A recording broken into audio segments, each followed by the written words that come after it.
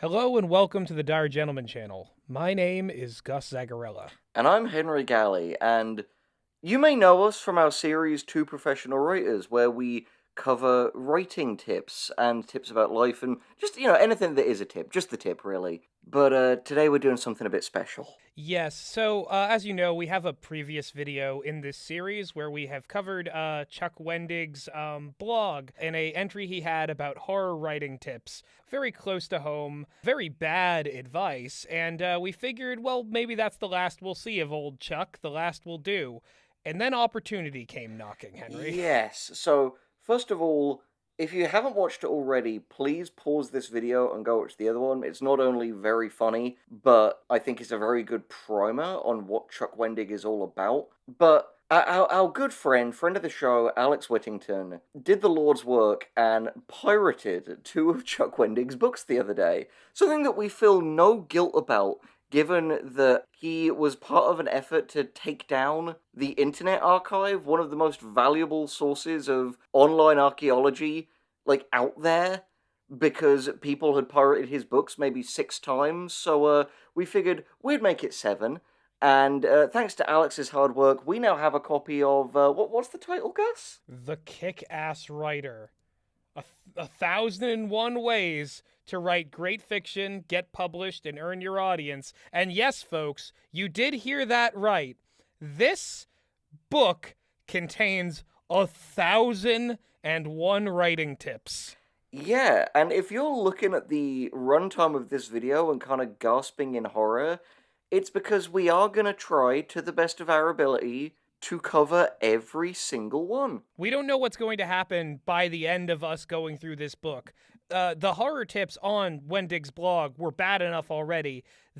By the end of this, we may be so utterly consumed by the Wendig that we ourselves become Wendigos. Just a hungry for flesh, roving across the fields, devouring innocence. Hungry for anything that isn't more fucking Chuck Wendig writing advice. Yeah, so last things before we jump in. This is a blind reading, so you are, in earnest hearing us encounter this for the first time.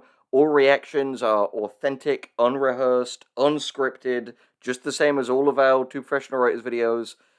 And I'm terrified. Last thing before we get in, guys, can I tell you a funny story? Please, go ahead. So today, a sacred stone in Japan called the Japanese Killing Stone, which has been around for 1,000 years, was broken in half. And legend has it that this will lead a demon to escape. Henry, you're gonna make me panic. You're gonna make me freak out.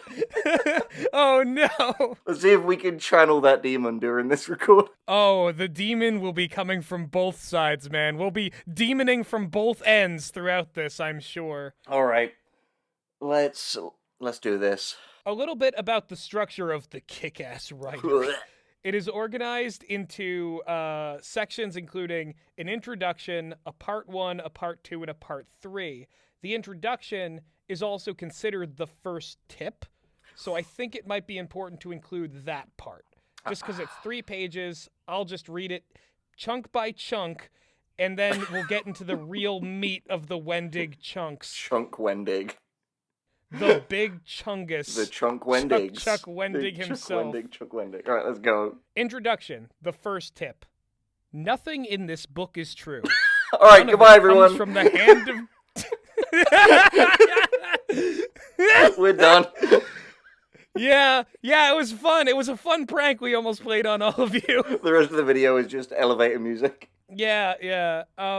But he follows up with, none of it comes from the hand of God. He didn't thrust his big grumpy finger down through the clouds to etch these proclamations in stone tablets. No muse is whispering them in your ear. They are not immutable laws scrawled outside English classes or bookstores.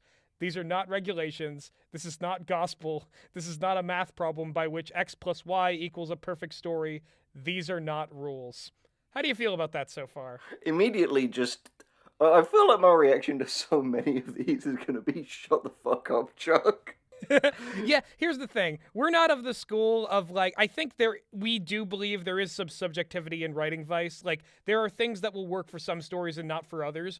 But if you begin your book by so thoroughly, like, self-deprecating. You're like, these aren't good, these won't help, these may be nothing. Like, you only have to say that once, and then you go and authoritatively say the tips. Granted, he's going to be saying authoritatively the tips for a much longer time than this, so maybe this is proportionally the right amount. I'll grab the picture so you can put it up on screen. But this is the roughest way that a book has started since that book where there was a major misprint on the preface. So the first word in the book is pea face. Okay, next part of the first tip. This is a book of writing advice, which is to say, it's just a bucket of ideas that are at least half nonsense. A bucket of ideas that serve as tools. And not every tool is meant for every job, and not every craftsman finds the value in every tool. We test our tools, we pick them up, we feel their heft, their grip, their ease of use. Chuck, settle down. Chuck, shut up! We tinker. We'll see if they fix our broken widgets and adjust our off-kilter thingamabobs. He just keeps going! If they work, we put them in the toolbox for when we need them. If they don't work, we throw them in the dirt and walk away. That's all this book is. It's a book of ideas about writings, tips, notion, tricks, thoughts, tools. No writing advice is bad advice, and no writing advice is true advice either. Chuck, this is 800 pages long. You didn't need to fluff this to hit word count. Yeah, so that's the first page of the intro, and I'm just skimming the next 2 pages, and it kind of goes on from there. So I think we can move past the first tip. I think we got it. If we get stuck here, we will legitimately be here for 24 hours. It's true. And I do want to say that one of the first video in this playlist was us covering the 100 tips from Lily Orchard on Twitter. Terrible tips, but made a little bit more palatable due to the character limit of Twitter.com, a thing that Chuck Wendig does not have in his own terrible book. Chuck has busted his limiters. He's unstoppable. Oh, he's going to be busting a few things, probably as he's writing this. And I hope we don't find any of the stains hidden away in this tome of debauchery. Let's move on. Part 1, first 25 tips, which are 25 things you should know about being a writer. This will be really useful because Gus and I, we have been writers for a living for a few years now, but we're nowhere near as experienced at this as Mr. Chucky Wendig, so this is going to be useful shit. Yeah, are these things we know? Are these things we'll find out? Let's find out if we know them. Number 1, you are legion. The internet is 55% porn and 45% writers. You are not alone, and that's a thing both good and bad. It's bad because you can never be the glittery little glass pony you want to be. It's bad because the complete competition out there is as thick as an ungroomed 1970s pubic tangle. I'm gonna kill you, Chuck. I'm gonna kill you with my hands. It's good because if you choose to embrace it, you can find a community of people who will share their neuroses and their drink recipes and their, fictional methods for disposing of bodies. This is one paragraph and we've got, like, pubes and murder. Like, There are other writers, also pubes and murder.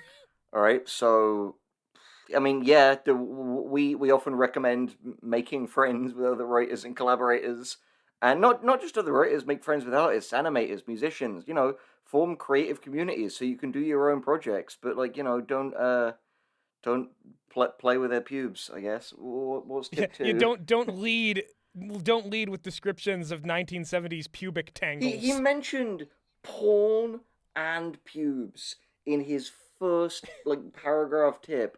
Like, Chuck, come before you write.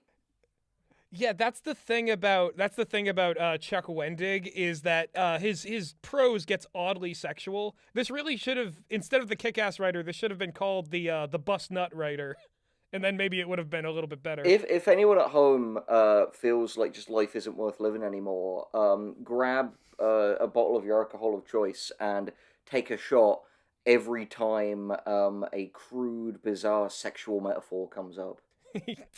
The doctor said I had X many hours to live. The Dire Gentleman boys are here talking about the Chuck Wendig tips. Yeah. Number 2, put the fun in fundamentals. A lot of writers try to skip over the basics and leap fully formed out of their own head wombs. Bzzz, wrongo. Learn your basics. Mix up lose/loose. There. Don't know where to plop that comma or how to use those quotation marks? That's like trying to be a world-class chef without knowing how to cook a goddamn egg. Writing is a mechanical act first and foremost. It is the process of putting words after other words in a way that doesn't sound or look like inane gibberish. I mean, I don't disagree with that. I just hate the way he said it. Yeah, I can't say I disagree. I mean, yeah, definitely brush up on the fundamentals. The technical aspects of writing do matter, and it's important to like the general stuff. Like I said, don't mix up homophones. Don't use passive voice unless you have a very good reason. Just make sure your stuff is technically strong because it will make your ideas all the stronger. Exactly. Headworms. Let's move on. Yep, let's get out of here. Number 3, skill over talent. Some writers were born with some magical storytelling gland that they can flex like their I'm going to pronounce this word as best I can. Pubococcyous. He just put that in because it had cock in it, didn't he? Yeah, and like pubo. Pube and cock. It's his favorite word. It's some word. If anyone knows what pubococcyous means, let us know in the comments. It'll be on screen. The spelling will be on screen.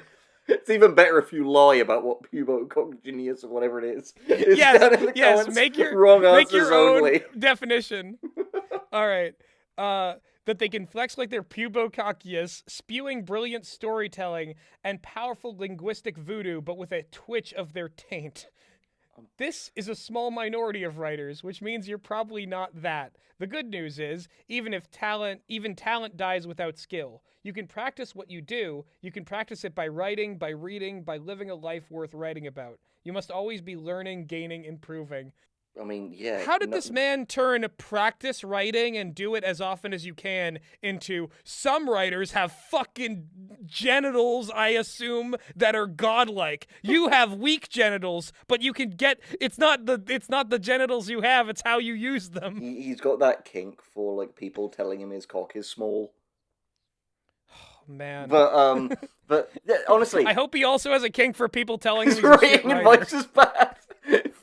If so, he's gonna have the biggest hard on throughout this whole video. Oh, the biggest cum. But honestly, one piece of writing advice I want to dispense related to this, and that will continue to be relevant throughout.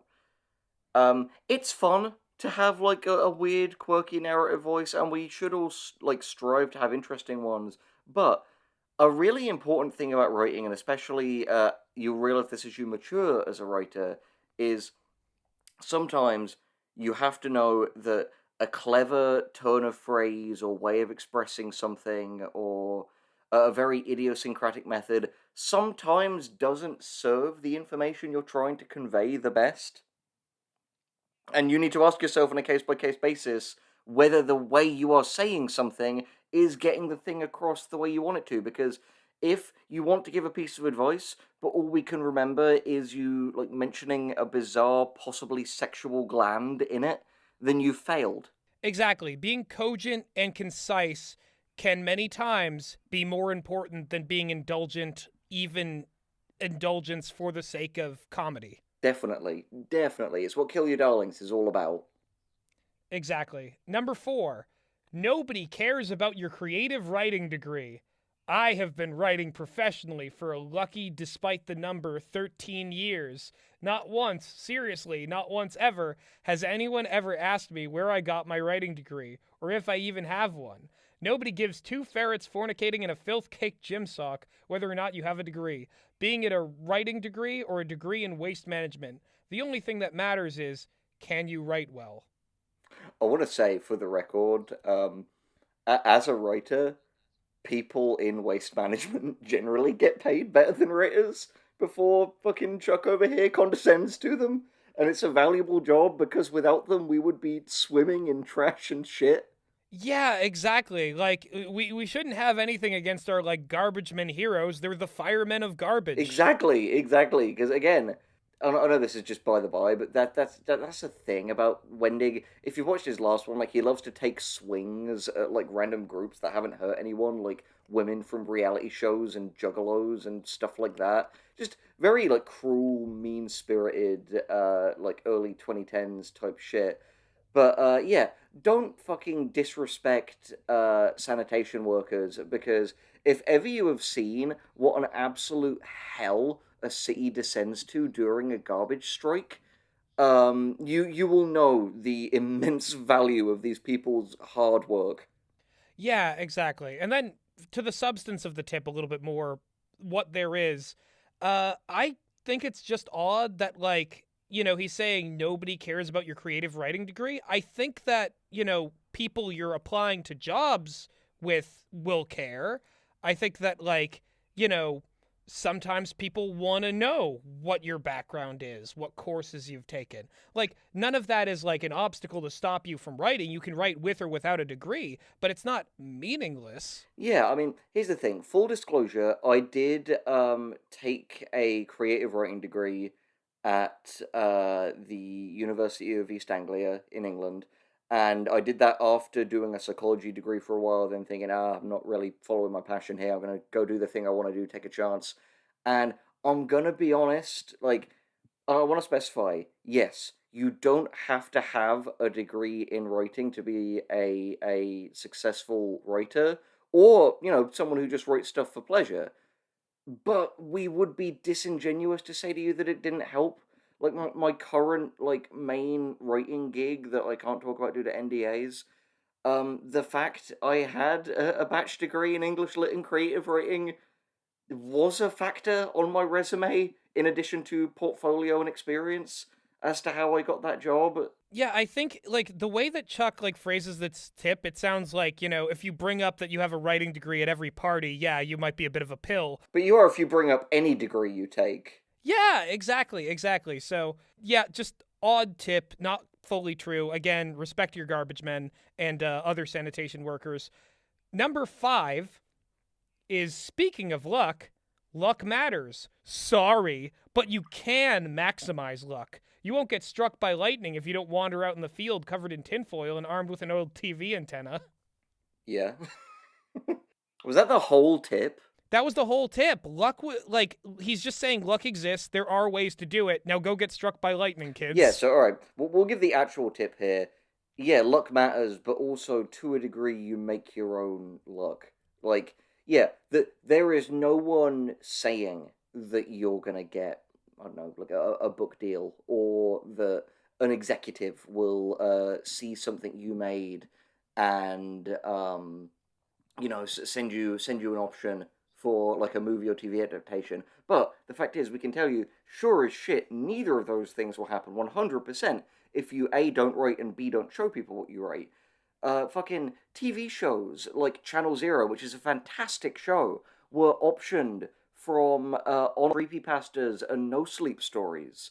Those never would have existed if those authors hadn't taken the chance and posted them. So yeah, it's not going to guarantee success, but the only, it's a cliche, but it's a true one. The only way to ensure failure is to not try. There's actually like a really easy phrase that sums all of that up really perfectly, and it's fortune favors the brave. Yes, exactly, exactly. And to quote one of my favorite movie psychopaths, Lou Bloom from Nightcrawler, which is a movie you should all 100% see. If you want to win the lottery, you have to make the money to buy a ticket. Exactly. All right, moving on. Number 6. This is a slow process. Nobody becomes a writer overnight. Well, I'm sure someone did, but that person's head probably went all explodey from paroxysms of joy, fear, paranoia, guilt, and uncertainty. Celebrities can be born overnight. Writers can't. Writers are made, forged, really, within a kiln of their own madness and insecurities over the course of many, many moons. The writer you are when you begin is not the writer you become. Actually, fuck this. Yeah, like it's Like, it started out really like normal with like the, yeah, obviously practice on this and you know, you improve as you continue to dedicate yourself to anything. Then just ended up weirdly like encouraging like neuroses and insecurity. Exactly. Like that is like we here at, like, you know, Two Professional Writers, we're really against this idea that like writers need to be vectors for their mental illness, and that like their art needs to just come from the darkest possible place, their own dysfunctions. You can have some of it in it, but you should also be a functional human being on top of that and work to alleviate it. And you know what? When you're a little bit more balanced, when your life is more together, your art tends to be better as well. Here's the thing, and then we'll move on to the next tip. For a start, please, everyone listening to this, go and watch the Domhnall Gleeson movie Frank, because it is the best representation of this in fiction I've ever seen. But here's a piece of information I want you to write on the wall and just remember forever. Much like Gus and I, you can be an artist who suffers from mental illness. You can be a great artist who suffers from mental illness. But the fact is, you will be a great artist despite your mental illness, not because of it. There is no point in romanticizing pain for the sake of art, because, like, as we've always said about Vincent van Gogh, for example, every single one of his paintings combined aren't worth what it would have been worth for that man to have had a happier life. So yeah, just don't listen to this idea that writing comes from madness. It's not. It's just not true. It's not that. All right, next one. Next one. Number 7. Nobody gets in the same way. Your journey to becoming a writer is all your own. You own it for good or bad. Part of it is all that goofy shit that forms the building blocks of your very persona. A mean daddy, an ugly dog, smelly house, pink hair, a doting mother, that bagger at the school scootin' shop. What the fuck are you talking about? The other about? part is the industry part. I don't know. The other part is the industry part, where you dig your own tunnel through the earth and detonate it behind you. No two writers will just sit down and tell you the exact same story of their emergence from the word monkey cocoon. You aren't a beautiful and unique snowflake, except when you are. Okay. I got nothing. Like, that was worthless. Your journey to becoming a writer is all you own. End of tip. Yeah, exactly. You will have a unique journey. It can help to follow others, but it's unlikely that you'll, ever enter your writing career exactly the same way as someone else. End of tip. Exactly. Let's move on. Yep. Number 8. Writing feels like, but isn't, magic. Yours is the power of the gods. You say, let there be light, and sweet Maggie McGillicuddy, here comes some light. Writing is the act of creation. Put words on a page, words to sentences, sentences to paragraphs, paragraphs to a 7-book epic fantasy cycles with books so heavy that you could choke a hippo. But don't give writing too much power either. A wizard controls his magic, it doesn't control him. Push aside lofty notions and embrace the workmanlike aesthetic. Hammers above magic wands, nails above eye of newt. The magic will return when you're done. The magic is in what you did, not what you're doing. What is that paragraph if not the most lofty, ridiculous way of expressing the whole idea of be workmanlike, treat it like a job? Yeah, like, writing isn't magic, so, like, use hammers and nails instead of magic wands and this is a great example of what I said earlier. His way of expressing this gets in the way of what he's trying to express, which is, fundamentally, don't be too much of a romantic about the nature of writing. At the end of the day, treat it as a job and a craft. Come at it like, okay, the work needs to be done. That is good advice, fundamentally, and it's advice that a lot of far, far better writers, like Stephen King or Haruki Murakami, have given. But just, it's the most, like, absurd and unpleasant way of expressing that idea, which I guess at the end of the day is just Chuck's forte. No, I agree. That's the running theme with Chuck Wendig tips, and I'm sure, like, as we go on, these are going to be basic or redundant, but the new ways that Chuck can terrify and disturb and disorient us with his horrible prose are going to be the takeaways from all of it. Like number 9 here. Storytelling is serious business. Treat it with respect and a little bit of reverence. Storytelling is what makes the world go round. Even math is a kind of story. Though, let's be honest, a story with too few space donkeys or dragon marines. Don't let writing and storytelling become some throwaway thing. Don't piss it away. It's really cool stuff. Stories have the power to make people feel, to give a shit, to change their opinions, to change the world. So now we know who ghost wrote the final season of Game of Thrones. Oh my god, stories are... Whoever has the best story should really become the leader. Chuck Wendig. Yeah. It's Chuck Wendig. Chuck Wendig has the best story. Chuck the Broken. Number 10. Your writing has whatever value you give it. Value is a tricky word saddled with a lot of baggage. It speaks to dollar amounts. It speaks to self-esteem. It speaks to moral and spiritual significance. It speaks to pubococcus. It wouldn't surprise me. The value me. of your word monkey. The value of your word monkeying has a chameleonic component. Whatever value you give it, that's what value it will have. To give your work away, that's what it's worth. If you hate your work, that's what it's worth. To put it more plainly, what you do has value. So claim value for what you do. To put it even more plainly, don't work for free. Again, the thing is, I don't fully agree with that. I'll tell you what. Here's my caveat. Don't do work you don't like for free. Exactly.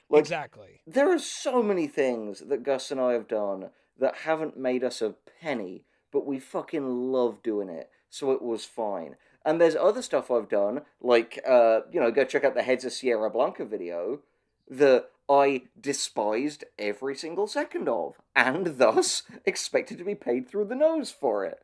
At the end of the day, it is worth sometimes doing stuff just for, portfolio building. Don't let anyone take advantage of you, but it's still okay to just do some things for the passion or the experience. Yeah, I think that the real problem with, this tip is that Chuck is saying value is something that you assign, spiritually to your work, but then he also makes it about, being paid for it, which these are two different topics. So this thing kind of cancels itself out. Yeah, it's really, really true. And it's gross because it makes it seem like writers who are starting out, like the ones who I spoke about earlier, who put stuff online for everyone to see, and as a result ended up getting these amazing adaptational opportunities for them. It's like saying their work was worthless until someone signed a check, not kited a check. God. That's stealing. Henry. Still got some Razzle Khan in my system. Oh my god. Versace better win. Versace better win. Motherfucking Crocodile Wall Street. Alright, next one. Number 11, I'm already looking at this in fear. You are your own worst enemy. No, Chuck, you are my worst enemy. Not the gatekeepers, not the audience, not the reviewers, not your wife, your mother, your baby, your dog, not your work schedule, your sleep schedule, your rampant masturbation schedule. Fuck off! If you're not succeeding at writing, you've got nobody to blame but yourself. You're the one who needs to super glue her booty to the chair. You're the one who needs to pound away at his keyboard until the words come out. It's like Michael Jackson saying, "I took my baby on a Saturday bang." No, wait, that's not it. I'm talking about the man in the mirror. Yeah, that's the one. That is one of the creepiest paragraphs I've ever heard. What the fuck? No, I agree with your sentiment. I am not my own worst enemy. Chuck Wendig exists. Yeah, no, that was one of the most creepy, Why is he telling people to super glue their booties to the chair? I don't think there is anything more sinister than hornily misquoting Michael Jackson. Chuck Wendig is actually the superintendent at the Michael Jackson Children's Hospital. That's a little joke for you Frankie Boyle heads in the audience. All right, next. Okay. Number 12. Your voice is your own. Write like you write, like you can't help but write, and your voice will become yours and yours alone. It'll take time, but it'll happen as long as you let it. Own your voice, for your voice is your own. Once you know where your voice lives, you no longer have to worry so much about being derivative. I believe Chuck Wendig follows this advice to a T. What about No, you? I think so as well. Like the thing is, something that I've realized is there are some of these tips just by nature of the fact that there's over 1,000 of them that we are not even going to engage with on the level of writing. We're just going to make fun of them because we'll need that to keep our psyches together. But stuff like this, like I remember when I was a teenager, everything I wrote was exactly just like fucking Chuck Palahniuk. You know, like he's one of those writers where like as you are like a growing writer and a teenager, you're like, oh my god, this is so cool, it's so stylish. I'm just gonna fucking steal it, and no one will ever know. And the thing is, that's okay because all writers, just like artists, start with imitation. Basically, a really good way to do it is take in as many different styles as possible and practice in so many that eventually you are stealing such a tiny part from each of your many influences that the result will seem like a new thing. That's what voice is. Voice is everyone you have ever admired speaking through you. No, I 100% agree. I mean, the writing in like my written YouTube videos is like that. It used to like mimic a lot of these different creators that I really looked up to, and now it pulls from so many different creators that like yeah, there's videos here and there that lean into different voices, but it's a gestalt of all these ideas that like, I came in Exactly. contact Don't with. be a petty cat burglar of style. Be Razokhan. Steal 4.5 billion influences. Yes. Oh my god. Next. 13, cultivate calluses. I'm sure you do, Chuck. Where do you cultivate them? Hmm? Put differently, harden up, soldier. The writing life is a tough one. Edits can be hard to take. Rejections, even worse. Not everyone respects what you do. Hell, a lot of people don't care. Build up that layer of blubber. Form a mighty exoskeleton. Expect to be pelted in the face with hopefully metaphorical, ice balls. It's a gauntlet. It sucks. Still gotta run up it. Don't disagree with the sentiment. It is important to know that you're going to face challenges, you're going to face rejection. They will never hurt less. You just get better at dealing with it. Exactly. That's all that needed to Yeah. be said. Moving on. 14. Stones are polished by You agitation. fuck. Even the roughest stone is made smooth by agitation, motion, erosion. Yes, the writing life can be tough, but it needs to be. Edits are good, rejections are too. Write with a partner. Submit yourself to criticism. Creative agitation can serve you well. Embrace it. Look into that dark hole for answers, not fear. Gaze into the narrative vagina and find the story baby crowning there. Okay, two. What so sucked is I was like, wow, Chuck, I'm proud of you. That's a relatively normal and like actually pretty good piece of advice, but you had to throw in the vagina and the live birth at the end. No, it doesn't Oh, end there. Okay, too far? Too far. Pretend I didn't say that. Doesn't this book have an editor? Jeez. don't you have a backspace key, Chuck? Also, editors are also writers in the case of this. Like, you know what I mean? Yeah. Like, you can't just be like, yeah, whatever. My editor will handle What a it. fucking. Ugh. All right. I started reading that like all like ASMR as a goof, but it Then a actually just vagina went there. snuck up on you. The vagina always sneaks up on me. Wait, let's not Let's unpack move that. on. Let's move on. 15. Act like an asshole. Get treated like an asshole. Agitation is good. Being an agitator, not so much. If you are an asshole to agents and editors and agents will treat you like an asshole. If you are an asshole to other writers, they'll bash you over the head with a typewriter and shiv you with an iPad in the shower. If you're an asshole to your audience, they'll do a thing worse than all of that. They'll just ignore you. So for real, don't be an asshole. Hey, Chuck, this is us with the typewriter. The thing is, I feel like the past two tips were like the same tip, and then this one is just canceling out that previous tip. The time-honored tradition of Chuck Wendig writing tips that immediately cause you to discount the last thing he said. I mean, if he did that, how could he get to such big number? Oh, God. I fucking big number cultist over here. 16. Writing is never about just writing. Writing is the priority. Write the best work you can write. That's true, but it's not all of it either. Writing is never an uncountable multitude. We wish writing were just about writing. The writer is the editor, marketer, blogger, reader, thinker, designer, publisher, public speaker, budget maker, contract reader, troubleshooter, coffee hound, liver pickler, shame farmer, god, devil, gibbering protozoa. Okay, yeah, maybe you have to be all those things, and maybe you should cultivate a lot of those different things. But you know what?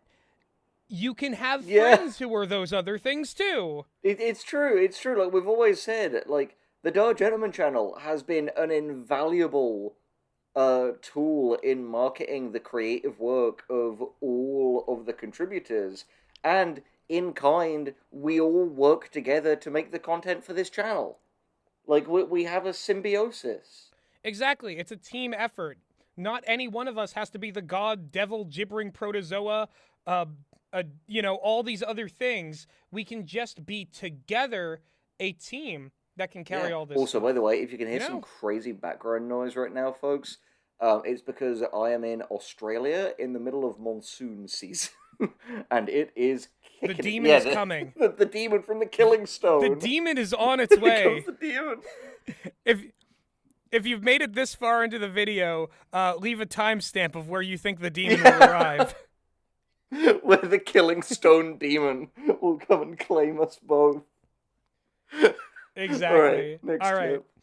Number 17. This is an industry of people. They say it's who you know, which is true to a point, but it doesn't really get to the heart of it. That sounds like everyone's the equivalent to Soylent Green. Just use them up for your own hungry purpose. That's not it. You want to make friends. Be part of the community. People aren't step stools. Connect to other humans in your respective industry. Do not use and abuse them. Well, that's what we just said. Let's move on.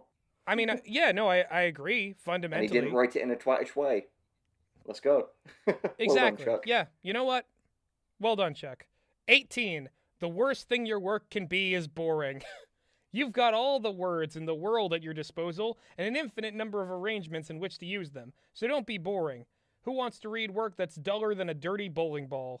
Was that the whole thing? I mean, what a stupid thing to say, because who tries to be boring?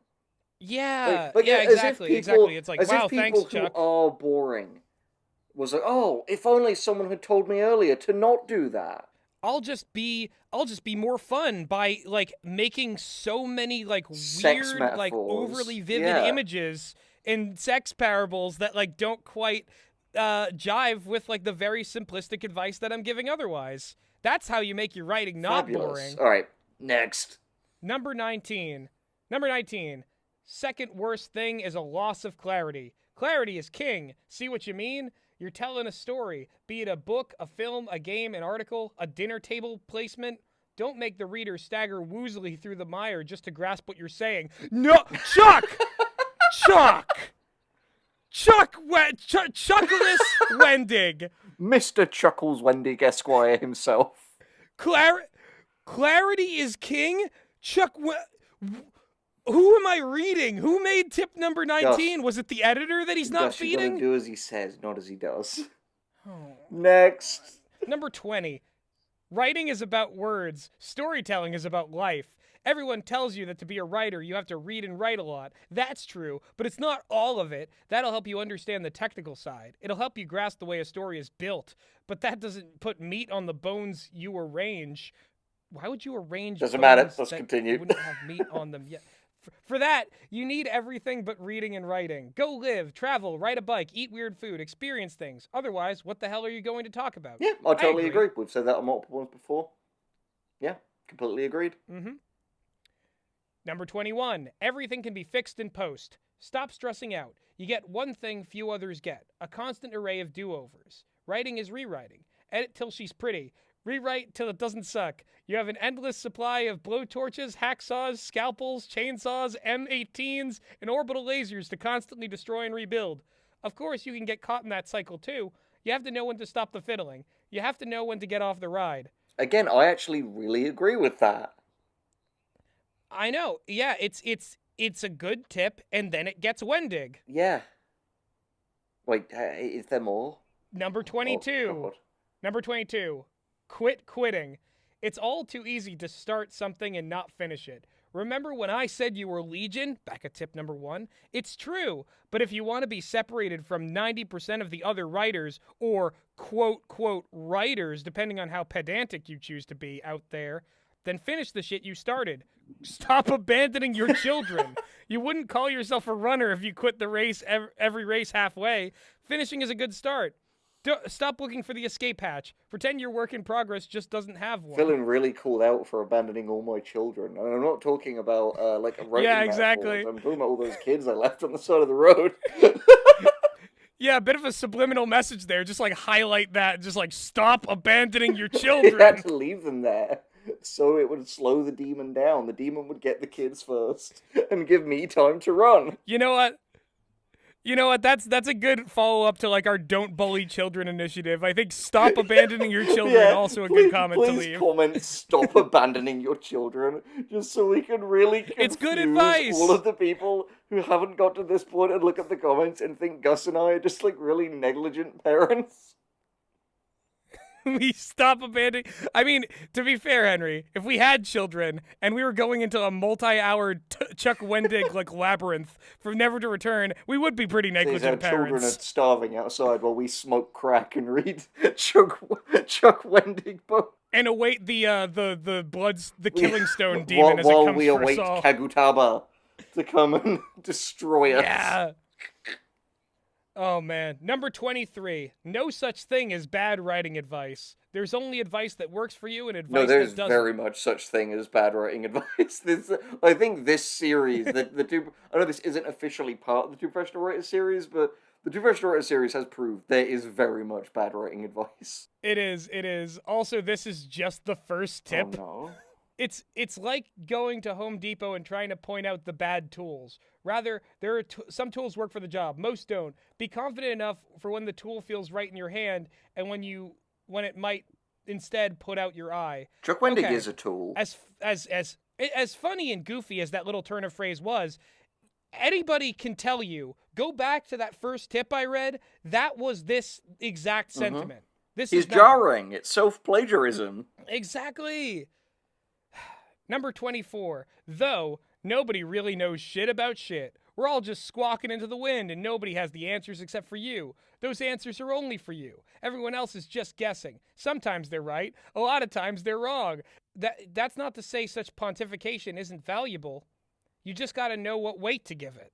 Again, that's just the previous tip as well. So, like, again, this is like just a robot level self-plagiarism. It really is. And it's also like, Chuck, why did you write 1,000 tips if you thought that these tools aren't useful? Yeah, this is Chuck's Home Depot that we're wandering around in while he, like, chases us with his cock out. I mean, here's the thing. To be fair, if you did go to Home Depot and you need, like, a wrench, a screwdriver, a hammer for, like, a job, you wouldn't then proceed to get all these, like, weird extra tools. You wouldn't, like, just, like, have, like, well, it's kind of like a hammer, but this one's red. Or, like, it's kind of like a wrench, but this one's got a ribbon tied to it. It's like, just get, like, the basic tools you need. And the aesthetics and whatever, you don't have to... Yeah. Quick aside, just to, like, lower our anger levels a sec, because we're going to need to keep it down, given how many are left to come. But, reminds me of this joke that this other British comedian, Lee Evans, told. His wife said to him, "Oh, isn't it funny that when you're searching for something, it's always in the last place you look?" And he said, "Well, yeah, because you wouldn't look, find it, then carry on looking." Exactly. Just common sense. Number 25. Hope and love will save you. Will save you from abandoning your children. This feels like a Jordan Peterson one got mixed in here. Hard and wanted things under the The hard boot is better than the hard boot is better than the tickling feather when it comes time to talk about the realities of writing. But at the end of the day, the thing that gets you through is hope and love. You have to stay positive. Writers are given to a kind of moribund gloom. Don't let the pen monkey blues get you down. Be positive. Stay sane. The only way through is with wide open eyes and a rigor mortis grin. Don't be one of those writers who isn't having any fun. Don't let writing be the albatross around your neck. Misery is too easy to come by, so don't invite it. If writing doesn't make you happy, maybe you shouldn't be a writer. It's a lot of work, but you need to let it be a lot of play, too. Otherwise, what's the point, right? Yeah, Go push a broom, sell a car, or paint a barn. If you're a writer, write, and be happy you can do so. I agree with that. I gotta say, I'm really agree. happy he didn't go, like, the rigor mortis erection. Oh my god, yeah. I don't think that helps, And it's clearly. horrifying, Gus. So that was rule 25, right? We are now a quarter of a tenth through this. You ready for the next section, buddy? Yep, let's go! All right. 25 questions to ask you as you write. Oh boy. Number 1. What is this about? This is, quite seriously, my most favoritist and what I consider to be the most important question for any author, writer, storyteller, or general class pen monkey to ask. The answer to this question isn't just a recitation of plot. This is you going elbow deep into the story's most tenderest of orifices and seeing what lies in the heart of the animal. He's back, baby. It's you saying, this is how, when people are stripped of civilization, they turn into monsters, man. Or it's about how the son always becomes the father. It's about identifying the theme of your work, about exposing the emotional core and the truth one finds there. You ask this question to make sure your daily word count lines up with your overall desire. Again, basic, good, useful advice with orifices in it. Yeah. But I like a bit of anal fisting with my writing advice. Yeah, I mean, it just adds so much. So much pizzazz. Alright, what's the next one? Number two, a question that Chuck should be asking himself for most of this book. Why the hell am I writing this? What I call the give a shit factor. Why do you give a shit? Do you? Why will anyone else? Figure out what makes your story worth writing. Maybe it's a character. Maybe it's an idea. Maybe it's one scene somewhere in the third act that you just can't wait to write. Find out why you're writing this. If you're just phoning it in, wandering aimlessly through the narrative without purpose, the audience is going to feel that. The audience can smell confusion the way that dogs can smell fear and hobos can smell a can of beans. They're like sharks, those hobos. Hobo Shark 2, Blood Beans 3. Classy, Chuck. Very classy.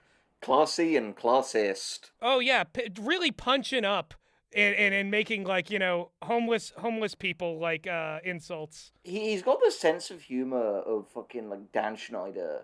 Oh yeah, absolutely. Again, like I said, he's always, like, anyone that he perceives through his very, like, myopic kind of blue check liberal viewpoint to be, like, gross or dirty. Again, so what's the list now? Reality show women, women who have sex, garbage men, Hobos. juggalos, and the homeless.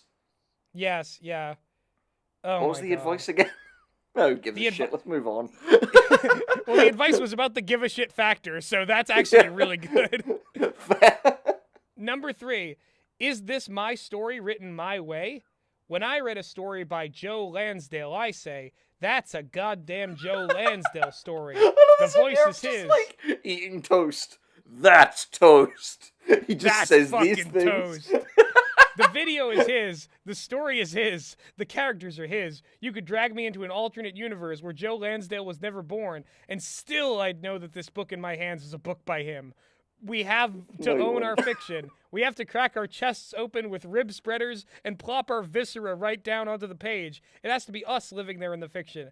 Feel out the story. Feel out if this is your story written your way. And if not, make it so. Write something that matters to you. If it feels like you're not there, backtrack. Find out where you lost the story or the story lost you and rediscover your voice and path.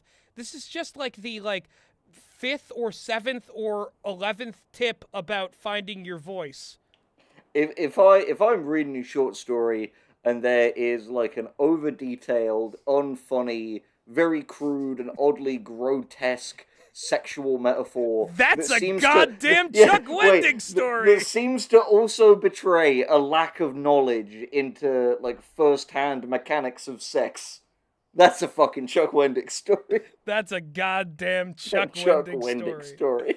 Number 4, am I ready? You No. may ask this before you start your project and before every day of writing. Am I ready? Screenwriter Jason Arnop said that yet another smarty pants thing. I'm seemingly destined to regularly forget that sometimes you're not ready to write the script because you haven't finished thinking about it. Amen. So say we all. Sometimes you just haven't done the brain work or gotten all of your plotting and scheming out of the way. It is in our nature as impetuous creators to want to jump in and do a cannonball, but all that manages to do is make a mess. Sometimes you're just not ready. I agree with this one. Yeah, no, I get that. I've definitely like I'm working on a script at the moment for a feature screenplay, and I'm kind of doing this weird sort of halfway thing where I'll like outline a bit and write a bit because I'm still sort of finding it. But for other ones, like Gus and I wrote a script called Sophie Woke Up that's like a kind of prestige thriller, and because of the like very intricate nature of that, we had to thoroughly discuss it and then write a detailed outline before we could write it, and then after that it's taken us like multiple redrafts to get it where it is now, and it could still probably use another one or two to be like fully ready. Yeah, I mean, that's the way it is. Yeah. Next tip, number 5. Does this make sense? No. The, the biggest problem with Hollywood blockbuster movies these days is that they don't make a lick of goddamn sense. Seriously, I feel like I'm watching one big game of Seriously, I feel like I'm in one big game of Balderdash. I'm constantly asking, do they expect me to believe this shit? Did they dose up a 4-year-old on NyQuil and let him write this plot? You'll find plot holes so big that you could lose a Rancor monster in there. Don't A be that way. Rancor monster? When you're writing, revisit the problem. Does everything line up? Nobody's just pulling a gun out of their asshole or suddenly crossing 2,000 miles of desert in a day, right? Anticipate that your readers are going to be intelligent and will be able to smell mayhem and foolishness from a mile away. Have everything make sense. Chuck Wendig does CinemaSins? Yeah, no, genuinely, what's really funny is that Rancor monster thing made me think of this, like, really bad, makes you think cartoon that came out in, like, 2016, and, it was someone, like, reading a book to their child, and they're going, Jack and Jill went up the hill to fetch a pail of water, and the child goes, they should have been fetching Pokemon creatures, and he's got, like, Pokemon Go shirts around the room. This one feels like when Joss Whedon was talking about there are so many movies out there that aren't what they purport to be about. And it's like, that's just weird and a generalization. Like, make individual criticisms of movies, or otherwise you're painting with too broad a brush, and that's, like, useless here. Yeah, no, exactly. It makes me think of a really great book I read recently called How to Watch a Movie by David Thompson, which I showed Gus some excerpts of. It's really great stuff. Definitely recommend watching it if you want help, like, developing critical frameworks for movie watching. And there's a bit in it when he talked about, like, either, like, a movie maker or critic who would always, like, walk out before the end of movies because they felt that from watching the rest of it, they knew exactly where it would go. And it's like, but motherfucker, what if it didn't? Yeah, exactly. Like, what if you just walk out thinking, yes, I didn't like the ending that I imagined would happen, and like, yeah, it didn't have that ending. Incredible. Number 6. What's my plan?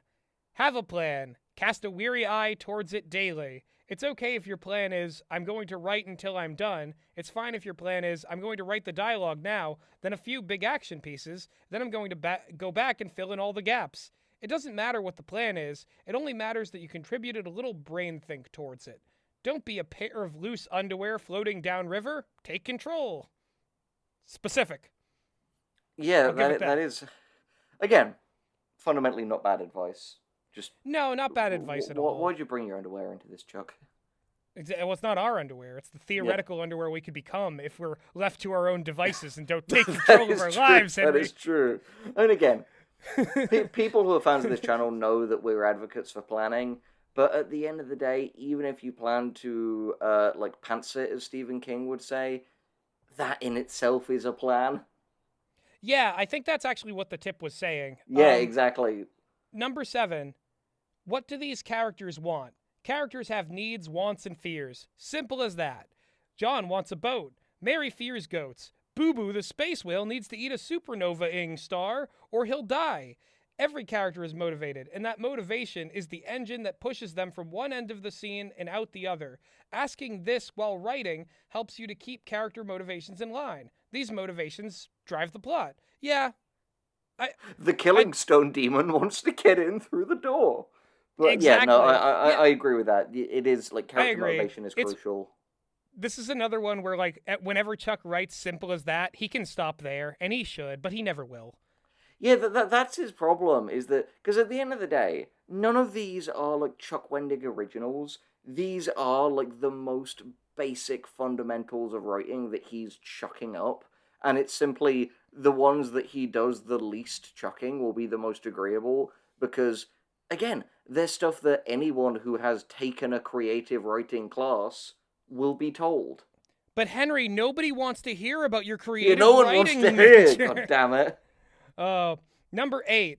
What's the conflict?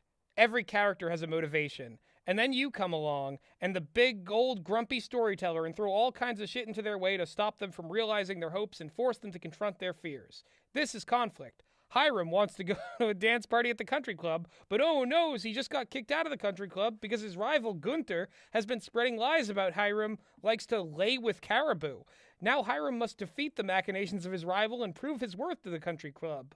What Hiram wants is prevented by conflict. So every day, identify the conflict, not just in the overall story, but in each scene. How do these little conflicts build to larger ones? Yeah, again, agreed. But that's the thing. This section, this, like, 25 things to ask yourself, are just going to be that, like, basic shit. So it's going to be rules that we fundamentally agree with, but are just But we also have to hear him talk about the goings-on of Hiram and Gunter and whether or not, like, Hiram's a fucking zoophile and Gunter, which, again, like, is just for it. painfully, like, lol, so random. Like, It's Gunther, pointless. Hiram, and Caribou all feel like things weird right into that fucking, like, Less is Morgue episode about, like, words that are always funny. It might have you asking, number 9, what's the purpose of this scene? Every scene has its purpose. Find it. Expose it. In this scene, you must need to show Rodrigo's helplessness. In that scene, you must foreshadow the showdown between Orange Julius, secret agent orangutan, and his foe, Hobo Shark. Classic. The scene after will see the protagonist lose everything and drive home the overwhelming difficulty. As you're writing, find the purpose in each scene. Let it impel the day's writing. Sure, you didn't need to bring back Hobo Shark. It wasn't funny the first time. Yeah, it was weirdly mean the first time. Let's move on. Next. Number 10. What has to happen? Every plot is like a machine. Some are simple, a lever, a pulley, a nutcracker. Others are far more complex. No matter what the case, every machine would fall apart and fail to function without certain key components. And your plot is like that. These are the legs of the chair. You need them or the story will fall over and break its teeth on the linoleum. Keep your eye on these. Know when you're approaching one. Orchestrate them. Find the way to each. Make the no man's land between them compelling too. It's one of those things where, like, every time he goes on about something, it's like, if you just picked one metaphor, it'd be fine. Again, if you pick 3, it gets us really bogged down in the weeds over nothing. Yeah, exactly. You have to settle. He's ignoring his own rule about clarity. Does this book have an editor? Yeah, I killed him. Oh my god. Number 11. How does the setting affect my story? Setting matters. Setting contributes to conflict. Snowy blizzard to interesting characters. Brooklyn hipster to mood. Lightning over the desert. A great setting puts a wealth of story on the table. You'd be a fool not to grab a couple and put them into play. This is one of the better ones, I'll be honest. Yeah, again, and that's not saying much, but yeah, have an interesting setting. Or at least, settings that make sense for your characters and plot. It's that old chestnut of, like, make the setting a character too. That yeah, exactly. Number 12. What do I want the reader to feel? The storyteller is a puppet master. You're here to pull strings and make people feel something, often intensely, often deeply, and so it behooves you to aim for that feeling rather than randomly hoping it occurs. In this scene you're writing, what do you want the audience to feel? Hopelessness? Triumph? Delight? Fear? Do you want them to laugh so hard they get a nosebleed? Or cry so hard they can't go back to work that day? I'm so happy it stopped there. I was Yeah, tensing. I was same. tensing. I was waiting for it to be like, yes, aim at their intimate orifices and Yeah, no, exactly. That's the thing. Like, Chuck hey, listen, this is traumatizes not you. bad faith. He's literally primed us for this, all right? We're proud of him when he doesn't. Yeah, exactly. It's like, good boy, Chuck. You didn't make us feel violated with this one. Have a cookie. You kept it in your pants, Chuck. That's good. God. All right, Number next. 13. Number Number 13. Am I 13. enjoying this? No. Not every day of writing is going to be a thrill a minute. Some days the word count is bliss. Other days it's like brushing the teeth of a meth-cranked baboon. But you should keep your eye on the overall enjoyment levels. You should be finding some pleasure, some measure of satisfaction with what you're writing. If not, try to suss out the reason. If you find it a misery, there's a chance the reader will feel that misery too. This was already a tip, Yeah, yeah. but I don't disagree. Again, yeah, it is something that's worth reiterating. But I think as well, there is something that I have kind of learned is that, like, and this is genuinely something that I think a lot of people on YouTube need to learn as well, because it's getting in the way of a lot of criticism. But, like, good art is not always enjoyable art. Yeah, no, that's very Like, true. like to give a hyperbolic example, um, you shouldn't be laughing in something about a concentration camp. You know? Like, Mm, mm. some things, the point is to make you experience negative feelings, and it would be dishonest to do otherwise.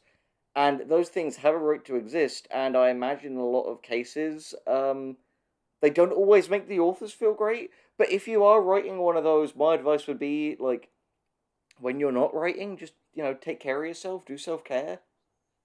Yeah, exactly. It always feels like the Wendigs and Whedons of the world who like are playing with big franchise toys are always like, "Oh, it's got to be so enjoyable every single moment." And the audience will feel that too. And it's like, "Yeah, that's what you guys write, but other people write different things and are going to feel different emotions in that." Like Yeah. there's so many other ways of justifying the writing or like feeling during it that aren't just like, "I have pleasure from this Yeah. action." I mean, Steven Spielberg, when he was making Schindler's List, he would feel in like such a dark place by the end of the day, because obviously, as a man who is Jewish, that was even more painful for him. Mm. Robin Williams would like call him at the end of each day to cheer him up after filming, and Yeah. I think the point being there that, like, again, the art itself is not always going to make you happy, because the art itself shouldn't always be happy depending on what it's meant to be. But when you're in those situations, have a support network, have other things to go to. Don't take the darkness with you. Yeah, and the thing is, Chuck himself said this better at one point where he was like, temper that Mm. in a way. I can't remember exactly what he said. I'm sure it had plenty of like sex organs involved in the prose of it, but I just take it for word that we're saying he said one great thing. Emotional is like a big hairy ball sack, and you Fucking gotta hell. fondle it and drink the sweat. All right, let's move on. Number 14. Am I taunted by an endless parade of distractions? As you write, it's best to act. As you write, it's best to ask, "Oh shit, am I actually writing?" Because as it turns out, being on Twitter doesn't count, nor does playing a video game, or watching football, or secretly ogling obscure Prohibition era pornography.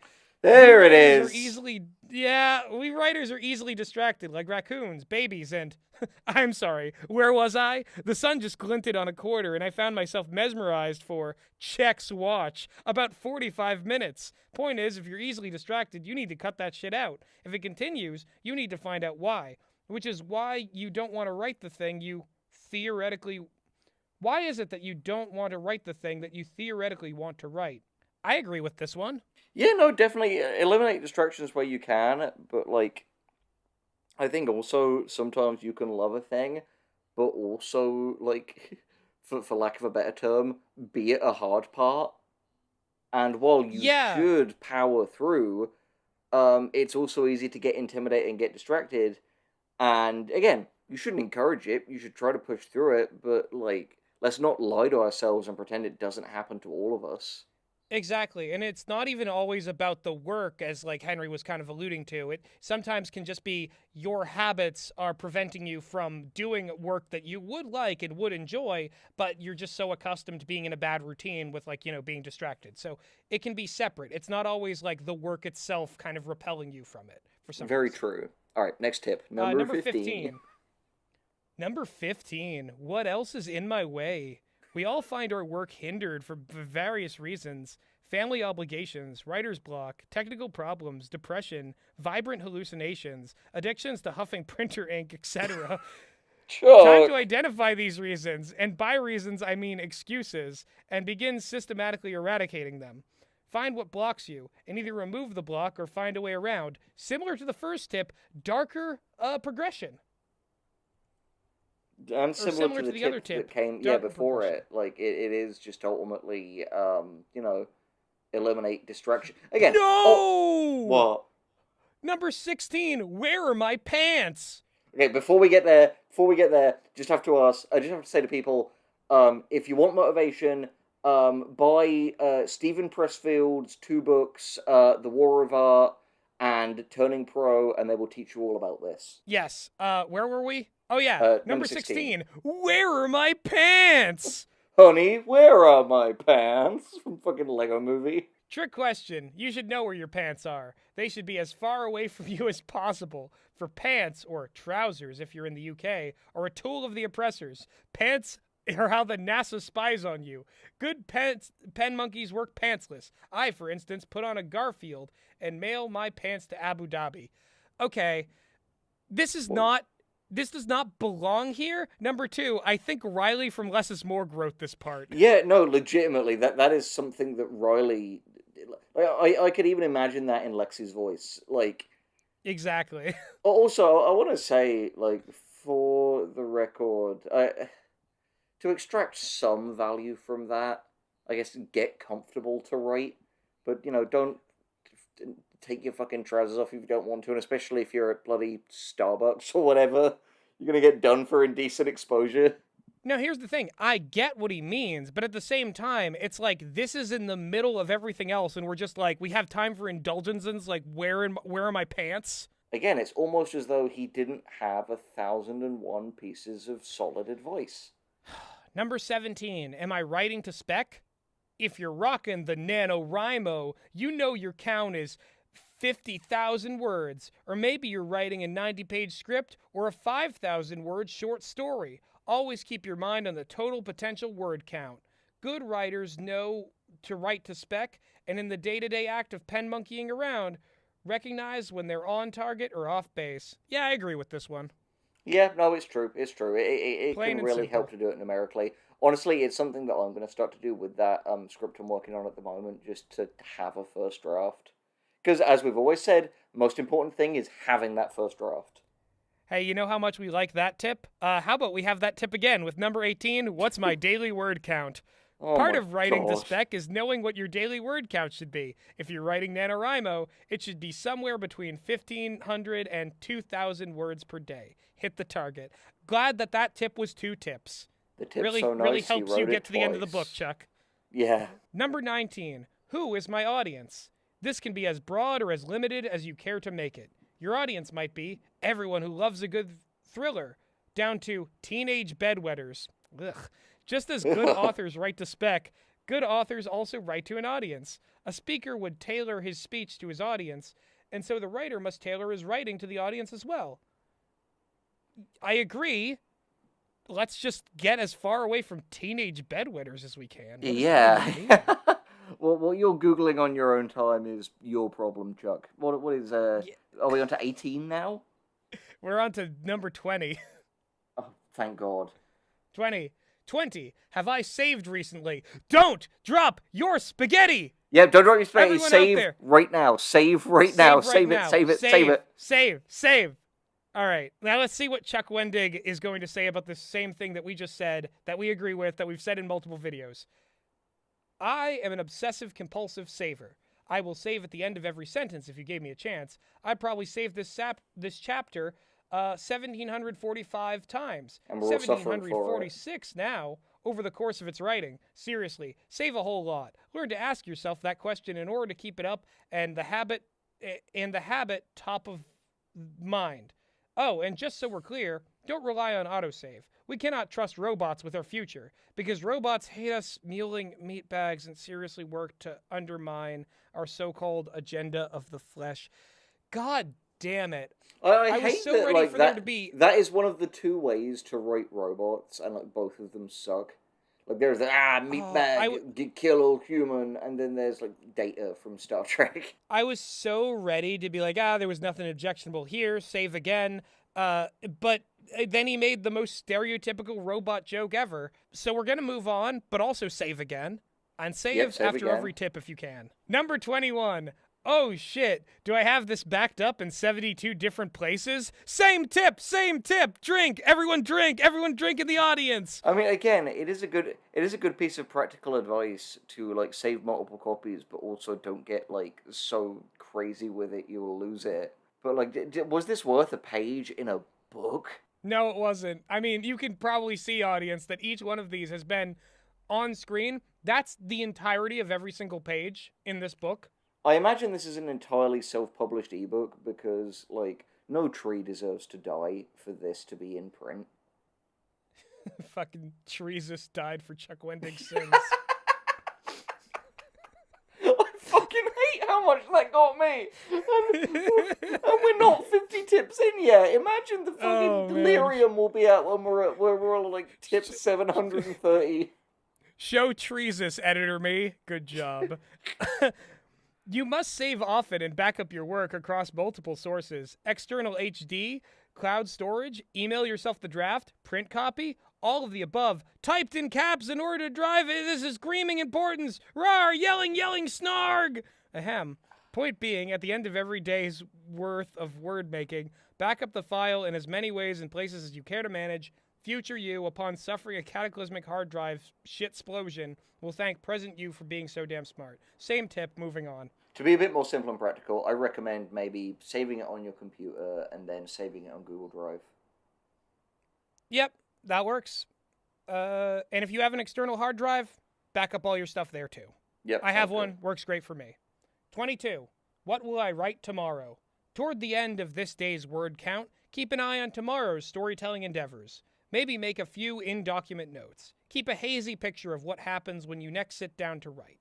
You'll be happy when tomorrow comes. Unless tomorrow doesn't come and the robots have finally decided to wipe us out from the planet like one might wipe a booger off a drinking glass. Goddamn robots, man. Goddamn robots. Chuck, why? Moving on. Number 23. Does this suck?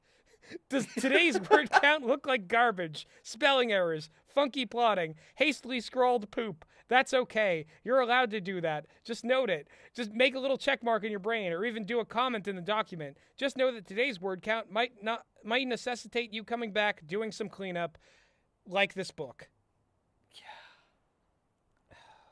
Yeah. 24. Is this a good day to write? Oh, what a lovely day. What a lovely, lovely day. Trick question. A good day Every to day write hard. Oh, hey, he got a good one in here. Trick question. Every day is a good day to write. Go and do that, which you claim to be. Writers write. Hell yeah. Yeah, nice. Again, brevity is the soul of Chuck being less annoying. 2 sentences. Like, come on, man. That's oh, a God. whole page. He was saving it for the next page. So 25. was that 25? Oh, fuck, here we are. 25. Am I asking myself too many goddamn questions? Of course you are. This chapter posits way too many questions to seriously ask yourself. The point is to compulsively go through this list of questions day in and day out, but more to help take these questions and let them float in the back of your mind. If you grow too crazy about this, you're going to be focused more on the answers than your actual word count. And that's not the point. Not the point at all. These questions are, well, you know what they're like? You know when you drive on one of those go-kart tracks and they have the hay bales up or the rubber bumpers to stop you from careening off the track to your fiery doom? These are like that. These questions are to help you keep your go-kart from flying off into infinite space. Let them shepherd your word count rather than overwhelm it. Don't blow a gasket. I'll do what I want. Use them where they're useful. Disregard them when they're starting to fritz your circuitry. The robots have taken over, actually. Another friend of ours, Bitter Corella, who is another connoisseur of Chuck Wendig being a huge fucking cringe lord, has often pointed out just how utterly painful any time Chuck like does a simile is. Like basically any time like any time Chuck does the word like. Dude, grab a helmet and like duck and cover because some cringe is on the way. Yeah, I think proportionally the like before and after, like, you know what they're like, was like literally half the paragraph. Like it was a whole thing about rubber baby buggy bumpers and all that shit. Now New section. we're now halfway through a 10th. Yeah. 25 things you should know about storytelling. Are you ready? As I'll ever be. All right. Number 1, stories have power. Outside the air we breathe and the blood in our bodies, the one thing that connects us modern humanoids today with the shamans and emperors and serfs and alien astronauts of our past is a heritage, a lineage of stories. Stories move the world at the same time they explain our place in it. They help us understand ourselves and those near to us. Never treat a story as a shallow, wan little thing. A good story is as powerful as the bullet fired from an assassin's gun. Is not. It isn't. It just patently isn't. I don't think anyone's ever been assassinated by a story unless they like read a Chuck Wendig book and had an aneurysm. Hey, we're about to find out if that's true. Yeah, double dead makes you triple dead when you have a massive cerebral event. Yes. Number 2, effect above entertainment. We love to be entertained. Bread and circuses, clowns and monkeys, decapitations and ice cream. A good story entertains, but a great story knows that it has in its arsenal the ability to do much more. The best stories make us feel something. They screw with our emotions. They make us give a damn about characters and places and concepts that don't exist and won't ever exist. The way a story stabs us with sadness, harangues us with happiness, runs us through with the gauntlet of rage and jealousy and denial and under-shellacking lust and fear. Together, lust and fear may stir a scaredy boner, is parallel to none. For fuck's Anyone sake! can entertain. A juggler entertains. A storyteller makes us feel good, makes us give a shit when we have no good reason to do so. Fun is not the last stop on the story train. The storyteller is a master manipulator. The storyteller is a cackling puppeteer. This is exact words. This is more jarring. Yeah. More jarring with trying to explain, the concept of the being scaroused and having the scaredy boner. I feel like we should probably specify real quick that when we say jarring, we don't mean it in its traditional sense. Jar is in the shortening of just a robot, so now we use jarring for acts of shameless self-plagiarism. We used it earlier, and now we're explaining that basic concept again, much like Chuck Wendig does in this book. Also, what does he have anyway, against the concept jugglers? of jarring is short and... No, seriously, what does he have against jugglers? He's like, jugglers merely entertain. Storytellers make us feel something. It's because it sounds a bit like Juggalo. Oh, man. A juggler, cut Chuck Wendig off in traffic, and he just swore vengeance. Jugglers, those people that like the insane clown posse. Jugglers, those people who fucked my girlfriend. And didn't even let me watch. Oh, my God. Number 3, a good story is a good story regardless of genre or form. Segmentation, checking off little boxes, putting stories in the appropriate story slots and narrative cubbyholes. Is it a sci-fi TV show, a fantasy novel, a superhero comic, a video game about duck hunting, an ARG about the unicorn sex trade? We like to think that the walls we throw up matter, but they're practically insubstantial. And once you get them in your mouth, they're like cotton candy, melting away into meaningless slurry. A good story is a good story. Those who cleave to genre and form, whether as a teller or as an audience, limit the truth and joy the tale can present. Cast wide and find great stories everywhere. Wholeheartedly agree. I do, but at the same time, genre is valuable for marketing once the thing is done. So you need to be able to stick some words of description to it in the end. Because Oh, something yeah, that no, is everything totally. is nothing. Totally. I mean, the descriptions will occur and will happen to it. So like these walls exist, but they don't always matter meaningfully when you're creating the thing. Yeah, that's true and that's fair. Yeah. Number 4. That's not to say form doesn't matter. No one said that, Chuck. Story is also not a square peg jammed in a circle hole. Every tale has an organic fit. The medium matters in that it lets you to operate from the known walls and describe boundaries. A genre may hope to speak to a certain audience. A form may hope to appeal to fans of that form. If choice is a factor, let it be a game. If visuals are part of a part and parcel, try a comic or film. I guess. Cool. Yeah. I mean, yeah, at the end of the day, I definitely agree with like experimenting in different forms and asking yourself what is the ideal form for like a piece. But at the same time, as we know from adaptations, things can take multiple forms. Like Battle Royale was originally a novel. It's since been adapted into a movie and a manga. So these stories can exist in multiple different forms.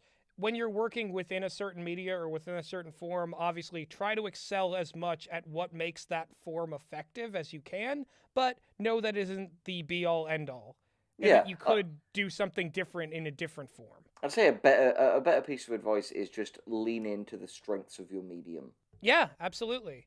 We're still on form because number 5 is stories have shape even when they don't mean to. When you put your hand upon a spitting wad of wet clay, you're shaping it, even when you don't mean to. Sometimes you'll find the shape the way a blind man studies a face. Other times you'll know the shape at the outset and move your hands to mold the tale you choose to tell. Neither way is better than the other, but the story doesn't have a shape. The story always has structure, even when you resist such taxonomy. Okay, hot take. I think that this tip was meant to go above the other one, and that's why Yeah. like the form thing like was like something, but it's like you gotta have form. So like you see what I mean? Like it's saying like both sides of these things, which are both, it's valuable to like know the kind of like pendulum that goes between these two extremes, but like at the same time these are out of order. Yeah, I think once again it's another good example of, maybe when you have just over 1,000 tips, you kind of lose a level of clarity and precision and organization that you would have if you chose to instead go for, like parsimony and Doesn't use this fewer book have an words. editor? Yeah. 6. The story is a map. Plot is the route you choose. A story is so much more than the thing you think it is. I lay down a map, and that map has a host of possibilities. Sights unseen, unexpected turns. The plot is just the course I plan upon that map. It's a sequence of events, of turns, of landmarks, and the story goes beyond mere sequence. The story is about what I experience, who I'll meet. The story is the world, the characters, the feel, the time, the context. Trouble lies in conflating plot with story, even though I've done it here already. See how easy it is to do? Sometimes I lay down on a map and pretend I'm a giant person with narcolepsy. So Yeah, I I, guess I we all think have our hobbies. yeah, the thing is like I think he's introducing the concept of a story being a map, plot is the route you choose, and then he just kind of said a bunch of things about how maps work and never really differentiated them in this this meaningfully. this is why books need editors. And the thing is, like again, no, like not dissing anyone who's self-published because we put like all of our stuff out here independently. But like this is why it really does benefit to have someone who like has a bit of an iron fist and can be straight with you to go through and edit things. Yeah, exactly. In an honest world, this could have been 500 tips, but in an even more honest world, we wouldn't be here, man. Yeah, I mean that's the thing. We learned from the other one that Chuck Wendig couldn't fill 25 tips with substance, and he hasn't done 25 good tips in a row so far, even though he's Exactly. doing them in 25 tip chunks. What is it with the number 25 and Chuck Wendig? Is he just like, is that just the way that these go? I don't know. Sacred geometry, maybe. All right, moving on. Number 7, on the subject of originality. The storyteller will find no original plots, but original stories are limitless. It's like Lego blocks. Go buy a box of Lego bricks, and you'll discover that you have no unique pieces, by which I mean these are the same pieces that everybody gets. But how you arrange them is where it gets interesting. Getting them in the right order. Now that's the trick. And again, the funny thing is, I agree with him, but you don't have this, like, inescapable Gotham Meringue vibe to him. Yeah. No, that I agree. I'm just gonna give us the Chuck sentence, and then we'll move on. Yeah. That's where it's all fingerprints and snowflakes and leprechaun scat. Plot is just the building block. Story is that what you build. I count any day that I can go through without hearing the word scat to be a good day. So by that alone, and the fact that the Killing Stone Demon is probably almost here by now, it's not been a good one, man. Not been a good one. The Killing Stone Demon's covered in leprechaun scat. Yeah, the Killing Stone Demon is going to save us from this by killing us.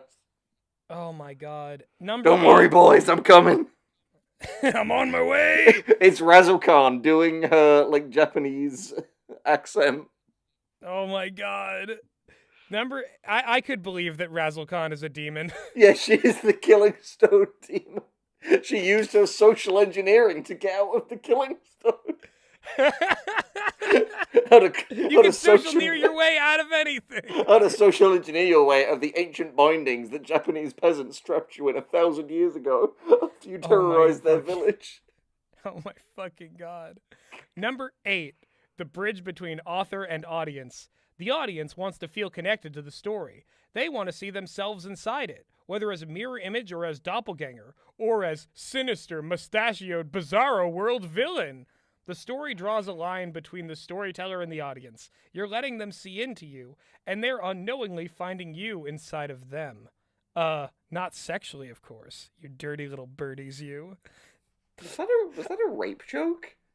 I'm getting goosebumps. I'm getting that gave me unknowingly finding you inside of them. That's not consensual. Chuck, no, come on, bad boy, buddy. Chuck. Spray him with the little thing. No means no, Chuck. We're gonna have to get you chemically castrated again, Chuck. They keep growing back. Chuck. All right, next. Number 9, but also screw the audience right in its ear. For fuck's sake! Is stupid. It just doesn't know what it wants, or thinks it knows. The desires of the audience are ever at war with the story's needs, and the story's needs are, in a curious conundrum, the audience's needs. You read that right. That means that it's the audience versus the audience, with the storyteller as the grim-faced officiant. In this struggle, fiction is born. The audience wants the protagonist to be happy, to be safe. They want things to work out. They want a conflict to resolve. The story cannot have these things and still be... A story cannot have these things and still be a good story. Good stories thrive on the suffering of protagonists, on things failing to go the way everyone hopes, on what is born from conflict and struggle, not merely from the resolution. The audience wants a safety blanket. It's the storyteller's job to strip away that safety blanket and expose them to the world. I hate how sexually aggressive these tips are getting. Yeah, I need a safety blanket because that began in this really like sexually charged place about they don't know their desires. You'll have to teach them what they need to know, what they don't know how. Mr. Wendig will see you now in his red room. Yeah, and it's just okay, Chuck, eventually this got around to being about some kind of musing on the nature of storytelling, but you can't just begin that with I'm gonna screw them and show them what they want, and they're gonna need a blanket at the end of it. It's no. Jesus Christ, dude. Yeah, again, fundamentally, this is just that thing before of good storytelling needs conflict. Again, but exactly. But if you're not already knowing that story needs conflict, number 10, no tale survives a vacuum of conflict. Conflict is the food that feeds the reader. It's the spicy hell broth that nourishes. A story without conflict is a story without story. As the saying goes, there's no there. The storyteller has truly profound powers, though. He can create conflict in the audience by making them feel a battle of emotions, by driving them forward with mystery, by angering them. The storyteller operates best as a conflict generator. The storyteller works best when he's a little bit of a dick. A storyteller has power over his audience. He can fuck them. He can literally fuck them, and they'll love it.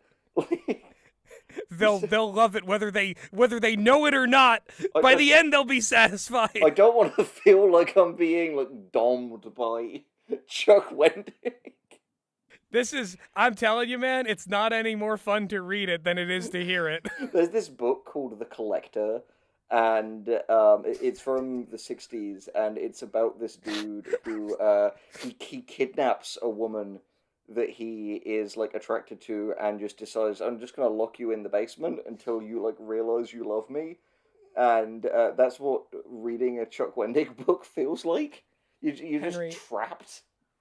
Henry, I looked at the title of the next thing, and I'm just gonna go into it. Number 11, the battle between tension and release.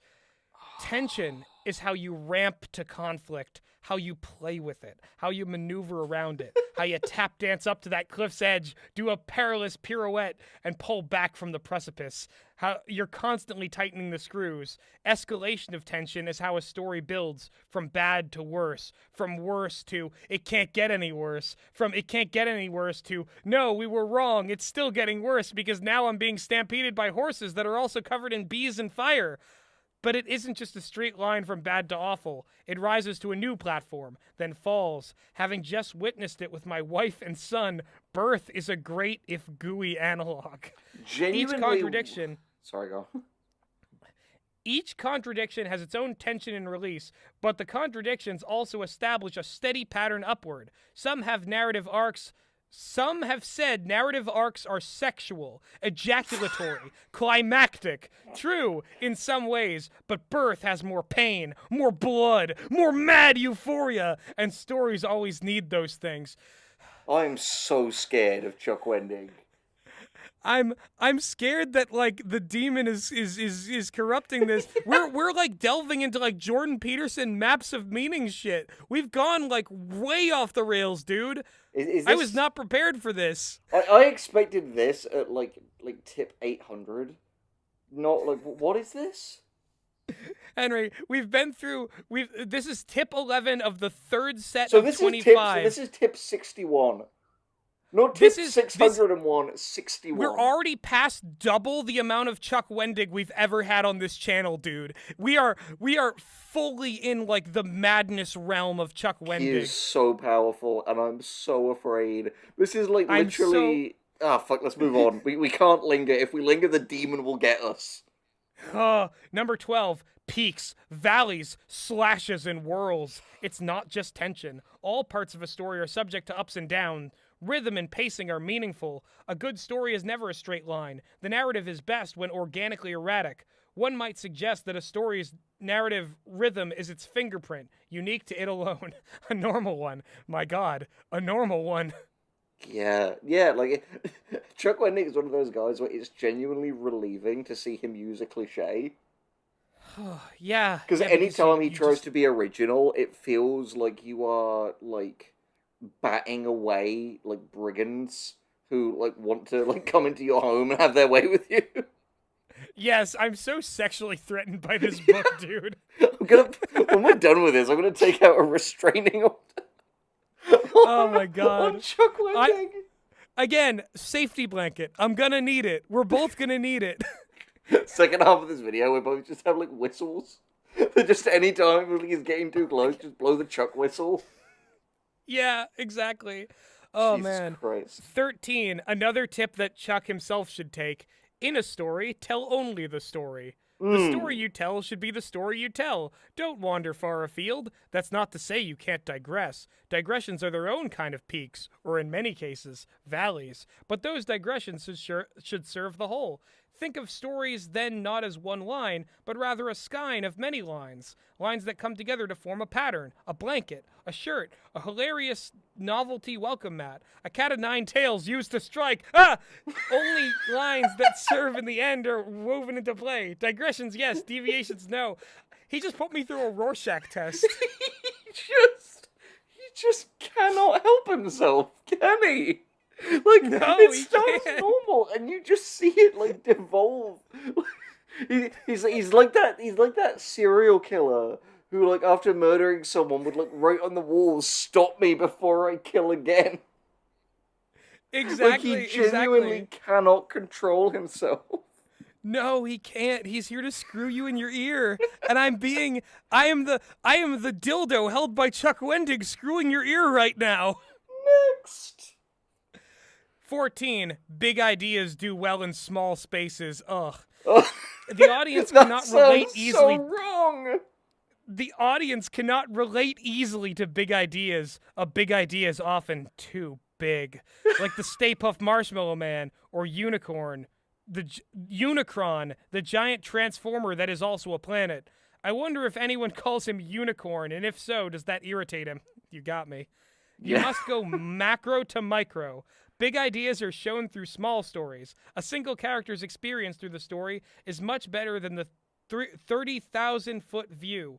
We wash our dishes one dish at a time. We sure do wash our dishes one dish at a time, and man, these are some dirty-ass dishes, dude. I want to just say, for the people listening to this, like, let's be honest, you saw this word count. You weren't watching this, like, beyond a certain point to get our, like, earnest opinion on writing. You were watching it for this. You were watching it for, like, us to go progressively insane, to which I say, are you not entertained? As the rigor is stripped away from us, leaving only the beast. Yeah, like, genuinely for the rest of it, like, I think it's going to be a lot more of us weeping, but let's keep going. We're going to try our best, but there are still over 900 tips to go. Number 15. Backstory is a frozen lake whose ice is wafer thin.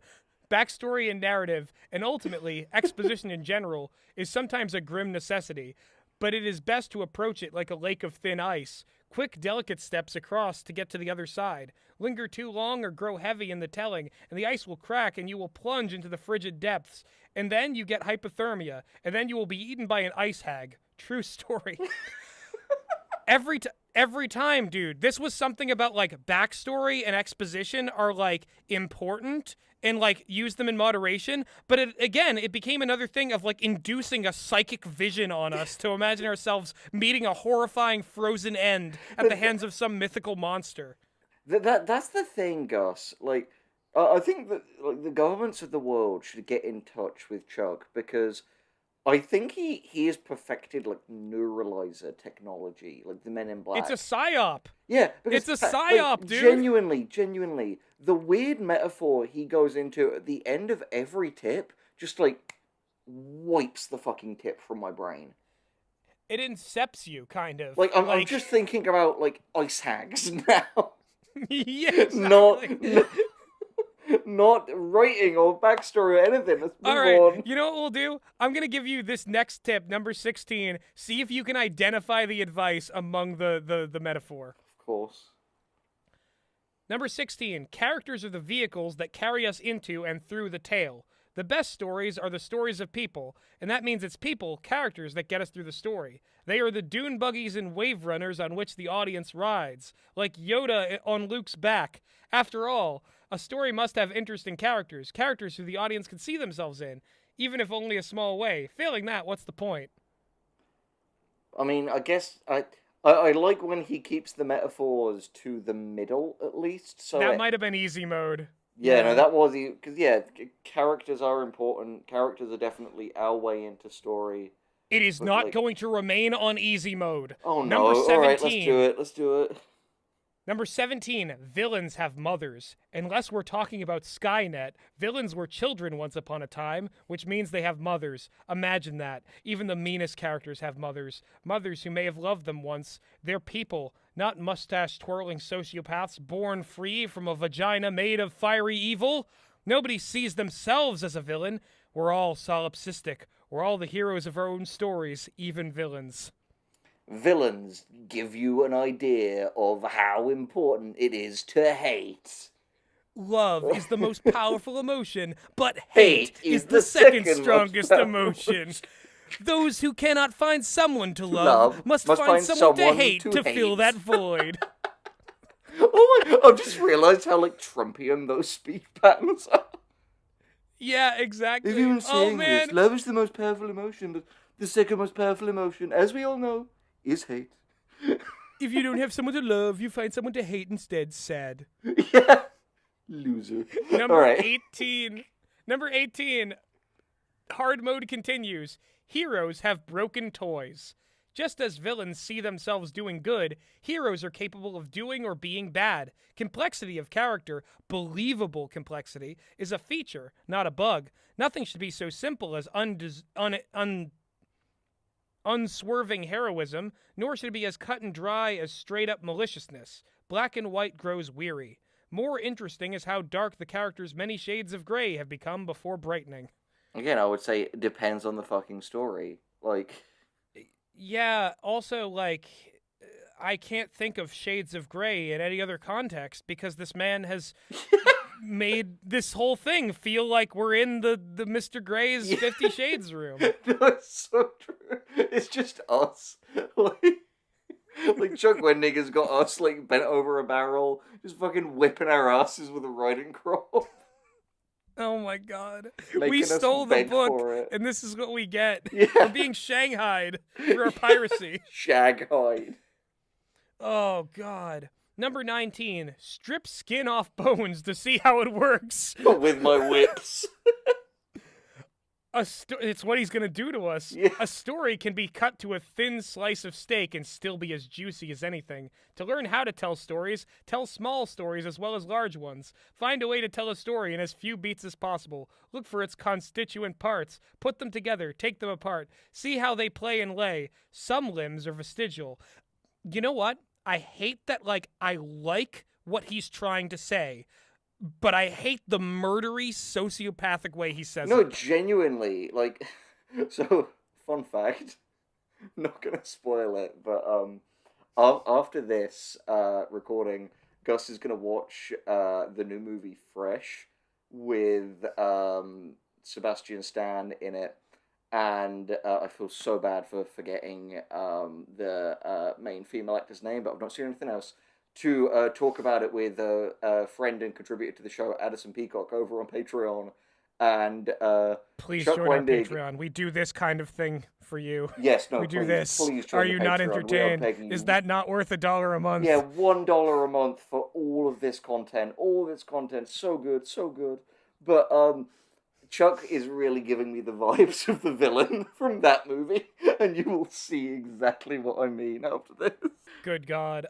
Moving on to number 20, the perplexing sentence, beginnings are for assholes. The audience begins where you tell them. They don't need to begin at the beginning. If you tell the story of a Brooklynite, I don't need to speak of his births, or the origin of Brooklyn, or how the Bing Bang barfed up asteroids and dinosaurs and a flock of incestuous gods. He's coming for Super Mario Brothers! Yeah. Fuck you, Chuck! It's fine that we see the dinosaurs and the meteor at the beginning of that movie. Yeah. Every story should start with, an Italian dude narrating, a cartoon of alternate evolution. It just don't get no better than this. You start where it matters. You start where it's most interesting. You begin the tale as late in the tale as you can. A party guest who comes late is always the most interesting one. Even still, it's worth noting, ... Oh God, what are we going to get blasted with in tip 21? I'm so scared. 21. I will fuck you, Chuck. I'm coming for you. I'm coming right now. I'm coming! The next one is just look behind you, and we turn and he's there. Number 21. If you jump too fast into waters too deep, the audience drowns. jump too swiftly into the narrative and the story grows muddled. We've become invested first. Go all high karate action, and we have no context for the characters who are in danger. We don't care, and if we don't care, we're already packing our bags the first 5 minutes or 5 pages. The audience always needs something early to get their hands around. This always comes back to the character. Give them a reason to care right at the gate. Otherwise, why would they walk through it?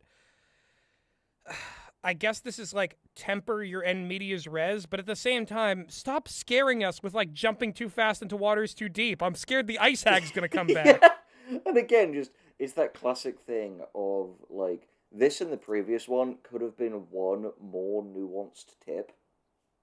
But again, that's Chuck. He will say a tip, then another one that contradicts it, leaving you unsure of what to believe. Exactly.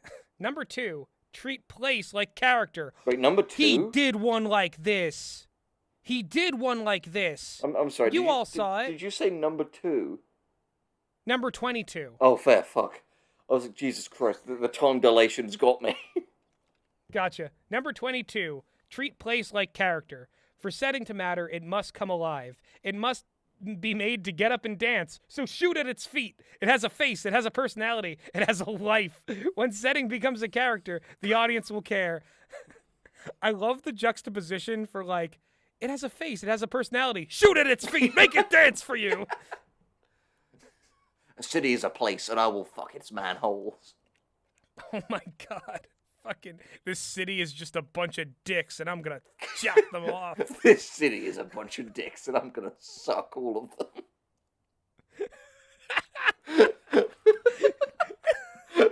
18 naked cowboys in the showers at Ram Ranch. This city's a bunch of dicks, and I'm the glory hole. This city is a bunch of naked cowboys. And in the showers at Ram Ranch. Welcome to the cum zone.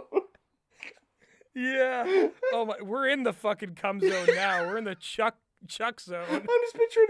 So is it Doctor Strange? Is like we're in the cum zone now? Yeah, I think he would say that. Yes, we're in the cum zone. Doctor Strange in the cum zone of madness. Oh, this is strange, man. Number 23. Always ask, why do I want to tell this? Storytellers tell specific stories for a reason. You want to scare the kids around a campfire. You want to impress your friends with your exploits. You want to get in someone's pants. Yeah, you do.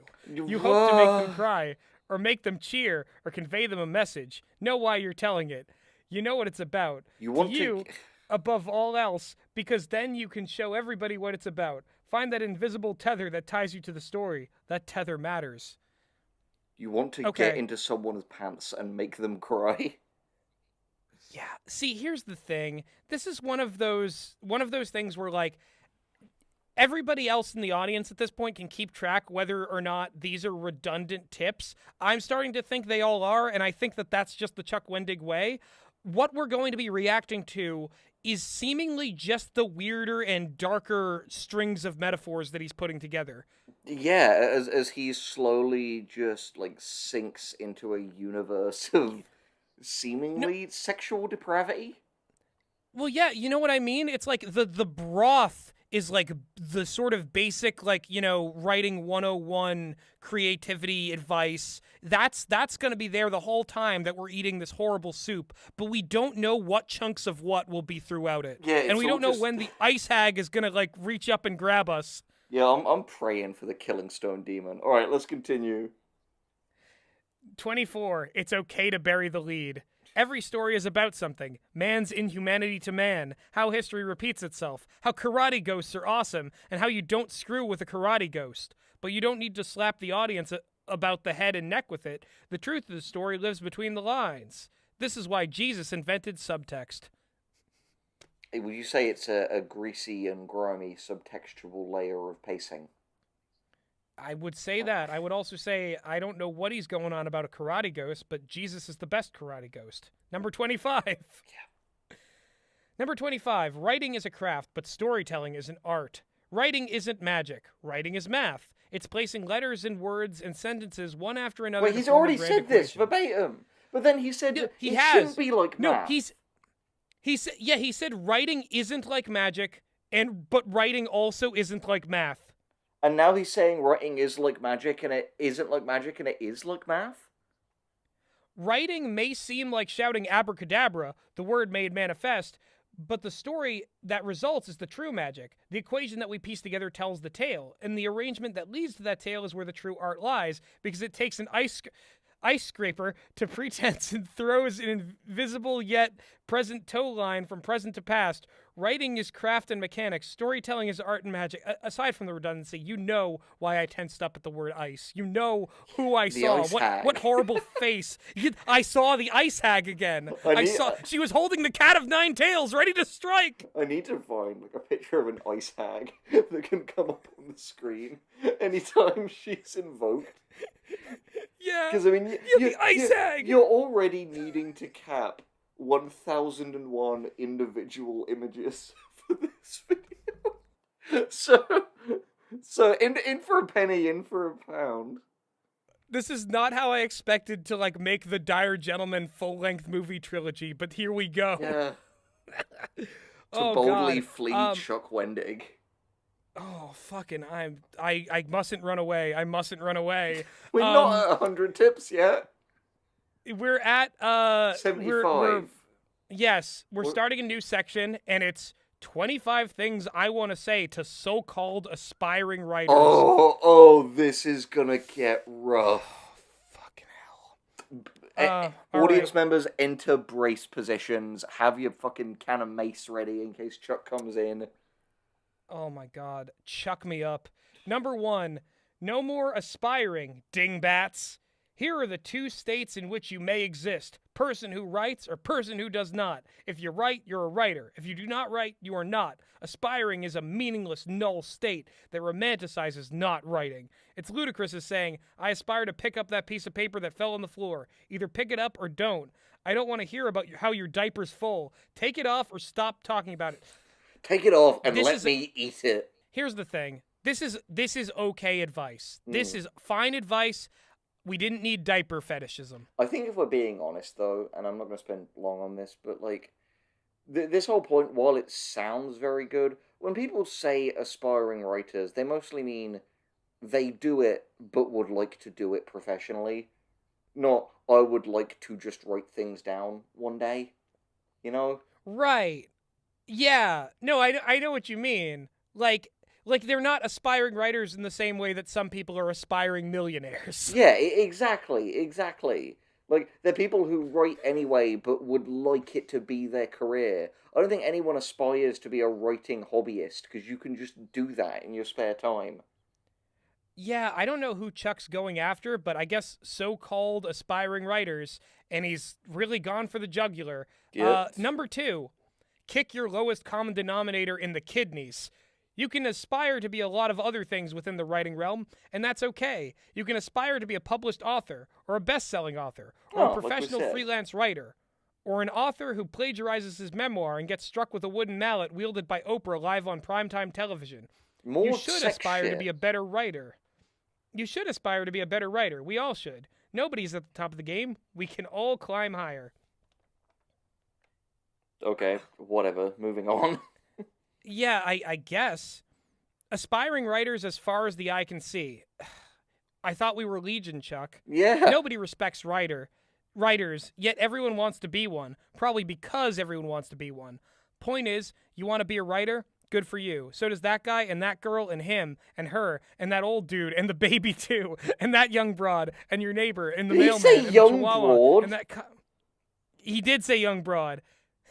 And your neighbor, and the mailman, and the chihuahua, and the copy machine. Ahead of you is an ocean of wannabe ink slaves and word earners. Chuck, that's your target audience for this book! Yeah, that's who you're selling this to, you moron! I don't say this to daunt you, or to be dismissive, but you have to differentiate yourself. And the way you do that is by doing rather than pretending. You will climb higher to them on a ladder built from your wordsmithy. This is the exact opposite of You Are Legion. Like, at the beginning of this book, he imagined it's like there's so many other people doing there. And you can You're build not community. Alone. Exactly, but now it's like, fuck all these people. They're not as good as you. You gotta elbow them and stand on their heads to get higher. You gotta fucking crush them into powder and then snort that powder. What number are we on now? Number 4, we all booby-trapped the jungle behind us. Boobies. There exists no one way towards becoming a professional writer. You cannot perfectly walk. You said this already. Journey. That's why he did say this already. That's why writing advice is just that. It's advice. It's mere suggestion. Might work, might not. God, Chuck, there are lots of ideas out there. None of it is gospel. First tip, again in the first tip, one person that will tell you this is the path, another will point that way and say that is the path. They're both right for themselves. They're both probably wrong for you. We all chart our own course and burn the map afterwards. That's how it is. If you want to find the way forward, then stop looking for maps and start walking. That somehow felt like every other tip, like coalescing. Yeah, and here's the thing. I watched a video once by I don't know if she makes videos anymore like post transition, but there was this YouTuber Give and Take who had like an interesting literally the same like art is a jungle metaphor, and it was expressed way better as kind of like a fun vlog. This inherently makes the way you traverse the jungle of creativity feel like you sabotage everyone else. It encourages you to be Alfred Molina's character at the start of Indiana Jones, where you like don't throw the whip down to him and then are found like speared on a trap a few minutes later. Yeah, exactly. Like, that's not the way to be. Like, be nicer. Why is this book becoming meaner as we read it? It's becoming meaner and more sexual. Yeah, Chuck Wendig could have gotten like deeper into his like problem drinking. Oh my God. Number 5, the golden perfect path of the scrivening bodhisattvas. Point is, to hell with the one true way. Doesn't exist. Nobody has answers. All you get are suggestions. Anybody who tells you they have the answer is gassy with lies. Distrust such certainty and play the role of skeptic. Again, this is like these are different paragraphs in like the same point that he's just putting different headings on. Hot on the heels of that bodhisattva tip, number 6. It always feels this way. You will always have days when you feel like an amateur, when it feels like everyone else is better than you. You will have this nagging suspicion that someone will eventually find you out, call you on your bullshit, and realize that you're the literary equivalent of a vagrant painting on the side of a wall with a piece of calcified poop. You will have days when the blank page is... Yeah, again, you will have days when the blank page is like being lost in a blizzard. I saw her again. You will sometimes hate what you wrote today, yesterday, or 10 years ago. Bad days are part of the package. You just have to shut them out, swaddle your head in tinfoil, and keep writing anyway. Oh, God. You know what? Chuck is perfectly right to be paranoid in all those ways. He really is. All right, next. He personally. Number 7, figure out how you write, and then do that. We've already had this tip! You learn early how to write, but for most authors, it takes a long time to learn how they in particular write. Certain processes, styles, genres, character types, POVs, tenses, whatever, they will come more naturally to you than they do to others. Some won't come naturally at all. Maybe you'll figure this out right out of the gate. But for most, it just takes time. Time filled with actual writing to tease it out. I feel like we've got to change it from jarring to chucking because he's way more prolific at it. He's way done it. Yeah, he's done it way more.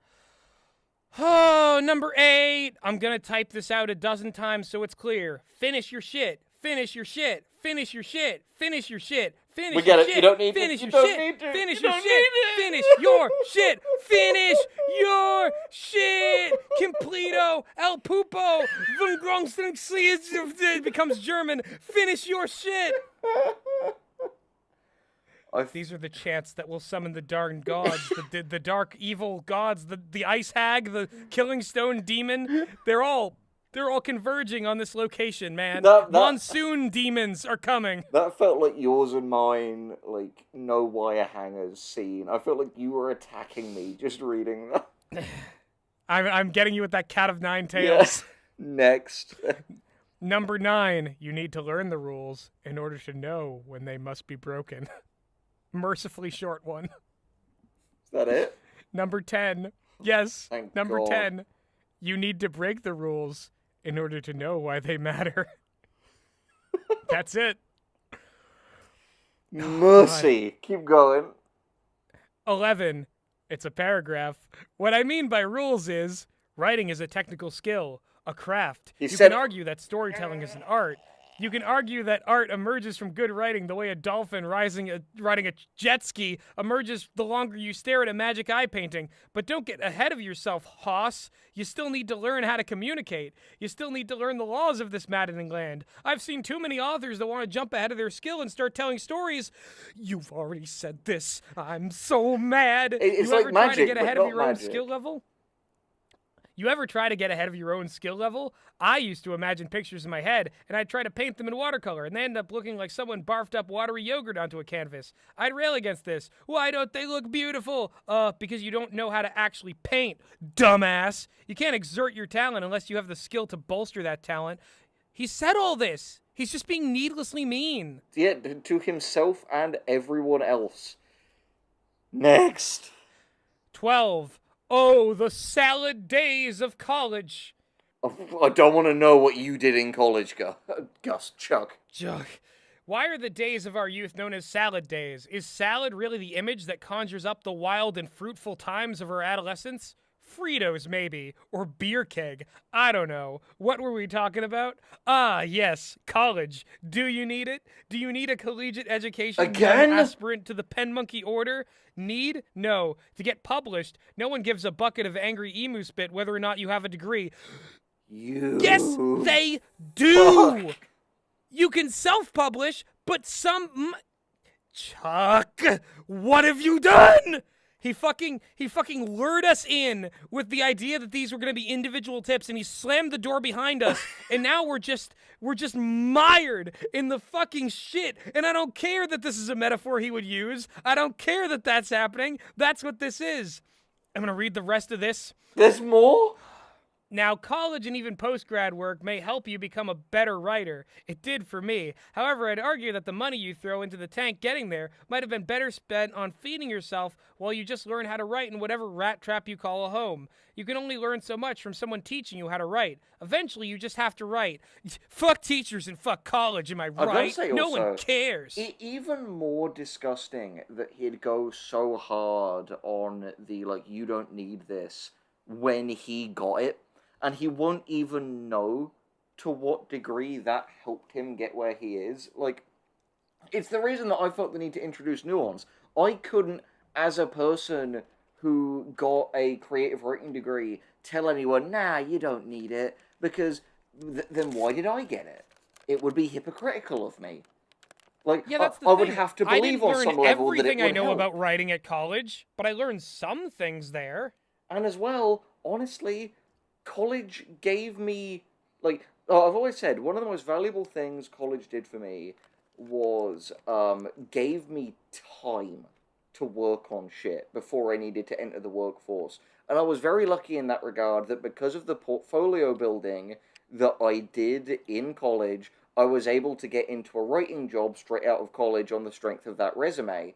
And that simply would not have happened if I hadn't gone to college. And especially for writing. Exactly. And can we just address that Chuck Wendig brings up the ideas of the salad days of college, wonders why they're called that, and then says, fuck college, you don't need it. That was the whole tip. Probably because he got bullied there. 13. Reading does not make you a writer. That's the old piece of advice, isn't it? All you need to do to be a writer is read and write. Well, you don't learn to write through reading any more than you learn carpentry by sitting on a chair. You learn to write by writing.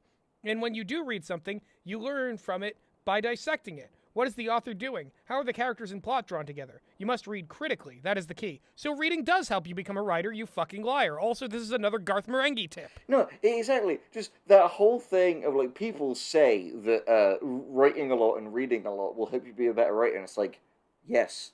Objectively, it will. Because... Yeah. God. And he also says, if you just read, it's not going to help. But if you read well and read critically, then it will help. And it's that's the kind of reading that helps. And if you read more, you get better at, judging things critically over time because you have more to base it off of. I'm thinking of the Marenghi thing as well, of, I'm one of the few authors who's written more books than he's read. I wouldn't be surprised if that's true about Chuck. Yeah. Number 14. Here is your tin cup, your hobo bindle, your newspaper undies, You're going to starve for a while, so get used to that now. Don't quit your day job yet. Ugh, God, fucking more classism. What the fuck is this? Fuck the homeless. That's the Fuck whole poor tip, by the people. way. Fuck the working poor. Exactly. Oh my God. Fuck anyone below the If poverty only you had line. gone to college. Yeah, fucking dickhead. Schrodinger's fucking status-obsessed fucking douchebag. All right, next. What has he done to us? It's gonna get worse. We're not 100 tips in yet. 15. Commerce is not the enemy of art. If you think that commerce somehow devalues art, then we're done talking. I ain't got nothing for you. Money doesn't devalue art any more than art devalues money. Commerce can help art, hurt art, or have no effect. The saying isn't money is the root of all evil. It's the love of money that is the root of all evil. Debatable. Commerce only damages art when the purpose of art is only money. So it is with your writing. You ever read something and then it dawns on you that he said this a different way? An equally inane way, but a different way to express the same idea? Well, yeah, Gus, that's every tip. That's everything. Oh my God. Next. And 16. it is everything. 16. Overnight success probably isn't. I can't wait for this. Didn't he He's literally gonna say it no again. one's a writer overnight? Yeah. Suddenly on your radar screen is a big, giant, glowing mass you'd see when a swarm of xenomorphs is closing fast on your position, and it's like, hey, this author appeared out of nowhere. Overnight success. Mega bestseller. $1 million deal. And then you get into your head, I can do that too. I can go from a relative nobody to America's favorite author. And Oprah will keep me in a gilded cage and feed me rare coffees whose beans were the first run through the intestinal tract of a dodo bird.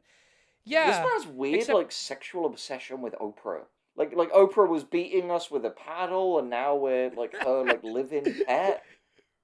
Is this Josh Peck? like, the more charming of those two guys, is this Josh Peck? Yeah. The one who's not a criminal? No, but... Our hero, American hero, God, Josh Peck? No, here's the thing, because Josh Peck hangs out with alleged rapist Curtis Lepore, so we can't enjoy either of the Dragon Joshes. God, it's almost like the entire Dan Schneider era should be forgotten about because it was mediocre art and it was made under even worse and inhumane circumstances. And obsessing about it is just another manifestation of nostalgia that is clouding the ability for us to, like, reach beyond our past and claim new ways of approaching art. That's just my 2 cents. I haven't thought about that at all. That's just off the dome. Anyway, next tip. Anyway. Yeah, I won't even read the rest of this. Yeah, fuck it. If you want to hear about a dust-choked dead sun apocalypse, it's in there. Yeah. It's on screen. You can read it, you fuckers. Yeah. You little sluts. There's our big middle finger to all the people, like the many, many people who listen to our shit while doing other things.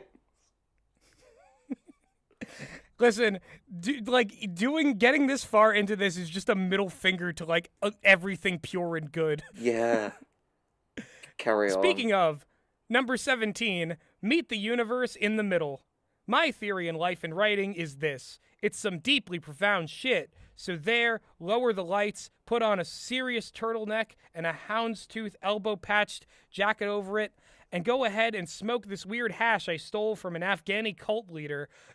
The theory is this. Meet the universe halfway and the universe will meet you in return. Explained more completely, there exist components in any career, but writing in particular, that are well beyond your grasp. You cannot control everything. This is Some of it maximize your luck. Just left to fate. Mm-hmm. It is, but you still have to put in the work. You won't get struck by lightning if you don't run out in the storm. He said this! Oh, Chuck. You must maximize your chances. This is genuine one-to-one plagiarism. You all saw. Sorry, we're not calling it jarring anymore. It's chucking. It's chucking. He's earned it. He's fucking earned it. Oh my God. You do this by meeting the universe halfway. You do this by working. I genuinely think he just didn't proofread this. No. To answer his own question, I don't think this book has an editor. And if it did, they were terrible. You fucking cut me off before I was. That's part of the drinking game. Does this book have an editor? Yeah. Oh. Number 18. Self-publishing is not the easy way out. Self-publishing is a viable path. It is not, however, an easy path. Dispense with this notion. You don't just do a little ballerina twirl and the book falls out of your vagina. I hate you, Chuck. I hate you so much. And if that does happen, see a doctor, especially if you're a dude. Weird. Transphobia. It takes a lot of effort. Yeah, it takes a lot of effort to bring a proper self-published book to life. Divest yourself from the idea that it's a cheaper, easier, also ran path. Faster, yes, but that's all. Self-publishing's not easy. Also, don't get a degree. It doesn't matter. Also, you're gonna die. You're The gonna ISAG will eat you. you're gonna die. Fuck trans people, fuck the homeless, fuck the poor, fuck juggalos, fuck women, fuck reality show women. I didn't really that whole genital essentialism that happened in that was a little odd, a little strange. Also, I don't like the imagery of books falling out of any vagina, regardless of who owns that vagina. Book bags are really expensive these days. You gotta get creative. Exactly. 19. Next. No, total stranger, I don't want to read your stuff. I really don't, and neither does any other working author. It's nothing personal. We just don't know you from other spanbot lurking in the wings, ready to dump a bucket of dick pills and Nigerian money over our heads. Jeez. That's not to say we won't be friendly or are unwilling to talk to you about your work, but we're all probably neck deep in the hors d'oeuvre of our own wordsmithy. Or we're drunk and confused at a Chuck E. Cheese somewhere. We cannot take the time to read the work of total strangers. Be polite if you're going to ask, and damn sure don't get mad when we say no. Okay. I'm going to be completely honest. Again, hate the way you said it, but I think this is a good opportunity to say we both agree with this, and sorry, but Gus and I can't proofread your stuff or offer our thoughts on it. Yeah, that's the thing. The total stranger part is the one main key thing that matters in all of this, is that we're not going to just read the work of total strangers. If you send us our work, we probably won't even respond. We probably won't look at it. I don't think we ever have, and yeah, I don't really think we have gotten emails and messages, and as well, something I've to say. If you want to get in contact with either of us, like personally for channel things, please don't use the less is more email. Like it's just not, leave them alone, like, please. Don't do that. And yeah, like again, sorry, because we all we encourage writing here, and we think that's really important. But what we don't want to encourage is the degrading of boundaries and parasocial relationships. And frankly, if we read and proofread one of your people's things, would have to do it for everyone. We'd have to do it for all of them. It sets a bad precedent, and we don't have time. Literally, we don't have time. Yeah, exactly. What's funny about this is that, even though it's aimed at the right people, it seems oddly, similar to that, Joss Whedon thing in the Joss Whedon video where he's like, I don't want to hear what your story's about. Fuck you, man. Just, go to hell. It's not about, yeah, but the thing that was funny about the Joss Whedon one was that that was about his friend's work. It was so weird. At least Chuck is directing this at total strangers. Yeah, God. All right, next tip. Number 20. Your jealousy and depression do not matter. Yeesh. All writers get down on themselves sometimes. It's in our wheelhouse. You see other writers being successful, and at first we're like, yay, good for that person. Then 10 minutes later, we get this sniper's bullet of envy, and this poison feeling shoots through the center of our brain like a railroad spike. But why not me? And then we go take a bath with a toaster. Screw that. Feelings don't matter. They don't help you. They may be normal. They may be natural, but they're not useful, and they're certainly not interesting. I hate how this is done. Okay, temper your jealousy towards other people, but this is really fucking weird. It's very irresponsible. Borderline ableist. Yeah, no, this is fucking...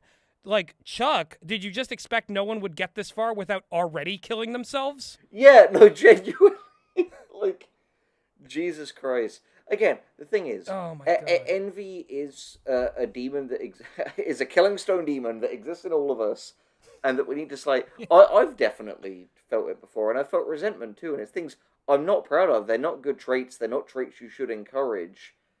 But worst packaging for that simple idea. Exactly. Moving on. Number 21. Talking about writing is not the same as writing. Needs no further comment. Thank God. If the book ended there. Praise Jesus. Oh, fucking praise Jesus. 22. Pack your echo chamber with C4 and blow it skyward. Echo chamber? Your writers. Is it... Tom Pike appears. Whatever the fuck that theme tune was. Yeah. No. Aspiring writers lock themselves away in echo chambers filled with other aspiring writers where one of two things often happen. One, nobody writes anything bad, and everyone likes everything. It's a big old self-congratulatory testicle-tickling festival. Two, it's loaded for bear with people who don't know how to give good criticism, and the criticism is destructive rather than constructive. It's like a cloud of bad vibes swirling around your head like a plague of urinating bats. And you find yourself in this kind of echo chamber, blow a hole in the wall and crawl to freedom. Hey, Gus. Yeah, Henry? Do you know where they teach you to give better criticism? Where? College. It's so true. It's so true. Like, that's like all those workshops. No, that's the point of that. That's the whole thing. The heart of what a creative writing degree is group workshops where you're presenting work to each other for the other people to critique. And it isn't just about what you learn from the critique. It is learning how to critique. And it's why, like, for example, you, me, Meg, and Addison, we all do, like, reading sessions for our work.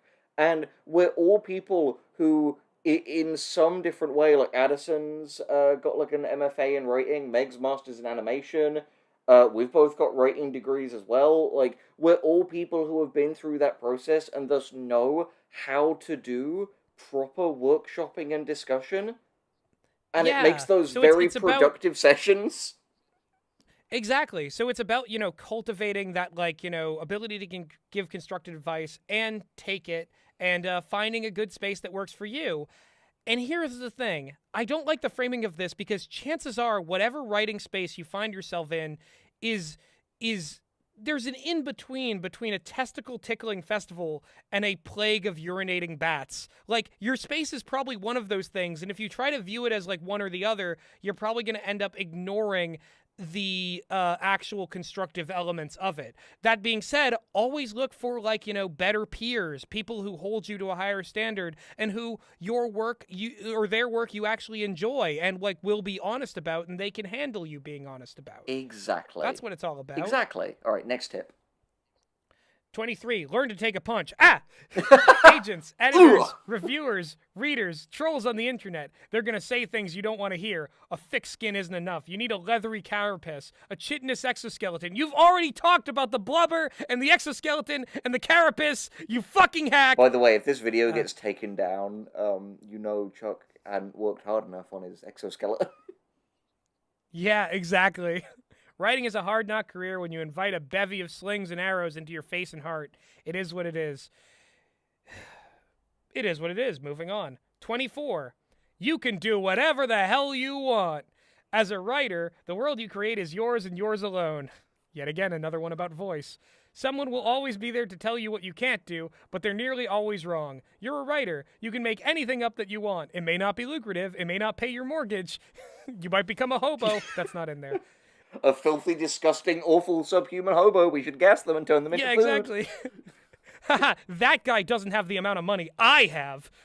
We're talking about what's going on between you and the blank page before you. The blank page that's like a blizzard. The blizzard the ice hag is hiding in. It's just you and the story. If you love it and you want to write it, then wire your trap and shut and write it well. Expect nothing beyond this. Expect no reward. Expect no victory parade. But embrace the satisfaction that gives you to do your thing. The satisfaction it gives you to do your thing.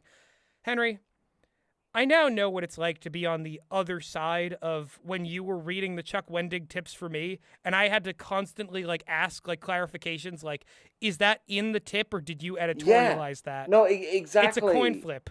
Exactly. By the way, fun fact, so I mentioned Bitter earlier.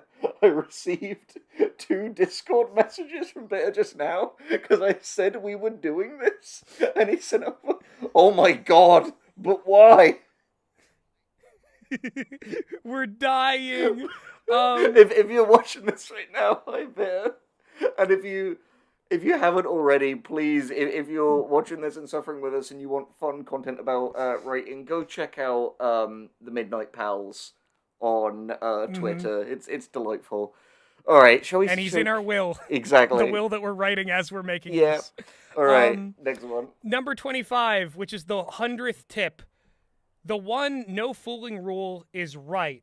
Right, right, right. God damn it, right. Write better today than you did yesterday, and better tomorrow than you did today. Onward, fair pen monkey, onward. If you're not a writer, something will stop you. Your own doubts, hate from haters, a bad review, poor time management, a hungry raccoon that nibbles off your fingers. Whatever. If you're a writer, you'll write, and you'll never stop to look back. We've done this tip before! Every single tip is basically this tip. Oh my god. There are no new tips under the sun. Let's go for 101, baby! Oh, 25 things you should know about writing a novel.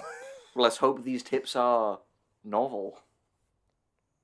Number 1, your first and most important goal is to finish the shit you started. I'm gonna kill you, Chuck! Finish your shit. Let's get this out of the way right now. If you start a goddamn novel, then plan to goddamn finish a goddamn novel. If your hard drive is not a novel burial, if your hard drive is not a novel burial ground, it's like building your own Frankenstein monster, robbing a grave, stealing a brain, We know the steps that makes a Frankenstein. I'm a motherfucking Frankenstein. I know how I'm fucking made. I know what happened. I know the lightning. I know that the true author finishes what he begins. And I know that's what separates you from the chumps, the talkers, the dilliants. Don't let the dead metaphysical weight slow you down. Don't talk down to me about, don't fucking mansplain being a Frankenstein to me, Chuck fucking Wendig. I'm sorry, that got heated. That got a little heated. Should we just skip to the next tip? Yes. That was the whole tip, by the way. I read most of it. Beautiful. 2, that means momentum is key. Say it 5 times fast. Momentum, momentum, momentum, momentum, momentum. Beetlejuice. Actually, don't say it 5 times fast. Oh, thanks, Chuck. You tricked me. I just tried and burst a blood vessel in my brain. Why would you incept that into me? This is psychic warfare. This was designed to kill us. It's the demon. The demon. It's on screen, everyone. I'm skipping to the next one. Number 3, the first draft is the beach storming draft. It's you and hundreds of other soldier pen monkeys clawing their way up the enemy beach of the People's Republic of Novelsvania. I'd rather go to Valkenvania. Most of those other poor sots are going to take the stitching of bullets to the chest and neck and drop dead in the sand, flopping around like fish, their bowels evacuate. Jesus, Chuck! Your only goal is to get up that beach, crawl through the mud, blood, sand, shit, and corpses. It doesn't matter if you get up the beach all pretty-like or in record time. Nobody cares how your hair looks. Your first draft can and should look like a goddamn war zone. That's okay. Don't sweat it, because you survived. Put differently, that first draft of yours has permission to suck. Go forth and care not. Whatever happened to we were all in this together and we are Legion? It just, again, it's this weirdly, like, everyone else is gonna fucking die. You're the one. You're the fucking main character. I'm just getting... If you can't measure up, you're not a fucking worthwhile human being. I'm just getting the sense that, like, Chuck got a boner while watching Dunkirk. All my years clawing my way up, all the people I've stepped on, wasted. No, it's literally that Ratchet quote from Robots where it's like, you don't know what I've done. The lies I've told. The lives I've ruined. Wait, this isn't helping me. Robots is a great movie. It's really good. Next. No! Number 4. Be like the dog who cloaks himself in stink. Find joy and liberation in writing a first draft without caring, without giving one whittled wit. It's like pouring paint on the floor or taking a sledgehammer to some kitchen counters. Get messy. Let it all hang out. Suck wantonly. And without regard for others, in another life, maybe. Let that free you. That's my Have alternate fun. career path. Don't give a rat's roasted rectum. You'll think that you're all doing is upending a garbage can on the page, but trust that you'll later find pearls secreted away in the heaps of trash and piles of junk. Look, I want to skip straight to the next tip, but I do want to say I want one of the excerpts in the thumbnail to be "suck wantonly." Suck wantonly. Give the suck wantonly. Oh, give it to all. You're a hero. God. Number 5. The first draft is born in the laboratory. Take risks on that first draft. Veer left. Drive the story off a cliff. Try new things. Just like Play a with laboratory. language. Kill an important character. Now it's time to experiment, to go moonbat apeshit all over this story. You'll pull back on it in subsequent drafts. You'll have to clean up your mess. All the beer bottles, bong water, blood, and broken glass. Some of it will stay, and the stuff that does will feel priceless. That was the same tip as last time, just with different, different imagery that evokes fear of driving over a cliff. That's the thing. Does he ever bet with people? Like, oh, I bet I can get this many horrendous similes into this fucking thing. It's all just like, you're going to be attacked. Right. By me, and the demon, and the hag. And the hag, yes, they're all in cahoots. Number 6, writing is rewriting, and rewriting is rewriting is, it's been said before in this very book, but it bears repeating. Writing is when you make the words. Editing is when you make them not shitty. The novel is born from the first go-around, and you gotta let that little bastard grow up. Do this through rewriting and rewriting and rewriting, as many times as it takes till it stands and dances on its own.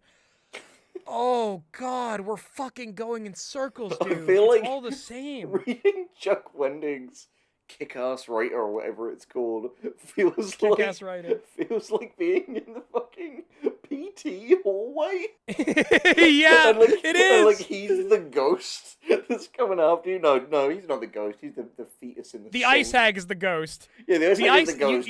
Chuck is the fetus in the sink. Yeah. Oh my God. Number 7, you have as many chances at bat as you so choose. A Marine sniper doesn't get infinite shots as his target. A batter only gets 3 strikes. A knife thrower only has to screw up once before he's got a body to hide.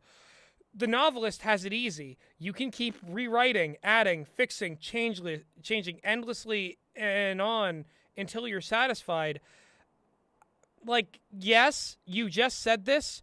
Yeah. Murder, again. You just said this in 3 different ways, bro. Oh my God. Number 8, but you also have to know when to leave well enough alone. The classic Chuck, contradictory Chuck. I want to extend a formal apology to Lily Orchard. Dude, Lily is a Lily articulate so genius harmless. Goddess compared to this motherfucker. Well, that's the thing. Like, Lily didn't repeat herself that much. Like, no, it not wasn't really. Good advice, but like each was a generally separate thought. She had repeated subjects. She focused a little too much on like the same handful of above-average children cartoons, but like she had a bunch to say about those cartoons at least. True. God, what does she think of Centaur World? Anyway, let's move on. I would love to know. Seriously, you have to stop sometime. If you whip mashed potatoes too long, they get gluey. There comes a time where you need to stop screwing with the novel the same way you stop tonguing a chipped tooth. I'm so glad that sentence ended with chipped tooth. Write till it's good, not till it's perfect, because you don't know shit about perfect. Aim squarely for a B+, then it's time to let the others have a shot at getting that novel to the A+ range. Why didn't you let someone do that for this, Chuck? Yeah, exactly. What, you don't trust the fucking editors? Number 9, know when to bring in the A-team. Oh, good, he does know. You're not a lone wolf. You're not Ronin Ninja without clan, with hyphens all the way through it. A novel is a team effort. You need readers, one of several editors, potentially an agent. True story. Writers are often the worst judges of their own work, because they're their own worst enemies or something. Yeah. You spend too long in the trenches that it's all a hazy, gaudy blur, a swarm of flies. It's like being on acid. Sometimes you need a trip buddy, someone to tell you this is real, this is illusion. The talking alpaca is just a hallucination, but we got the dead body on the middle of the floor, dude. That's real, we gotta go. Henry, I'm so glad you're my trip buddy right now. Yeah, I feel like you're pulling me in, though. I'm getting a contact high.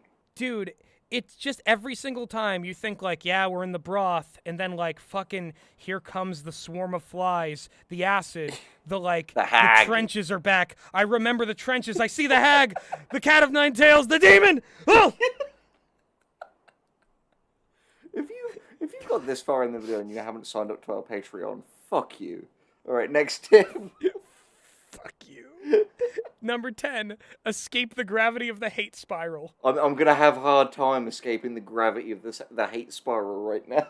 Every 10,000 words is a new peak or valley on this crazy-ass roller coaster ride. You loved the novel last week. This week you want to punch its teeth down its throat. That's normal. Right through it. The hate spiral will kill you if you let it.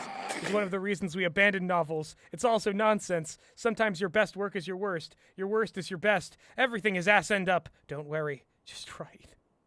I feel like I'm in Uzumaki. That's the hate spiral. Yeah. Oh, speaking of Uzumaki, 11, welcome to Wacky Town. You sit down at the desk, shackle your mind to the project, wade into the imaginary swamp with made-up people for days, weeks, sometimes even years. That's batty. That's the whole tip, baby. Welcome to Wacky Town. we were in Wacky Town. We passed the city limits 2 hours ago. No, Chuck, why? 12, gotta abandon your baby? Butcher him for spare parts. Don't abandon your novel. Don't do it. Still, sometimes it's going to happen. Hopefully not often, but it does. A novel isn't working. Fine. But don't let it go without a fight. Chop it apart. Break it into its constituent parts. You put work into that. Take what works and apply it elsewhere. Build another robot using parts you stole from yourself. Eat your body to sustain your body. So, like, isn't it so funny, Gus, that, like, you know, anyone who's watched our great video, the first one on Tumblr rating tips, there is that, like, beautiful metaphor on, like, about the fact that the, you know, the like, bread ovens haven't been cleaned, and thus they have this, like, unique aged flavor that comes from a little bit of the yeast of every previous batch, like, being in there, and it creates this vivid, gorgeous word picture like, with you know, such like gourmet evocative chefs imagery. And, like, you know, the French countryside and all And this then there is nice Chuck stuff. here And then giving us, like, the road, like, eat your babies. Kill your babies! And eat them. Earlier we didn't have Oh my don't God. abandon your children. Now we've gone, like, full, like, fucking Lord of the Flies, and he's telling us to, like, commit infanticide and eat our children. Well, that's the thing. He's also telling us to build robots. And earlier in this horrible nightmare, robots were evil and they were going to take us all over. This is Chuck Wendig's Joker arc. I feel like if Chuck Wendig's building any robots, he built just a robot because he pioneered the self-plagiarism technique. What's really funny is, like, it feels like this is such a great argument for why you shouldn't do, like, metaphor overdose, because it inevitably results in just all of the metaphors conflicting and making it such a bizarre, confusing thing. It's so true. Number 13. You can write a novel pretty goddamn fast. It's hard but not impossible to write, say, 5,000 words a day. A novel is roughly 80K. At 5K a day, you can finish a novel in about 16 days. Just know that it won't be good. Not yet. Can't write and rewrite that fast. I agree with this. Yeah, no, that's true. That's true. Next. Number 14.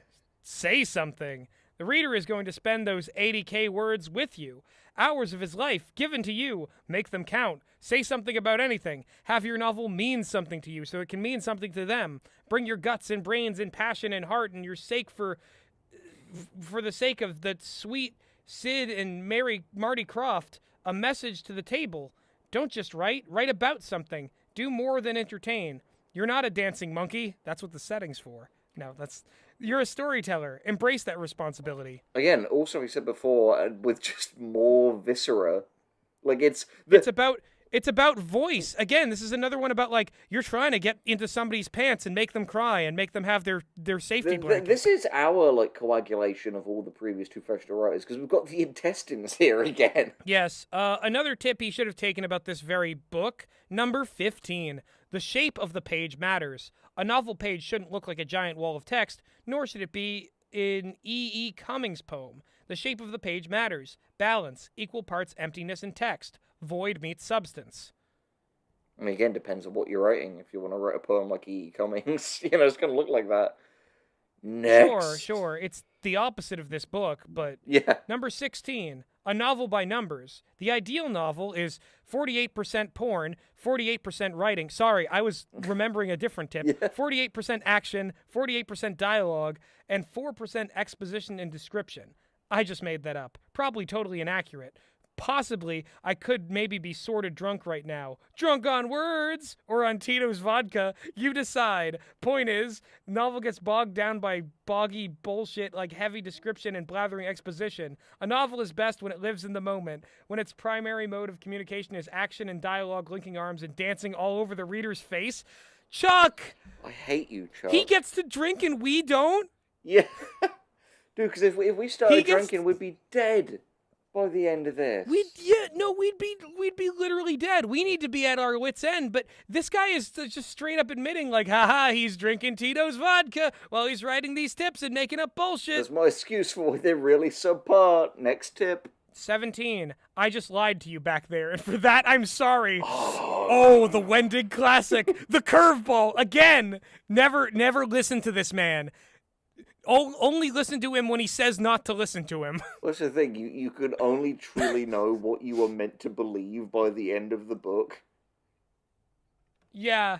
Dialogue is action. It's not separate from it. Action is doing something. Dialogue is talking. And talking is doing something. Even better when dialogue manifests while characters do shit. Drive a car. Execute some baddies. Make an omelet. Build a sinister dancing robot whose mad mechanical choromania will reduce the world to cinders.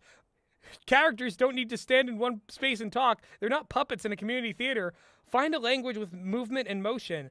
Why is he suddenly all about, like, dancing robots dancing on people's faces? What has happened? Why is this the new... Forget the Ice Hag. She's, like, retreated back into the depths of the Jungian, like, psychoverse. We're now in mad dancing robots that will end the world again. Chuck fascinates me because he's the only person who, like, can do, like, the Rashomon structure, but, like, it's one guy.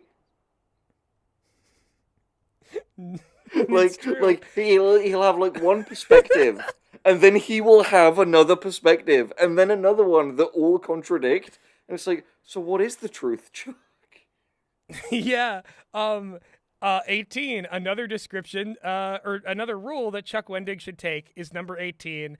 18. Description is about signal to noise. Description is best when subtle. Too much description is static. Paint in short strokes. A pinch of spice here. A delicate garnish there. Description is not a hammer with which to bludgeon the mooing herd. Pick 1, 2, or 3 details and stop there. Pick 1, 2, or 3 metaphors and stop there. Pick no metaphors when they're Chuck Wendig metaphors, and just stop. Just stop, please. Number 19. The reader is your mule. It's up to you whether the reader is a mule carrying your prospector gear up the canyon path or a mule carrying duty balloons of hard drugs in his nether grotto. Oh! You are so gross, Chuck. Oh! You are so The point remains gross. the same. The reader wants to work. The reader doesn't know this, of course, so don't tell him. Shh. But the reader wants to fill in the details. He wants to be invested in the novel and to make his own decisions and reach his own conclusions. He has desires that he doesn't know yet, that you must fulfill. No, you're kidding. That's in that? No, that's just me fuck. plagiarizing him again. You don't need to write everything. You can leave pieces of plot, description, dialogue out. The reader will get the game. His imagination matters as much as yours. Make that son of a bitch dance for his dinner. Again with the dancing! He's got a song in his heart. Also, I think I could say this at this point, is that Chuck wouldn't make it oddly sexual if he was using he pronouns in one of these tips. Let's just be clear about that. That's true. You're right. That would be too gay for him. Let's just, like, we've seen enough of these to know the consistency of Chuck Wendig, the fucking syrupy, like, molassesy consistency of Chuck Wendig. We know what this man's like. Speaking of which, number 20, too many dicks on the dance floor. Oh, he has fused the concepts of penis and dance. He's unstoppable. A novel can have too many characters. It's not a set number or anything. The number of characters you can have is limited by your ability to make them fully realized, wholly inhabited people. If you don't have the time or room to give them a soul, to lend them wants or needs or fears or foibles, then to hell with it. Chop off their heads and wipe the blood from the page. Every single time. Every single time I'm not ready for the abrupt, like, death and violence. It's like Smiling Friends. Like, he's the Mr. Frog of writers. Will just suddenly do a horrific thing with startling speed. Except in the context of Smiling Friends, those are the punchlines and those are funny. With this, it's like we're here for the writing advice. And I gotta say, having like the idea of like there are too many underdeveloped characters, so do something about them is a good tip. It's one of our own tips that we have in our 50 tips Fuse writing them. video. This is not the way to do it. It wouldn't surprise me if make composite characters is the next tip. No, it's not, but it's another repeated tip. Of course. 21. Genre matters, except when it doesn't. Wait, didn't he say something exactly like that in... A good story is a good story, and that translates to novels. A good book is a good book. The title is one of the tips. The first sentence is the tip he's already said. You write the novel, you gotta write regardless of genre. But eventually you have to think about it. Agents, publishers, Amazon, they care about genre. Your book has to fit somewhere. The secret is it doesn't have to be a perfect fit. Close enough for horseshoes, hand grenades, and hobo magic. This man's obsession with the homeless. This book is assembled by, like, a Chuck Wendig AI. Like, he mainlined Tito's vodka and then, like, poured, like, dancing robots, ice hags, dicks, vaginas, poop, shit, cum, poop, shit, dick, cum, poop, hobo, dick, ice hag, dick, hobo, dick, hobo, dick. Henry, is this real? Is this illusion? Gus, it's too early to do this. We haven't got to tip 200 yet.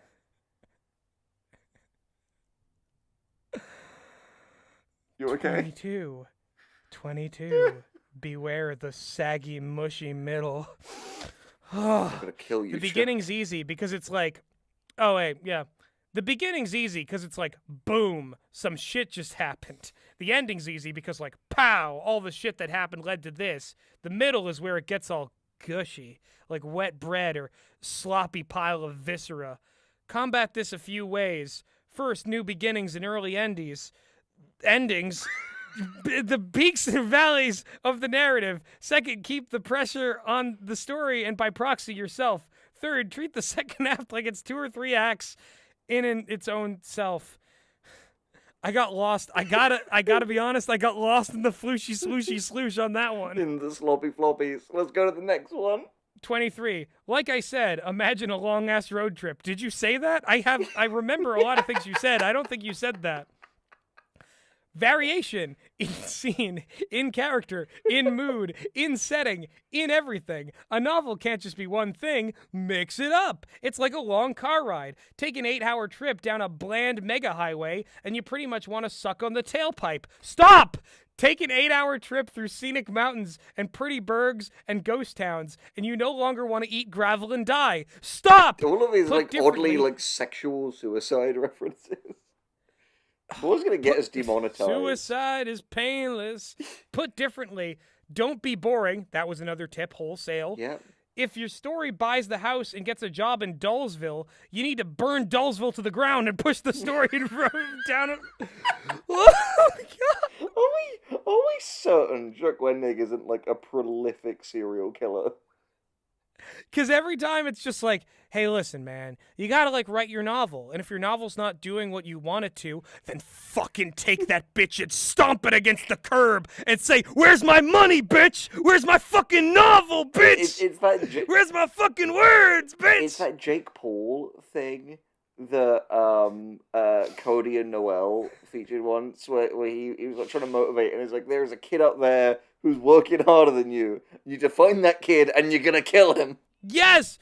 Dude, that's so much of what Chuck Wendig's advice is, actually, though. It's that same thing. It's violent, like Jake Paulisms. Alright, what's next? Oh my God. 24. No one way through the labyrinthian mine. Plotter, pantser, 5K a day, 2K a day, in sequence or out. Nobody writes a novel the same way, all the way down to which font folks like. Individual novels have their own unique demands. You can write it however it can be written. Nobody can tell you how, only that it needs to get done. We need to cut our own way through the dark forest. In the deepest shadows, look for your voice. Your voice is what will get through. Another one that's just have a unique voice. Been there, done that, bought the t-shirt. It is raining 25. so hard outside. 25. 25. Writing a novel is easy, but writing a publishable novel is hard. Writing a novel isn't hard. You throw words on a page, one atop another. Writing a bad novel isn't even easy. No, it's not. until you've got a teetering Jenga tower of around 80K of the damn things.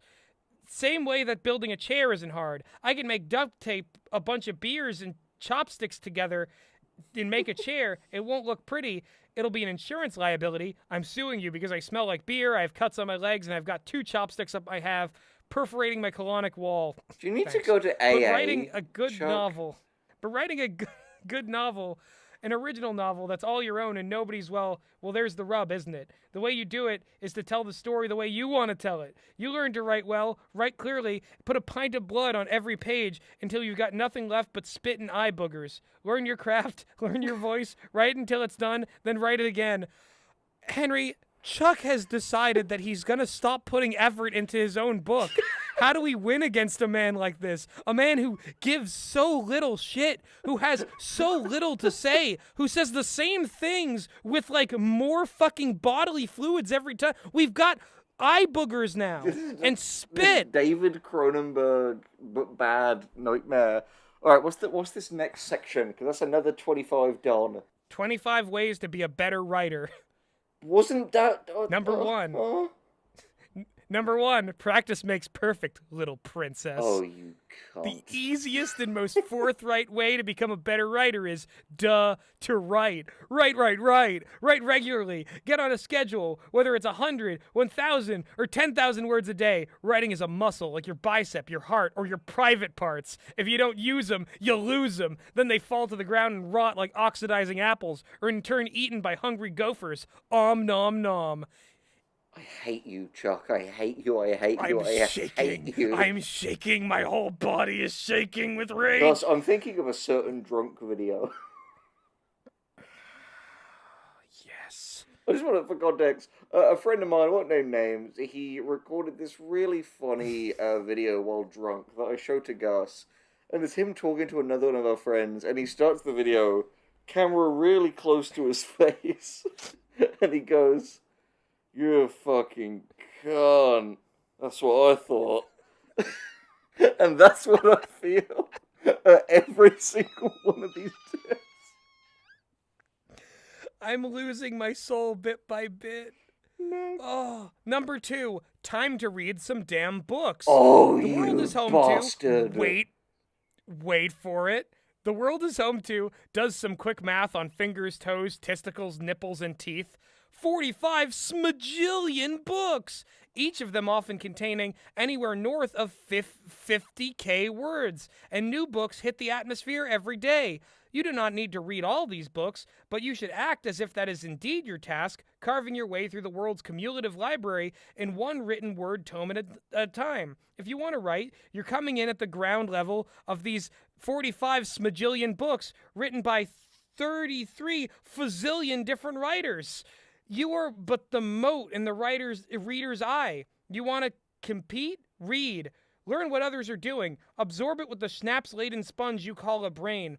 Okay, again, Chuck, you got to go to AA. Yeah. Number 2, you told us not to read! Twice. You told us that reading wouldn't help! Twice. What's the next tip? Get a degree! What is it? It's 3, read widely, weirdly, wisely. We've already done this one. Here's the prison that writers build for themselves. It becomes harder and harder to read purely for pleasure. Reading for pleasure often means sticking to a few genres, with a few authors. Oh, I like fantasy, so I only read fantasy fiction. Or, I love the Detective Cashew Pepper series by J. Staplenuts, and I've read up to number 47. That privilege has been revoked. You must now read wildly, weirdly, and wisely. Read everything. Move outside your desired library. Read obscure British literature. Read poetry. Read nonfiction. Weird one read incoming. Science fiction, even though you hate science fiction. If you want to do what everyone else is doing, fine. Read only your pre-existing sphere of influences. But this is about improving your work, not treading water like a poodle who fell off a boat. Why? Why? Save the poodle! Oh my fucking God. Too late. Chuck. Oh my God. God damn you. Wait, Number 4, don't be a book racist. Is this entire section just going to be about reading books? I think so, because, don't be a book racist. Those who write books are occasionally book racists. They pump their fists and espouse book power while denigrating other forms of the written word. Weird choice. TV will rot your brain, they might say, as if the Snooki book will somehow do laps around an episode of The Wire. Snooki's back! Hey, Snooki, I've missed you! What? Oh my god, hi Snooki. He still snooking hates for love, I reality hope. show women. He hates them, he hates them, he hates them. God, fucking books are the only not the only form of the written word. You might even want to write books, branch out, watch television, watch film, read scripts, visit great blogs, play games. Don't be a book racist. Thank you for reminding me of the way you packaged that previous tip with its weird fucking book race. The storytelling cults can learn much from one another. Thanks, Chuck. We already did this. Moving on. Number 5. Whittle your mind into a straight razor. I can't wait who dies. I'm worried where this is going to go. Hopefully there's not anything too tasteless. Yep. Another instance where improving your writing skill may come at the slow erosion of your pleasure. Read and watch stories with a deeply critical eye, not to be a dick, but instead ask, what would I do differently? What would I do it that way? Could I do this better? How would I write upon it to improve it? We covered this. This is how you read critically. And bizarre that he wouldn't find that pleasurable, because I love doing that. No, That's what half the videos on this bloody channel are, and it's what almost all of the things on the Patreon are. There's an in-between turn off your brain and like what you're watching. Like, if you have to shut off the critical thing to enjoy something, then you haven't found the things you really want to aspire to write like. Yeah. Just to the very least, or you just have this. Number 6, unclog those ears, wax boy. Listen. Get your pinky into that ear, unplug all of the wax and hair and sadness that's built up in there, and just listen. We read with our ears as much with our eyes, and so it's critical that that's not true. And so it's critical that you know what sounds good as well as what reads well. Sit down at a bar and listen to a conversation. Turn on an audiobook or radio show. Listen to a stand-up comedian deliver jokes and stories. Listen to Less is More, the comedy podcast where a ghost and a ghoul talk about stuff. Yeah. Okay, this would only be like a contradictory new information if we were to take what he said in the other tips literally. But nobody's that dumb, Chuck.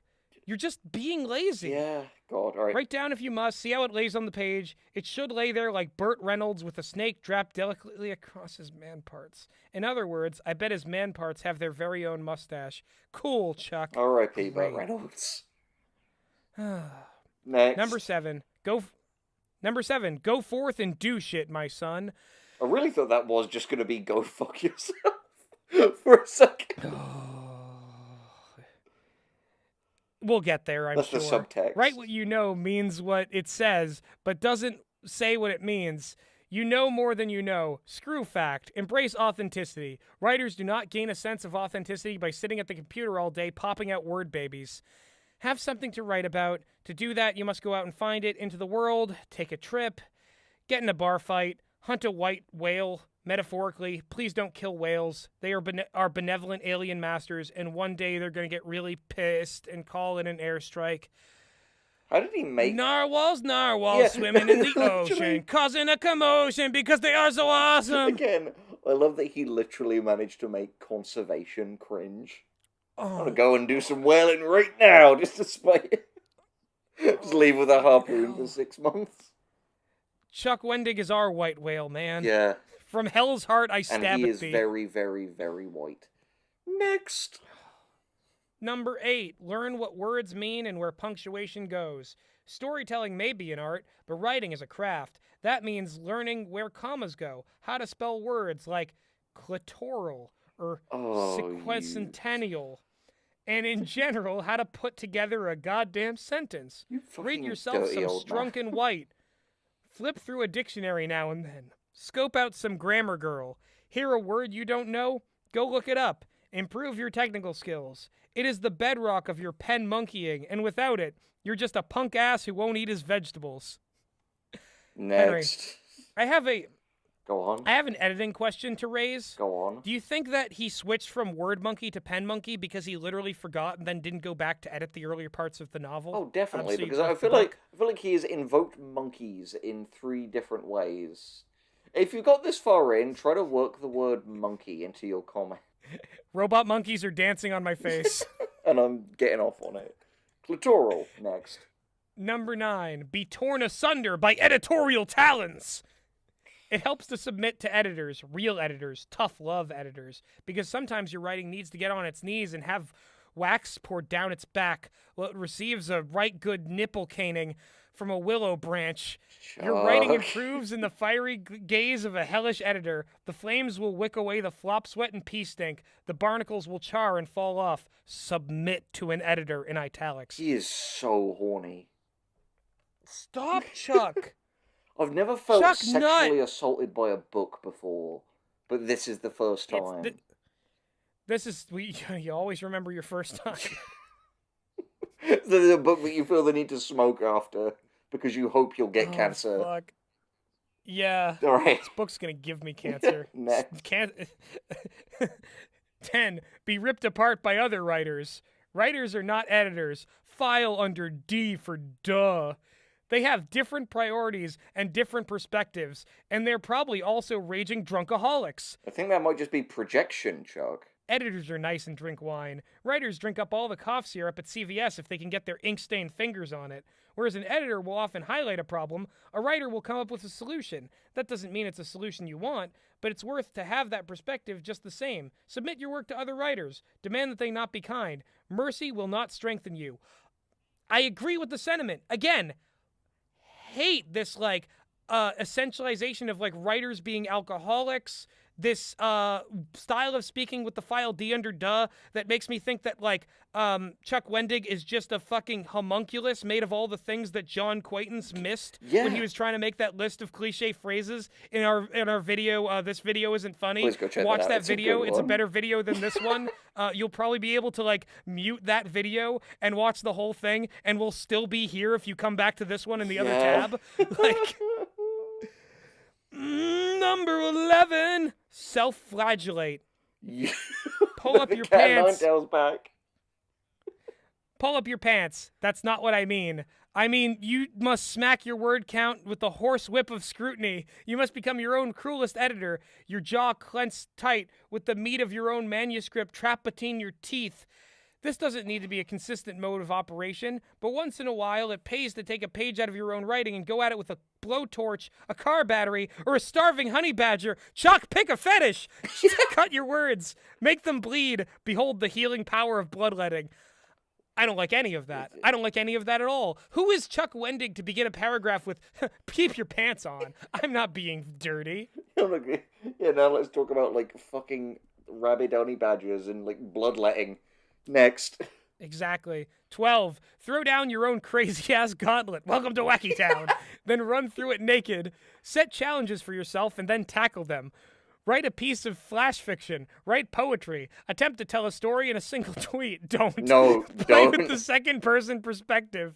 Write a novel in 60 chapters, each only 1,000 words. Treat it like a game where the rules are ever-changing. No new ground.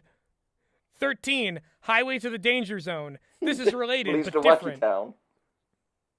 Right into your own discomfort. Escape your plexiglass enclosure and run towards peril, not away from it.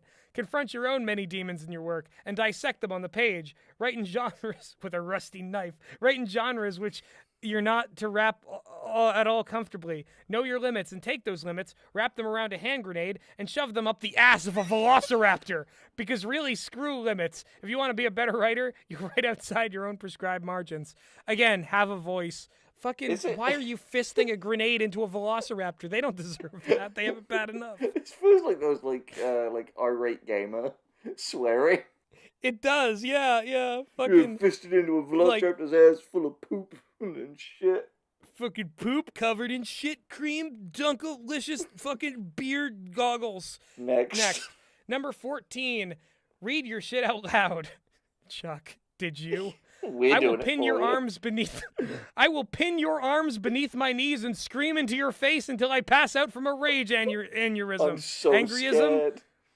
Read your work aloud. I will make you a better writer. I promise. It will make you a better writer. But I was in that first one. Why did he threaten me like that? Chuck! Why is he kneeling on our arms? Why is he doing that? Why is he screaming in our faces? I didn't. And why is he implanting the idea of an aneurysm into, like, my head of all times? I didn't think we'd record a video more feral than the Razzlecon one this week, and yet here we are. This is the most harm I've ever done to myself. This is the most, like, this is pain. This is a deep pain. Yeah. A deep, deep pain. And again, yes, we recorded Razzlecon this week. Pain. Versace 15. Motherfucking Crocodile Wall Street.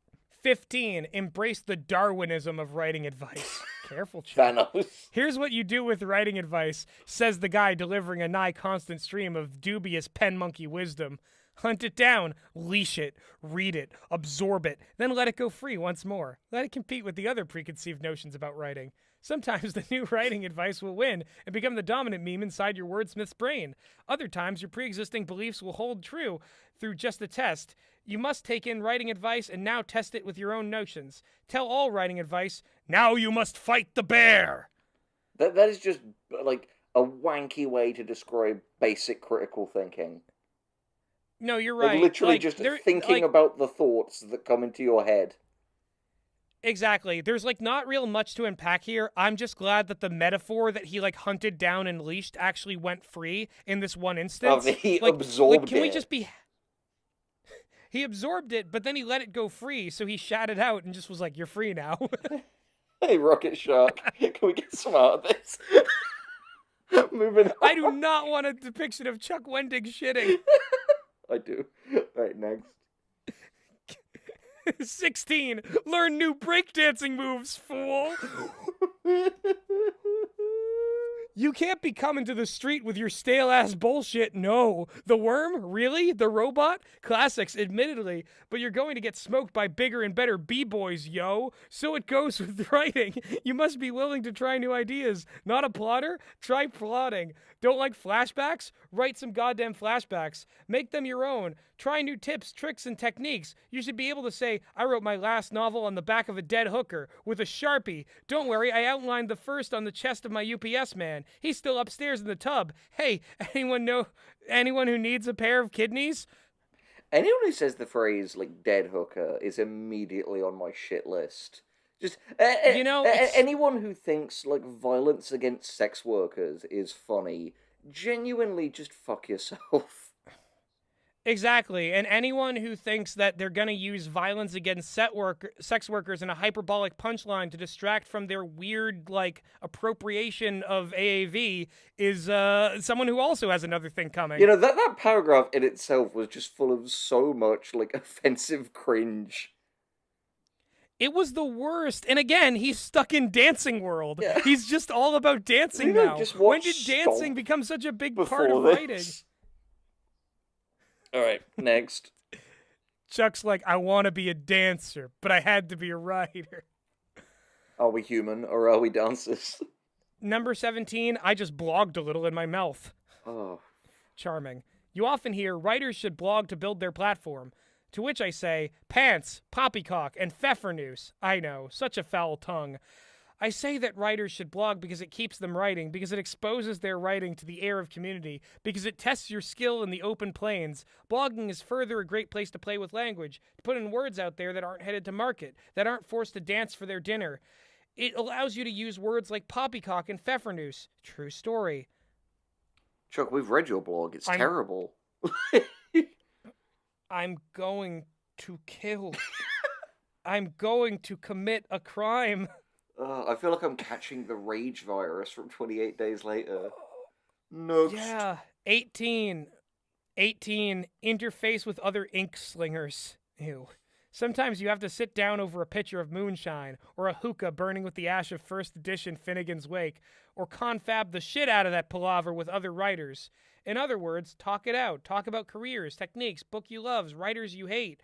Writing conventions and conferences are good places for this. Just remember, the writers are always at the bar, like moths to a porch light. Again, just, like, talk to other people. We've done this. We've done this one. Yeah, we sure have. Number 19, wade into the mire of your own fetid compositions. Oh, great. We're about to get some, like, shit swamp time.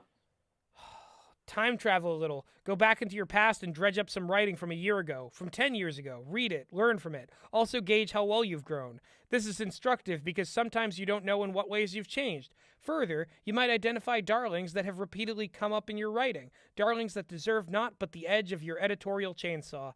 Hey, this is genuinely a new thing that he said in this book. Yeah, and it's a tip that's really good. Yeah, go and watch You know? go and watch Gus's video on the webcomic he made as a kid, Jam Fighters, for a good example of this. Yes. Great video and a very entertaining time. Yeah, no. Wow, we got a sip of water in the middle of this desert. Exactly. In the mire of his own fetid compositions. Number 20, do not defile the pen monkey temple. Do not do Your what writing you is the hate. product of a machine, and that machine is your body and brain. The higher that machine functions, the better writing that blubbers and spews from it. I'm not saying you need to treat your body like it's the white tower of physical perfection, but we're talking basic shit here. Move around, eat a good breakfast. Heroin is not a great snack time treat. Thanks. Fine, you don't need to treat your body like it's a temple. You don't need to treat it like it's the... You just don't treat it like it's the urinal at a Wendy's bathroom. I'm sorry. The fucking... It looks like people who are struggling with substance Yeah, they're on the problems list. are also on the table. Oh, you know, alcoholics they're on the list. and people who are addicted to drugs, they are also on the Chuck shit list. And buried in this is the live a life, but we've been over that. Chuck's been over Yeah, that we've been over 9 it ad times. nauseum. He just said it more stupid and vapid here because he's getting fucking. He can't kick his Tito's habit while he's writing this stupid book. Next. 21. Flex your other artistic muscles. Take photos, paint a picture, play the piano, macrame a dildo cozy. Muscles work in muscle groups. Your writing muscle is part of your overall creative cluster. You gotta work them all. I gotta say, every time the sexual one in the thing happens, it's like a rule of 4. He'll do the rule of 3 and have 3 normal ones, and it gives you this false sense of security, you're out, and then he'll hit you with the fucking repulsive 2010s horny content. So then sexual will hit you, and then it will get oddly violent. Yeah, exactly. Which is, needless to say, not a good combo. Fucking... By the time I watch that movie fresh, it's just gonna feel like this is just how people are. Yeah, no, you're gonna have no emotional reaction because it won't feel as depraved as this. I'm just gonna picture Chuck's face. Chuck will be like, "Oh, I'm sorry, just eating people. That's it." Ugh. Number 22. Find your voice by not finding your voice. Oh, I think we've done this dance before, Charles. It's on the screen. You can read it. Moving on. Number 23. Embrace your inner moonbat. All writers are a little bit batshit. We've all got a combo pack of Charlie Manson, Renfield, and Bender from Futurama running around in our skulls. Embrace it. We've got a head full of ghosts and gods, and it behooves us to listen to them, to let them out and play on the page, to use the madness granted to us rather than deny it and walk the safe and sane line. Okay, I let it slide in earlier ones, but Chuck Wendig full-on romanticizes madness. No, genuinely, it is insanely ableist. He basically encourages people to just again, I think he would argue he's talking about imagination, but frankly, Chuck, you need to do better at communicating, because it does just come off as saying oh yeah, no, definitely lean into delusion and hallucination. Don't get better. It's awesome if you are mentally unbalanced in this way or another. Well, Henry, I want you and the audience to both remember that and see if you have anything further to say about the next tip, which is 24. Veer drunkenly toward truth. Be real on the page. Be you. Know your experiences. Know your head and heart and whatever squirting fluids pulse between your bile ducts, and put that all on the page. Be honest. Be bold. Don't screw around. Only by bringing yourself to the work will you find that your writing truly improves. Let it all hang out. By saying what needs to be said, you will see your writing get better, unburdened as it is by pretense and artifice. Unburdened, he What says, does that by mean? pretense and artifice, no less. That means nothing. Like, I genuinely just feel like that was static. Number 25. I am Jack's desire to become a more awesomer writer. Oh, wow. An awesome Fight Club reference, man. Oh, so fucking An alcoholic cool. or any kind of aholic only gets better when he wants to. And so it is with writing. To become a better writer, you must truly want to be. Open yourself, test your work, be willing to change. Otherwise, what's the point? Okay. It's a very Everybody tasteless can comparison. Yeah, tasteless comparisons to alcoholism, bread and butter. Do you notice that he says, let it all hang out? What's the point? So much. He says, like, he has these phrases that he'll just say over and over again. And it's like, buddy, if this book wasn't so redundant, you wouldn't need to resort to these particular phrases over and over again. Or at the very least, you should recognize that, like, you're saying the same thing. And I think on top of that, just the particularities. This whole little hangout, Chuck, you are a great example of why that shouldn't be done. Like, you more than anyone else I've ever seen would so benefit from a little voice inside your head that says, is that a bit much? So maybe he should take the following advice: 25 things writers should stop doing, starting right now. Oh, this is going to be an interesting one. Number 1. Stop running away. Right here is your story. He's coming after you again. Your manuscript, your career. So why are you running in the other direction? Why are you running? No, we're putting dead memes in the timeline.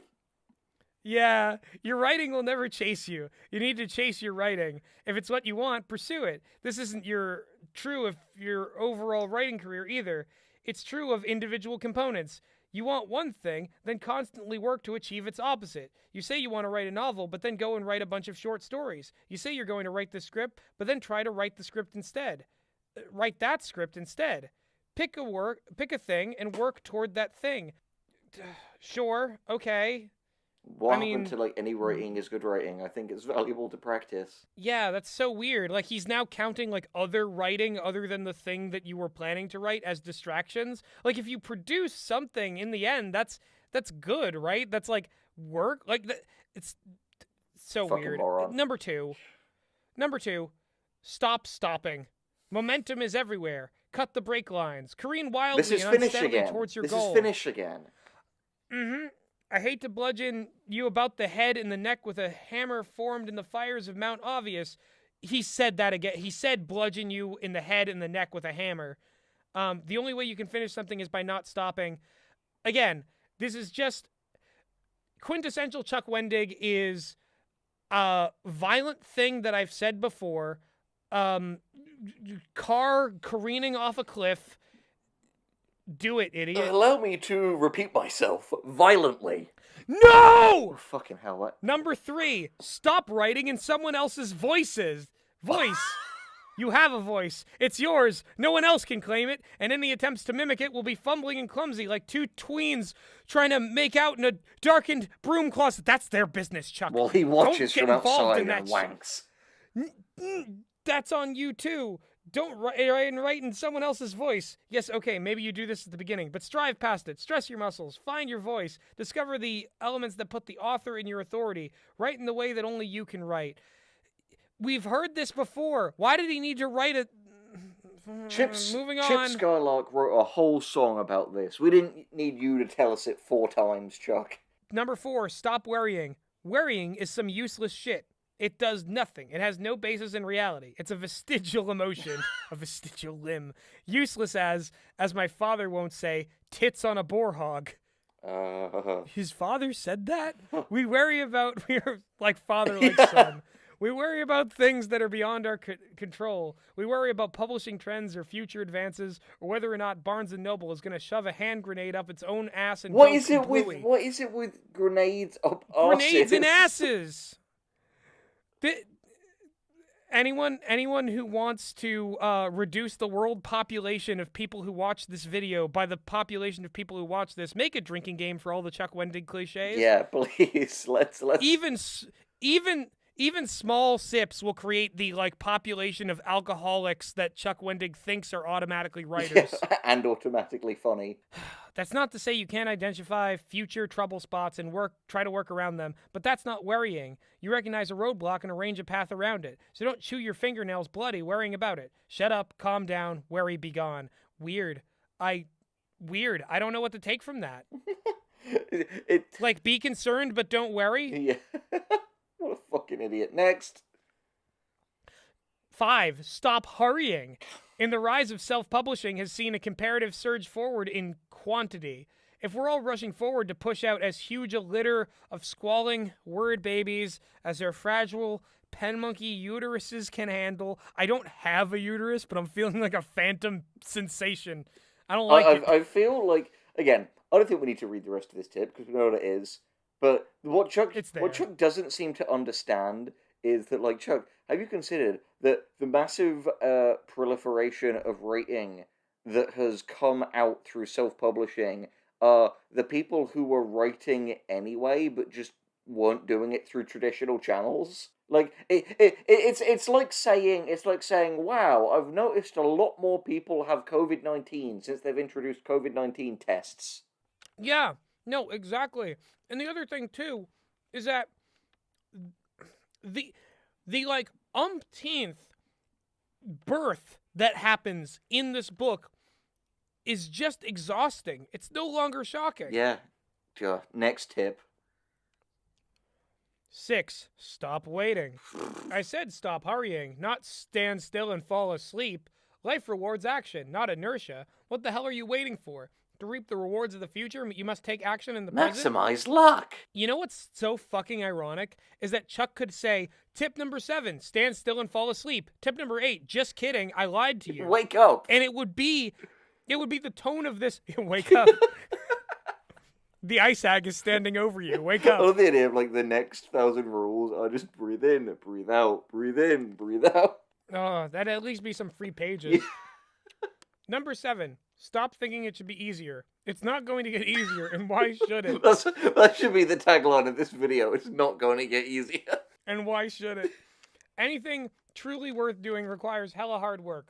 If climbing the top of Kilimanjaro meant packing a light lunch and hopping in a climate-controlled elevator, it wouldn't really be a big deal, would it? If you want to do this writing thing, then don't expect hard work. Don't just expect hard work. Be happy with how it's hard to row, and that you're just the hoer to hoe it. I don't know. Don't look at me like that. Avert your gaze, scrutinizer, and get back to work. Chuck, you lost the plot so hard there, but I also want to say, you said that writing should be fun and easy and should be pleasurable, and now stop thinking it should be easier, when earlier you said if you're met with a lot of resistance, find a way to make it more fun for yourself. Insanity. 8. Stop deprioritizing your wordsmithy. You don't get to be a proper storyteller by putting it so far down your list that it's nestled between complete the Iditarod but with squirrels instead of dogs. Yeah, that's a thing. 2 words, merkin, macrame. Stop!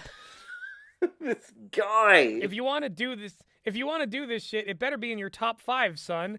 You know that you're a writer because it's not what you do, but rather it's who you are. So why deprioritize the thing which forms part of your very identity? The word macrame is not as funny. It wasn't funny the first time. It's not as funny as he thinks it is.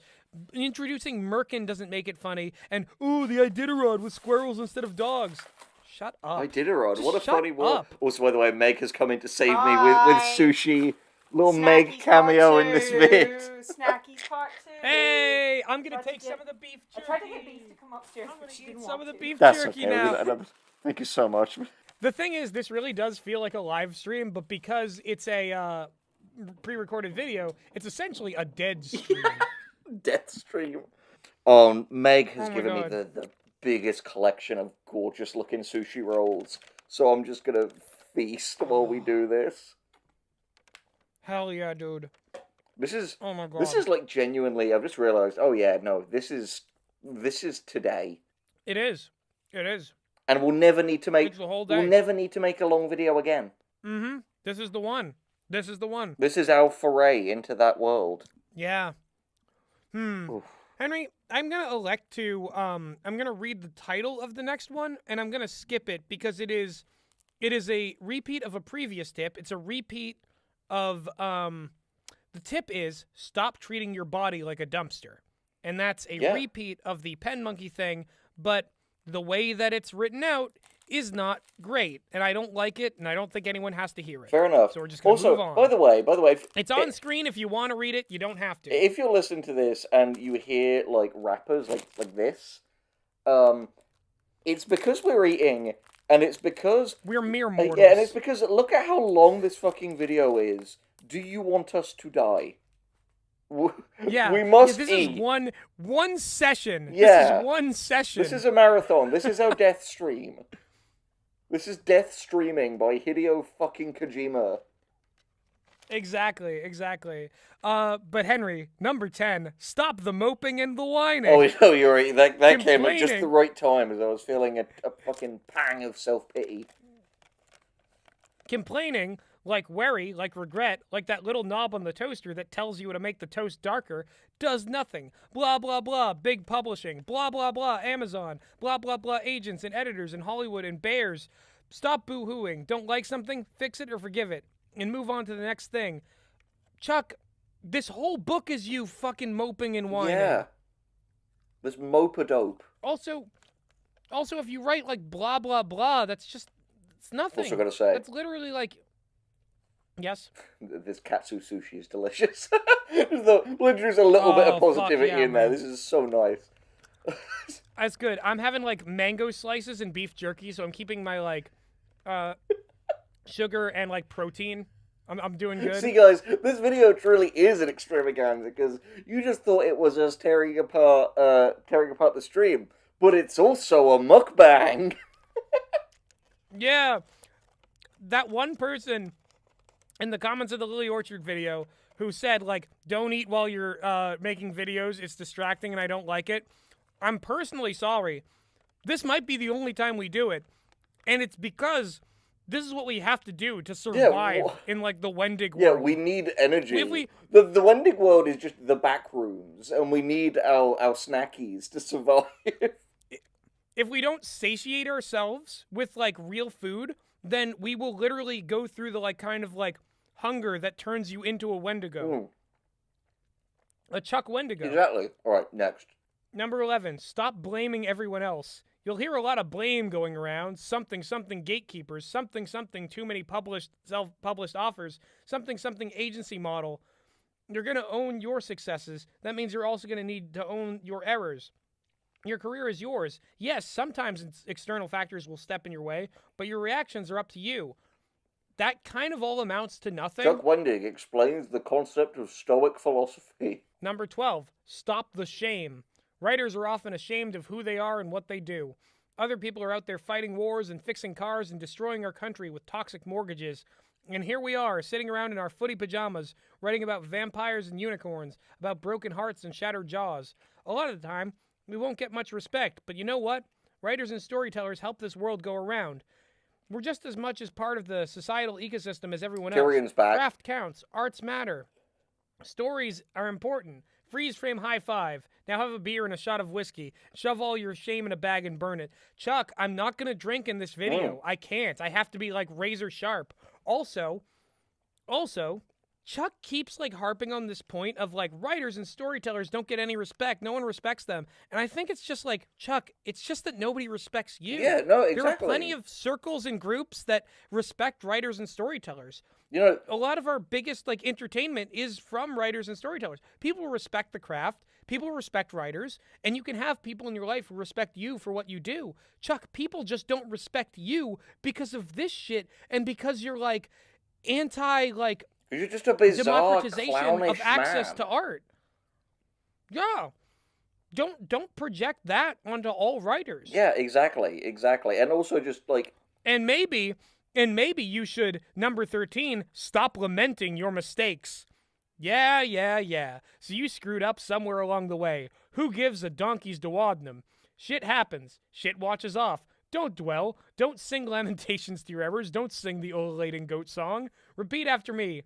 Learn and move on. Very few mistakes will haunt you till the end of your days until you let them haunt you. That is, and let your error was so egregious that it can never be forgiven. This video will haunt you to the end of your days, Chuck. In parentheses, I wore a Hitler outfit as I went to every major publishing house in New York City and took a poop in every editor's desk over the holiday. Also, I may have put on YouTube and sent it to Gallycat. Is that bad? Chuck. Who is Gallycat? Is that you? It's Are you me, Gallycat, Henry? my furry persona. It's me as a cat. Feel free to draw that. Oh my god.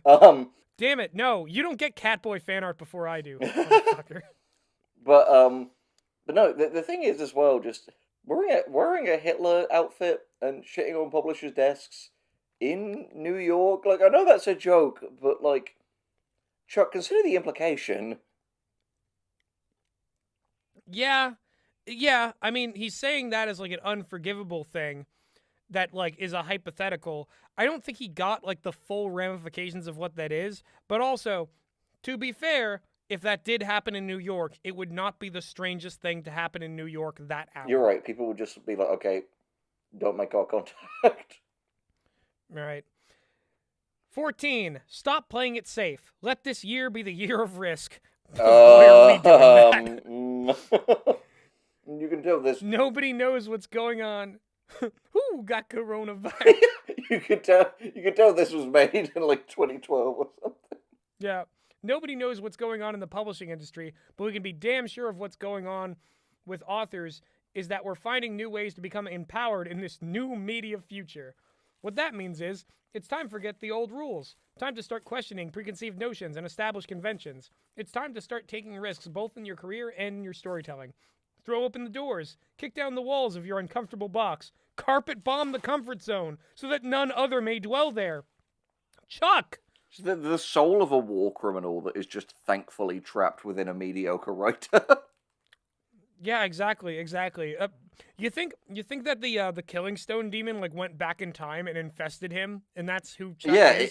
The same way that like people think like Bill was reborn as Stan. No, exactly. Like, you thought Bill Cipher was bad. You haven't met the fucking Killing Stone demon, and now Chuck Wendig is its avatar.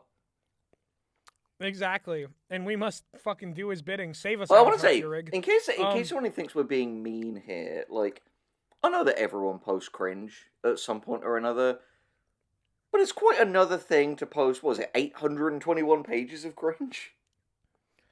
822 Oh, I'm pages, sorry. Including the copyright, but we're on page 174 of those 822. Then let's push on. 15. Stop trying to control shit you can't control. All the industry shit and the Amazon business practices, the economy, the readers, you can't control any of that. You can respond to it. We've already done this one. Moving on. Yep, next. 16. Stop doing one thing. Diversification is the name We've already of been survival there. for If all he mentions creatures. the fucking macrame, I'm gonna stomp on his throat. What about genetics, lawn maintenance, economic portfolios? Diversity is how we survive. Things are changing big time over these past few years. From the rise of ebooks to the pirating of my ebooks to the collapse of traditional markets. Did he actually say that? No, he didn't. To the traditional markets, to the galactic threat of Mecha Gaiman. That's Mecha Neil Gaiman. Incredible. Mecha Neil Gaiman. Oh my god. That one is actually unironically like funny, okay, though. that is the one time a Chuck joke has genuinely got a laugh at me. Credit where it's due. Yep. Mecha Neil Diversity Gaiman. Diversity of form, format, and genre will help ensure you stay alive in the coming and entirely made up publipocalypse. He could have just mic dropped it at Neil Gaiman, but no, he did some other stupid shit. Moving on. 17. Stop writing for the market. He's already said that. Oh!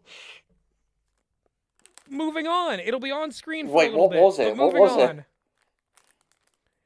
It's to be clear, I don't mean stop writing for specific markets. That's silly advice. If you want to write for Ladies' Home Journal, well, that's writing for a specific market. It's his stuff about genre again. Oh, of really. course. Oh, fucking course. All right, next. But it ends with a dark chasm, falling into the dark chasm that you fall through into empty space, which leads him to 18. Stop chasing trends. Set the trends. Don't chase them like a dog chasing a Buick. Trends offer artists a series of diminishing returns. Every iteration of the trend is weaker than the first and the last. Each repetition of another ice cube plucked by a once strong glass of scotch. You're watering it down, man. Don't be a knockoff purse, a serial killer copycat, or just another fantasy echo of Tolkien. Do your own thing. I agree with this. But Chuck is just watering down this same thing over and over again. Also, the implications of, like, don't be a copycat serial killer. Be a serial killer. I swear, dude, there's so much that, like, each of these individually, like, stupidly, like, weird, out of, like, bad taste things, I can't, like, pinpoint them anymore. I'm getting lost in the forest, and the individual trees, like, I can't see the scary, horrifying faces on all of them. So, you know how in American Psycho, Patrick Bateman is constantly, like, jokingly confessing to his crimes, and, like, no one really reacts? I can see how that would work now. Yeah, no, it makes sense. Like, Chuck Wendig could be a fucking butchering, murdering serial killer and, like, war criminal, and we would, based on this, we would think it's all a goofy joke or it's all cringe, but no, it's happening. It's happening right now. Leave a comment if Chuck Wendig has killed you and tell us how he killed you. Yeah, we want to know. Ghost Army, unite. Karate ghosts unite. You thought I'd forget. Number 19, stop caring about what other writers are doing. They're going to do what they're going to do. You're not them. You don't want to be them, and they don't want to be you. Why do what everyone else is doing? Let me reiterate, do your own thing. You reiterate that so many times, Chuck. I'm thinking all these others. All of these colourful nightmare sex metaphors. And that one, he just sounds like my mum. If all the other writers jumped off a bridge, would you? Exactly. You don't want to be them, they don't want to be you. They're the fucking other people on the beach that are getting shot up, and you're going to be the one who makes it. The other writers are the weak, slow sperm, and you're the fastest motherfucking sperm there is, and you're going to be a human being. Then I'm gonna fuck you. Yeah, you're going to be born for me to fuck, you fucking... Move on. Bad. Dark. Terrible. Number 20, stop caring so much about the publishing industry. Sorry, I'm still reeling from you're gonna be born for me to fuck. And how awful that is. It really is. It's really that bad. That would be the most depraved thing ever said in any of these videos. And we did the disturbing movie Iceberg. Henry, we're gonna top it by the end of it. Let's carry on. Let's not. Yeah. 21. Bingo. 21. Stop listening to what won't sell. You'll hear that. I don't think this can sell. And shit, you know what? That might be right. Just the same, I'll bet that all the stories you remember, all the tales that came out of nowhere and kicked you in the junk with their sheer possibility and potential, were stories that once flagged the "this won't sell" moniker. You'll always find someone to tell you what you can't do, what you shouldn't do.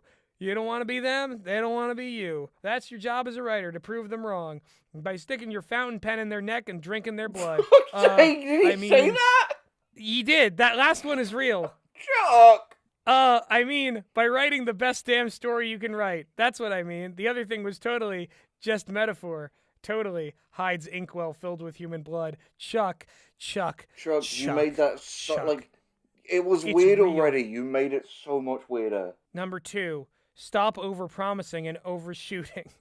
We want to do everything at once. Grand plans, sweeping gestures, epic 23-book fantasy cycles. Don't overreach. Concentrate on what you can complete. Temper risk with reality.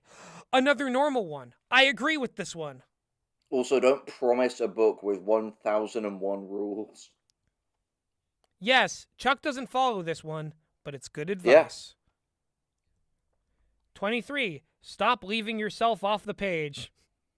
Well, Right, he this is already another said voice the whole one. thing, like, oh, put your bleed and piss and eye boogers and everything on the fucking page. Put yourself on every page, a smear of heart's blood. Curl out a big He- fat dump onto that page and squish it and then get a big throbbing erection as particles of shit hit you in the face. Yeah, I think that it was pretty much something like that. All right. Number 24.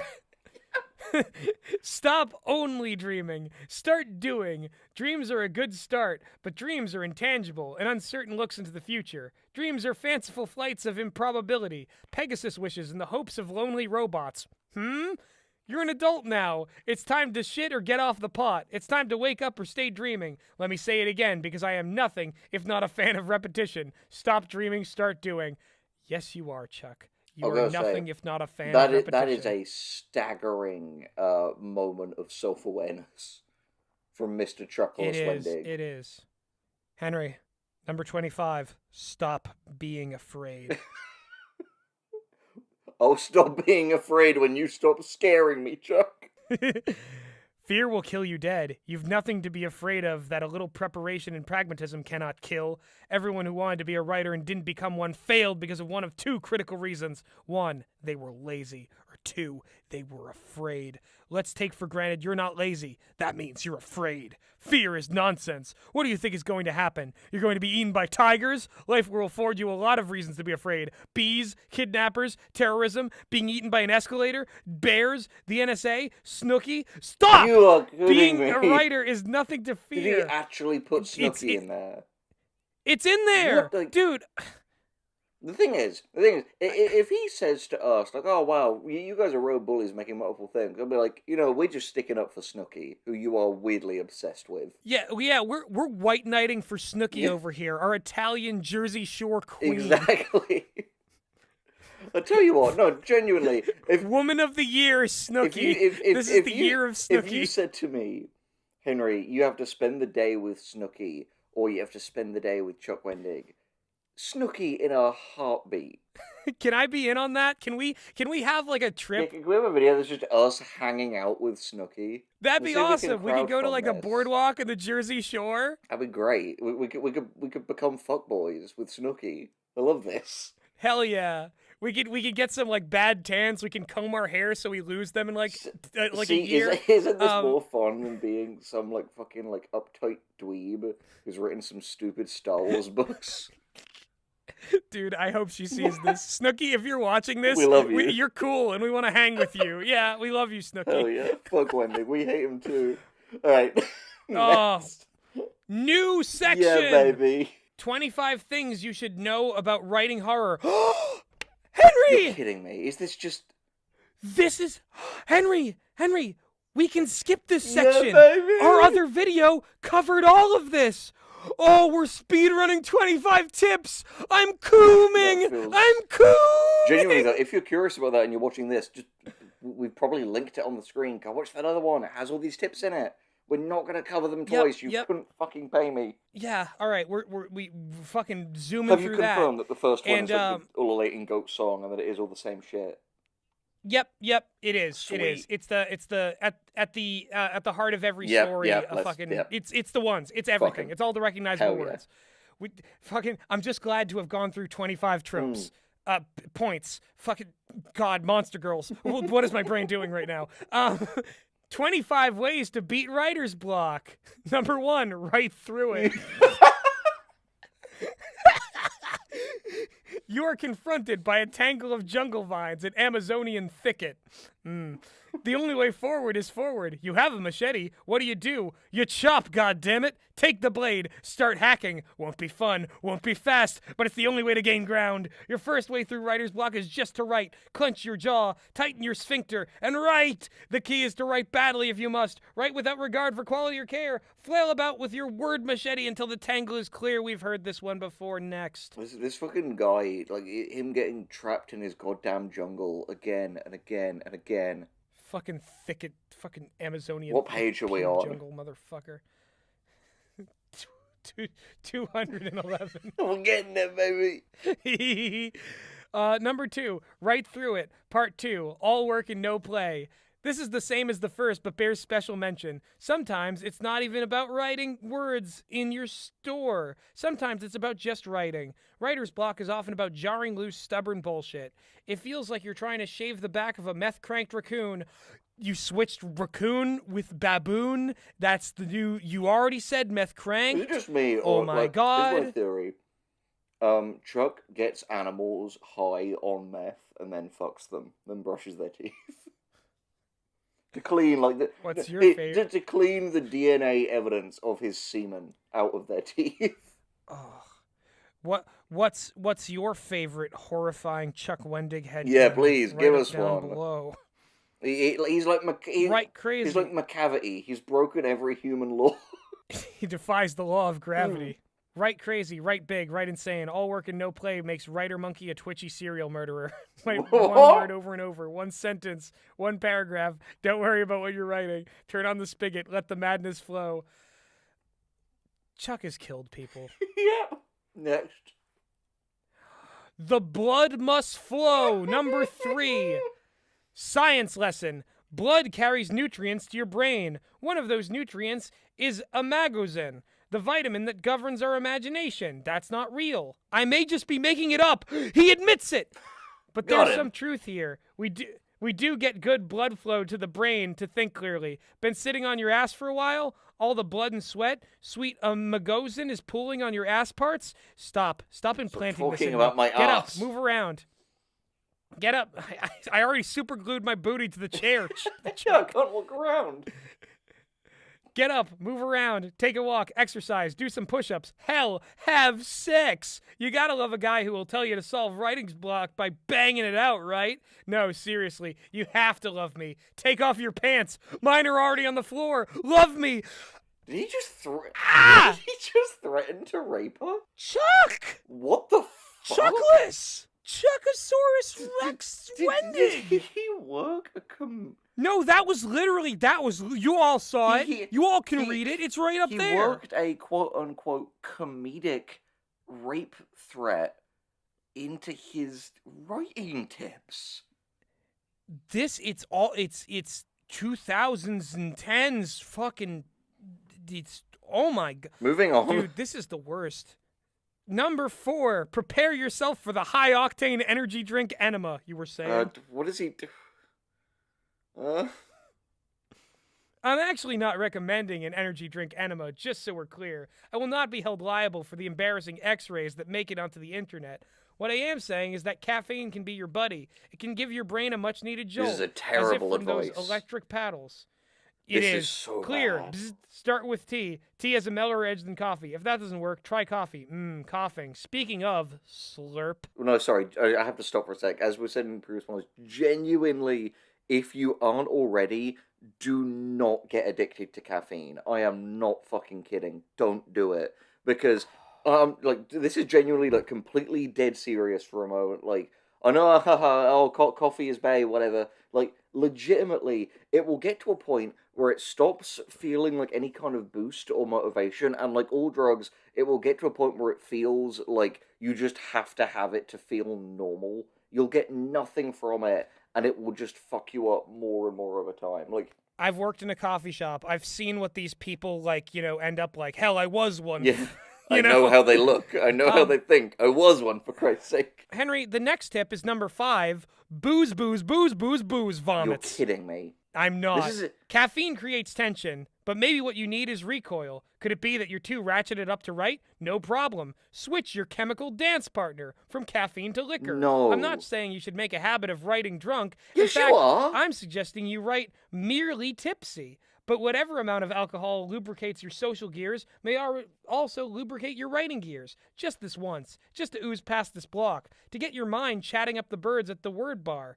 Please note that alcohol is a drug, and you should not partake if you or your family has a history of alcoholism or heart conditions or tendency to get really drunk and throw up in potted plants at parties. Drink and write responsibly. More seriously, never ever get in a car when you've had something to drink. Chuck, you... I think Chuck there realised just too how... little, too late. That's the thing. I think he realised just how incredibly irresponsible that tip is, to the extent that even he felt the need to put in a literal, lawyer-safe... because the thing is, it's clear from the basicness of some of these tips that, this is meant for, the most novice of writers. And if you tell those people, because it's not just this. This comes at the tail end of so many fucking, casual references to like. And the thing is, me and Gus, we're not teetotalers. We enjoy a fucking drink as much as the next guy. We just actually care about the health of the people. Like, yeah, we would never give this as writing advice. This irresponsible, like, again, it's romanticizing madness, but also romanticizing like the mad alcoholic writer drowning in like substances. This is like just as bad as the coffee one, even worse though. No, this is like, genuinely like disgusting. This is an awful thing to write.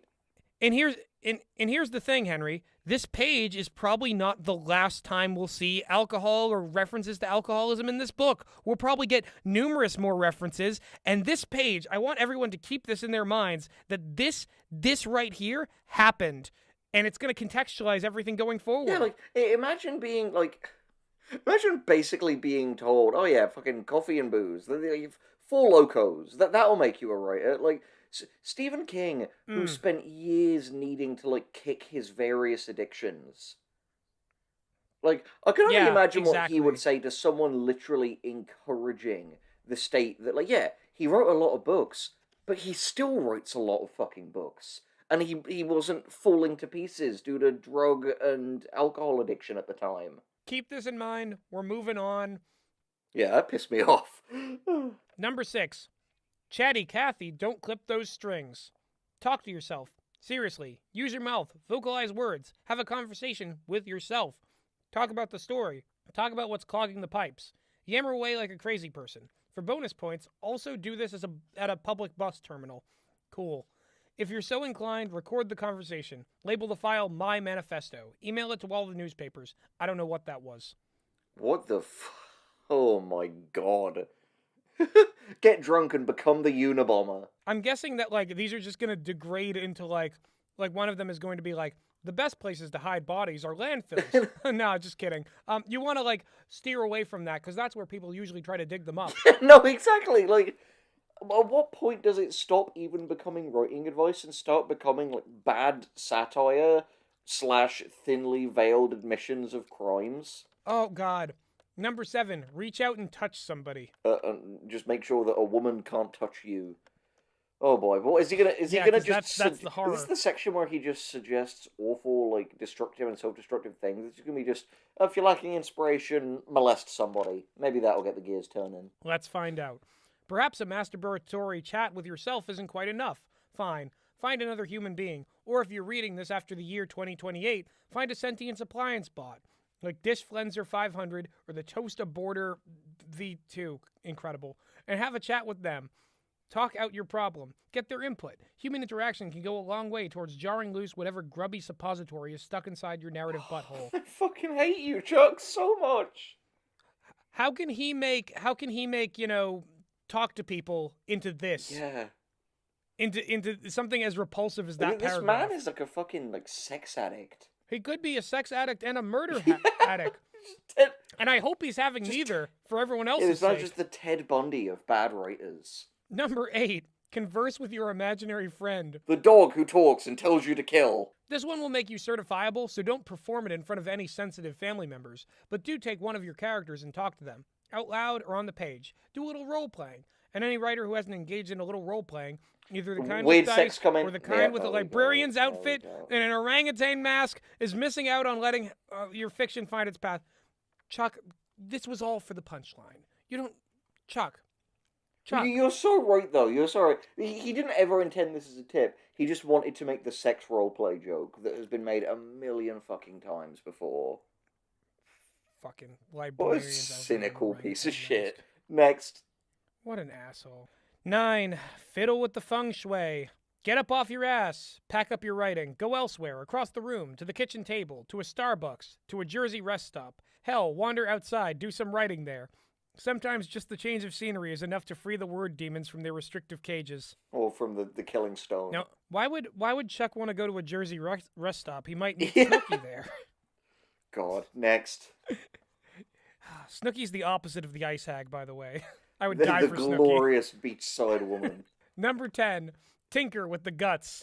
Have you ever gotten lost while traveling? We're supposed to be at the aquarium, and yet here we are, atop an ancient hill, trapped inside a giant wicker effigy, surrounded by torch-wielding cultists. Yes, considering that, like, fiddle with the guts thing, is like, have you ever gotten lost? If so, I'll pick you up in my car, take you to my home, and chop you up. Like all the other hitchhikers. You know what? That's basically what that would be. All that's in here, it's up on screen. It's just like course correct when you're not sure what's going on, basically. Of course. That's it. Again. Thank you, next. There are genres of speaking of, number 11, you need a mother-fuzzucking map. It can hard to see forest metaphor, swamp metaphor, map. Some writers are, but you need it's here. You can see the words. You can see that I've done the... No one can say we haven't done the bare minimum. No one, goddammit. Henry, Yeah. I was expecting them to be different. I was a fool. I was a fucking fool. He tricked us all. Number 12, throw the map in a bag and burn it.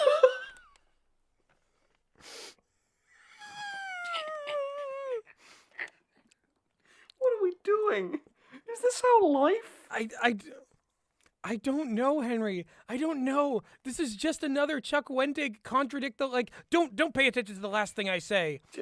And this is again another throw caution to the wind. Chuck Wendig. Who is Chuck wait, Wendig? Is that thing that's one face only tells the truth, the other only lies, and the other only makes weird, creepy sex metaphor. Just kidding. Both heads do that.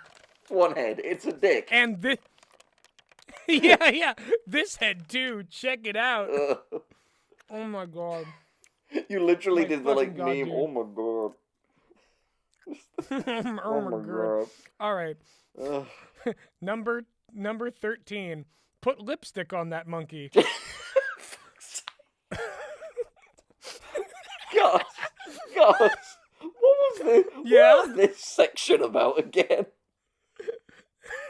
I've forgotten. Is it about writer's And we'll never block? know. It was How to Defeat Writer's Block. Fuck a monkey.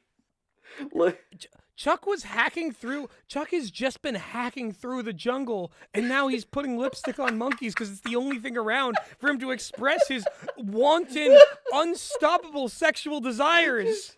going on Gary Glitter style, illegal sex tourism in Borneo and fucking monkeys. I mean, he did literally from the perspective of the reader, threaten sexual assault upon it's one of us. the most repulsive things I've ever seen. Monkey, what's happening with that monkey?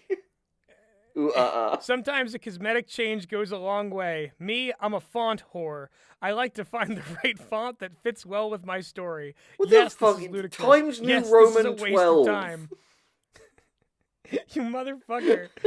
Yeah, I do it anyway. It'll take me 30 minutes to find the right font. The story style locks for me. Try it. Maybe you can mess with the margins or line spacing or choose to write longhand. You wrote this in Why? Wingdings. Oh my god. Joker man. Because I'm turning into the fucking Joker. 14. A scripting we will go. Depart from your narrative and turn your fiction into a script. Just for now. Just for the part that's blocking you. What if you're writing a script, Chuck? Yeah, then that's even... Then turn it into a narrative. Just turn it into Write what it it in is. prose. But also don't do that because you have to do the thing that you set out to do, not other thing that's also procrastinating productive. writing a script, I wrote a whole book. And don't forget your rampant masturbation schedule. Was that you or him? It was me paraphrasing him from many years back.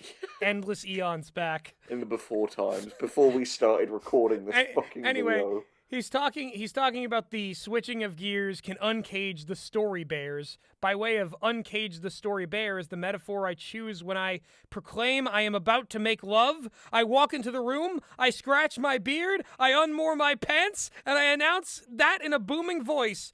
I just wanted to let you in on that part of my life. Thank me later. So you'll know what to do to avoid his terrible wrath when it begins. If Chuck Wendig walks into a room and says, "I will uncage the story bear," that's when you know to run, pepper spray, or just kill him in self-defense. Run, He's probably a hide, serial killer. Fight. Empty the clip into him. and then load another. It's 4 hours and in. then It's load like- another it's like- clip and empty that into the corpse. It's like more than 3 hours in. The YouTube bots aren't going to scrub that far for that one mention of violence against Chuck Wendig. In Minecraft, Oh, in a video God. game. In Roblox. In Roblox, where you can make more money than a ruble. Next. Oh, God. Fucking hell. 15. Dear Mrs. Frittershire. Familiar with the epistolary? Any story that takes the form of a series of documents is considered epistolary. This novel might manifest as a collection of letters, emails, newspaper clippings, diary entries, tweets, the raving of an impudent spam bot, etc. Try this out. I don't mean for the whole story, but for today. Try writing through your writer's block by embracing this form. Today, my character will write a blog entry. I will use the art of take-out Chinese menu to tell this story. Shit, you never know. Interesting, good advice, honestly. I think that's kind of cool. He didn't I threaten like any that. acts of violence, sexual or otherwise, upon us. Are we going to put trigger warnings on this fucking video? I think we'll have to, Yeah. dude. I didn't know it was Yeah, going to I- be like this. I mean, just now is the time when you're finally wondering, like, you open a Chuck Wendig video and you see trigger warnings for like rape, alcoholism, drug. Because that's the thing, we have to trigger all of the like substance abuse stuff because that can be immensely triggering for sufferers. All the animal cruelty Yeah, too. like- Dude, this is one of those things where like we did that video on the disturbing movie Iceberg. I think we'll have to put an equal amount of trigger warnings on Yeah, this no, one. genuinely, because like that's just a like responsible part of our due diligence. Number 16, wander down an alley. I'm waiting. You for it. no. That's not. It is wander down an alley. Thank God. The first line of the rest is I'm waiting. He says, not literally. I will not be held responsible if you are captured and eaten by Oscar the Grouch. You gotta watch that guy. Terrible hungers. Let's say you're writing a novel. Let's say you're banging your head on that novel the way a bumblebee bats his head against the window glass. I want you to take the protagonist or some aspect of the story world and deviate. Write some flash fiction, or maybe a short story. Maybe some ancillary tacked on doesn't connect directly to the novel story. Indirect, yes. Direct, no. Take today and write only that.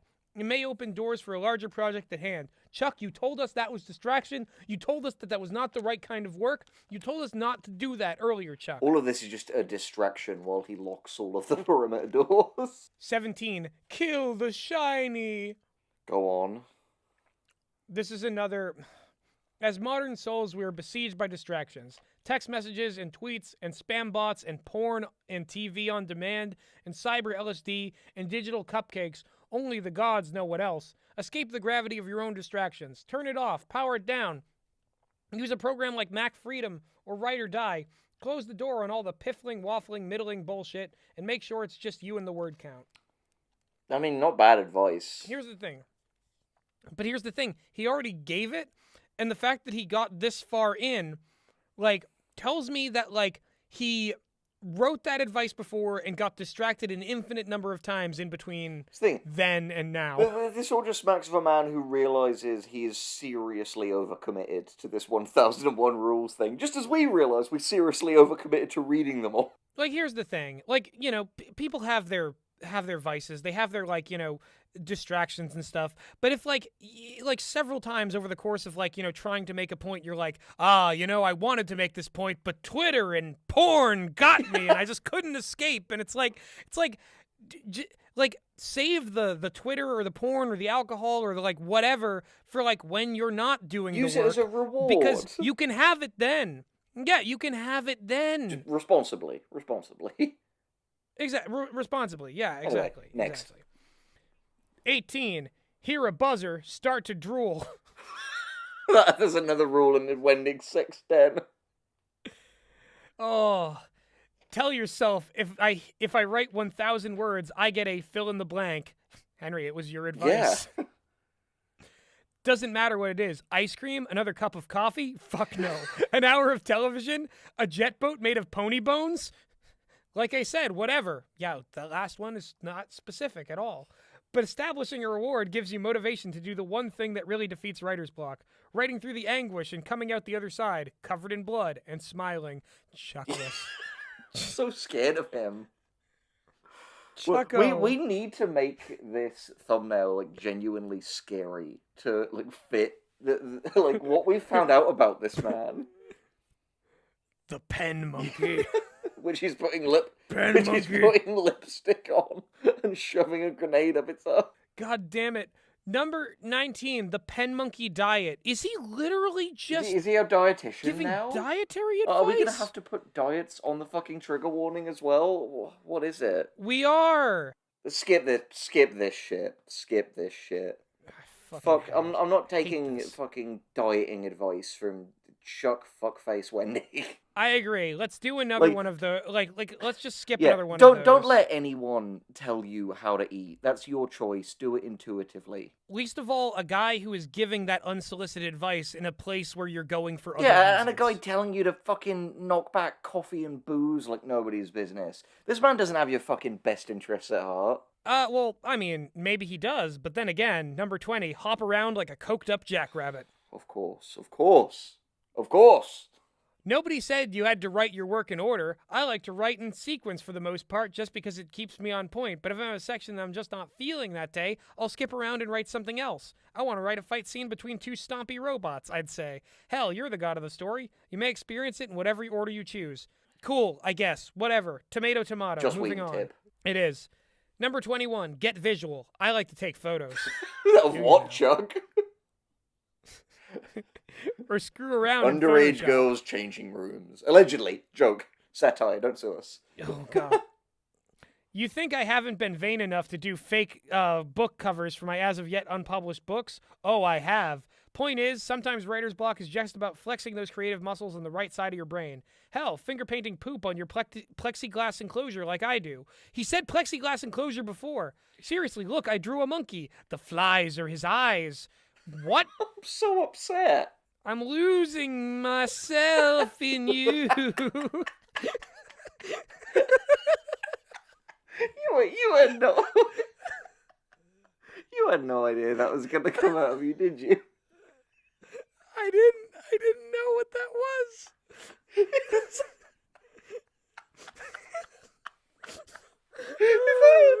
that a real song?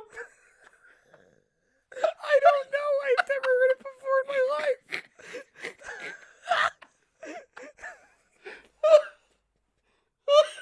Oh, fuck. Oh my god.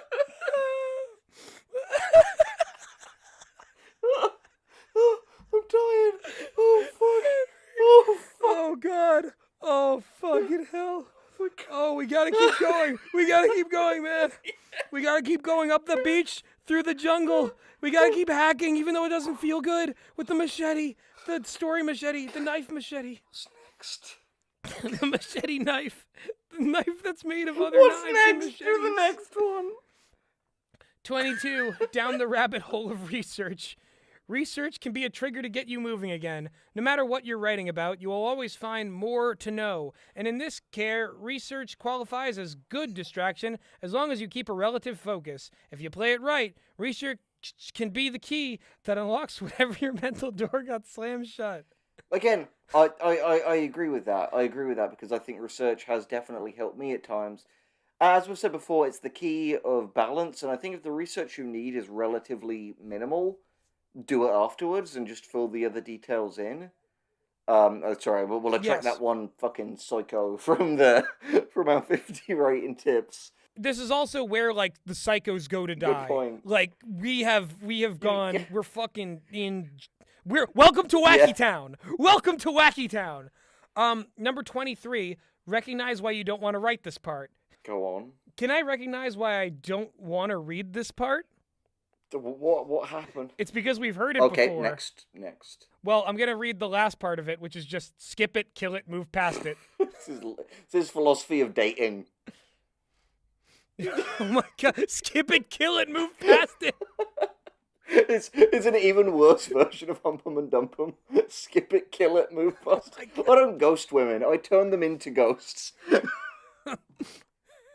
You gotta do the whole wank on him and shank on him. Oh my god. Why did I say that? The worst thing was that you said it. No, I'm not gonna recall it. Go on. What's next? We can't. 24. Screw off for a day, will ya? I wish you would, Chuck. You get one day, one free pass. No writing today. Just flit away, little butterfly. Flit, flit, flit. Clear your head. Have some fun. Tomorrow the work returns, the block undone. Or it damn well better be. Is this poetry? I don't know. That was weird. Next. Number 25. And then we're out of this section. Deny the existence of writer's block. If you're being skewered by a unicorn, tell that unicorn he doesn't exist. If you do that, he'll disappear in a puff of Trix cereal. That's true. That's fact. Same goes for the writer's block. If it's an incubus clinging to your back, just tell that mythological being that you don't believe in him. If you do that, you steal his power. Chuck stole the power of an incubus long ago, and that's what informs everything. Poor Fred. Suck his breath away. Make him turn into so much vapor. You have to harden your heart and your head against it and believe that the one way through is that the old saw someone repeats. Writer's right. That's the one tried and true way through writer's block. Become a writer because a writer who writes isn't blocked, is he? Side note, it's worth noting that sometimes the thing that is writer's block is actually depression. Depression is neither helped nor fixed by attending to it as if it's writer block. No amount of writing through it will solve depression. Depression requires its own solutions that you should discuss with family, friends, and any medical personnel that you trust with such a decision. Wow, he was actually sincere for a second there. Yeah, the thing is, again, it's like one of those too little, too late things. No, exactly. Because, it's like everything else in this outweighs that, and it's in parentheses. You threatened to rape us earlier, it's not the text fundamentally. Chuck.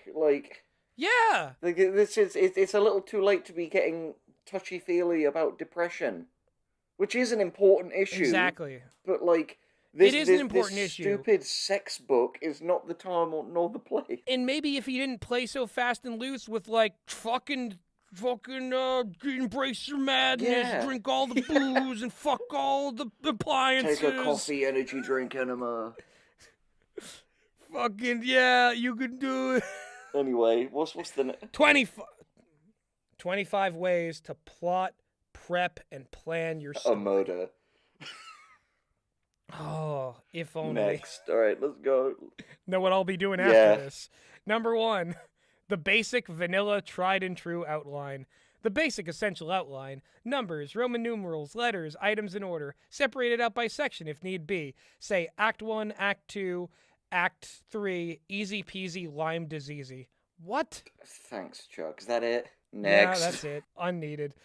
2, the reverse outline. Start at the end instead. Write it down. Sir Pimdrop Chicory of Bath slays the dragon badger, but not before the dragon badger bites the head off of Chicory's one true love, Lady Miss Wormouth Kildare of Manchester's Kildares. Wind the clock. Reverse the gears. Find out how you built to that. Sure. Again. Sure. It's another outline tip. Weirdly specific, pointless diatribe. Yeah, but we're back into the zone of weirdly obvious advice that he's written like an idiot. Next. Exactly. Number 3, tentpole moments. I'm sure he's had a few tentpole moments.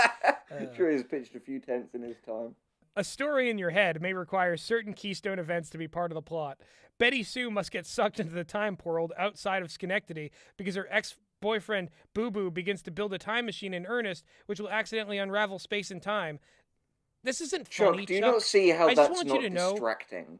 There's no point to that. It's not funny. It's not novel. You've done this for every single tip. Yeah, it's so exhausting. You fucking asshole. I hate you. I hate you, man. Number 4, beginning, middle, end. Write 3 paragraphs, each dealing the rough 3 acts found in each story, the exciting incident and outcome of the beginning, the escalation and conflict. How's he going to fuck this up? Climactic culmination. How's he going to do it? You can, if you want, choose the elemental changes in state that you might find at the end of each act too. The pivot points to which story shifts. The document probably isn't worth more than a pages of wordsmithy. Simple and elegant. He didn't. For once. Oh my god. Nice! Alright, next. 5, a series of sequences. The saying goes that your average screenplay offers 8 or 9 sequences. A sequence being a series of scenes that add together in a form of common narrative purpose. Like, let's say, the attack on Death Star sequence in Star Wars, or Kevin James makes loves to all the animals in order to make the audience feel the shame sequence for Paul Blart's zoo abortion. Tasteless and not real. Yeah. Again, zoophilia is another weirdly common thing for old Chuck. I thought we were in a fucking safe buffer zone where it was all going to be, like, structural, like, boring tips. But no, we're back in animal fucking zoo fucking file. Paul Blart is an interesting pull because, like, another kind of Chuck Wendig mainstay is this attack, and this is the same thing with, like, Whedon as well. This attack against kind of what he perceives as, like, low culture. Like, you know, reality shows and Happy Madison movies, not knowing that really all of his bullshit and, like, Star Wars is just as, like, fucking, like, junk food for the mind as any stupid reality show. Yeah. All right. Number 6, an unremarkable one, chapter by chapter. Okay. For novel writers, you can chart up your story by chapters, standard outline, yada, yada, yada. There's no weird things Nice. here. Next. Number 7, beat sheet. Again, it's on screen. No weird metaphors, no weird sex things. Yeah, we liked it when Blake Snyder said it, who actually invented it. Peace be with him. Exactly. Number 8, mind maps. Of meaning. He likes... Yeah, maps of meaning. Happy blocks and bubbles connected to winding bendy spokes connected to a central topical hub. You can use a mind map to chart, well, anything your mind desires. It is, after all, a map of said mind. Sequences of events, character arcs, exploration of theme, story world elements, family trees, the crazy hats worn by your villains, catchphrases, your inchoate rage and shame made manifest. Your call. I love how it's sometimes that kind of, like, stupid, like, inoffensive corporate, villains in crazy hats, llamas, orcas kind of humor. And then, like... And then it's like, find a story element and butcher it and fuck its skull until it bleeds narwhals into your fucking dynamic soul robot, the god that shoots to the moon and fucks the moon god. Yeah, that basically sums it up. Next. Yeah. 9, zero draft, a.k.a. vomit draft. Puke up the story, yarf it up, blah, big old Technicolor yawn. You aren't aiming for the structure. You aren't aiming for art or even craft. You aren't saying anything new, Chuck. Yeah, I mean, yeah, fucking... One of the stupidest guys I know told me about vomit drafts. Exactly. You know what I'm talking about. I'm not going to say done it. You know. Yeah. But, yeah. Next. Oh, God. Number 10. In the document as you go, a.k.a. the bring your flashlight technique. I'm glad there was an A Bring in your that flashlight. word, and not any other. Chuck Wendig has a sideline, you know, for money, sucking flashlights clean. This has been on screen for long enough. It's pretty normal. It's like 5 sentences. Next. Number 11. Write a script. For those of you writing scripts, this sounds absurd. Yes, it does, Chuck. He wants to outline my script by writing a script. Has this guy been licking colorful toads? Sorry, screenwriters, this one ain't for you. Okay, then we'll move on. I'm taking any excuse I can get. Yeah. 12. Dialogue pass. Let the characters talk and nothing else. Put those squirrely bastards in a room, lock the door, and let the story unfold. It won't stay that way, of course. You need to add meat to the bones. But it's a good way to establish the characters, find their voices, and discover their stories. Remember that dialogue reads fast and tends to write fast too. Dialogue is like Astroglide. It lubricates the...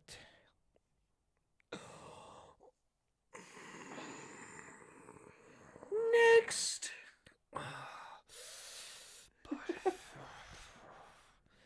Number 13. Character arcs. Characters often have arcs. They start at A, go to B, and end at C, with added steps if you're feeling particularly saucy. Commander Jim Nipple Splitter Jr.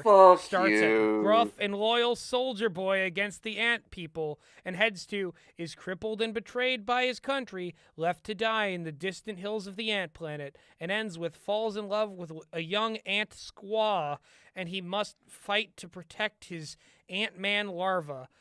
A character arc can track plotty bits, emotional shifts, outfit changes, whatever. Fuck that. Yeah.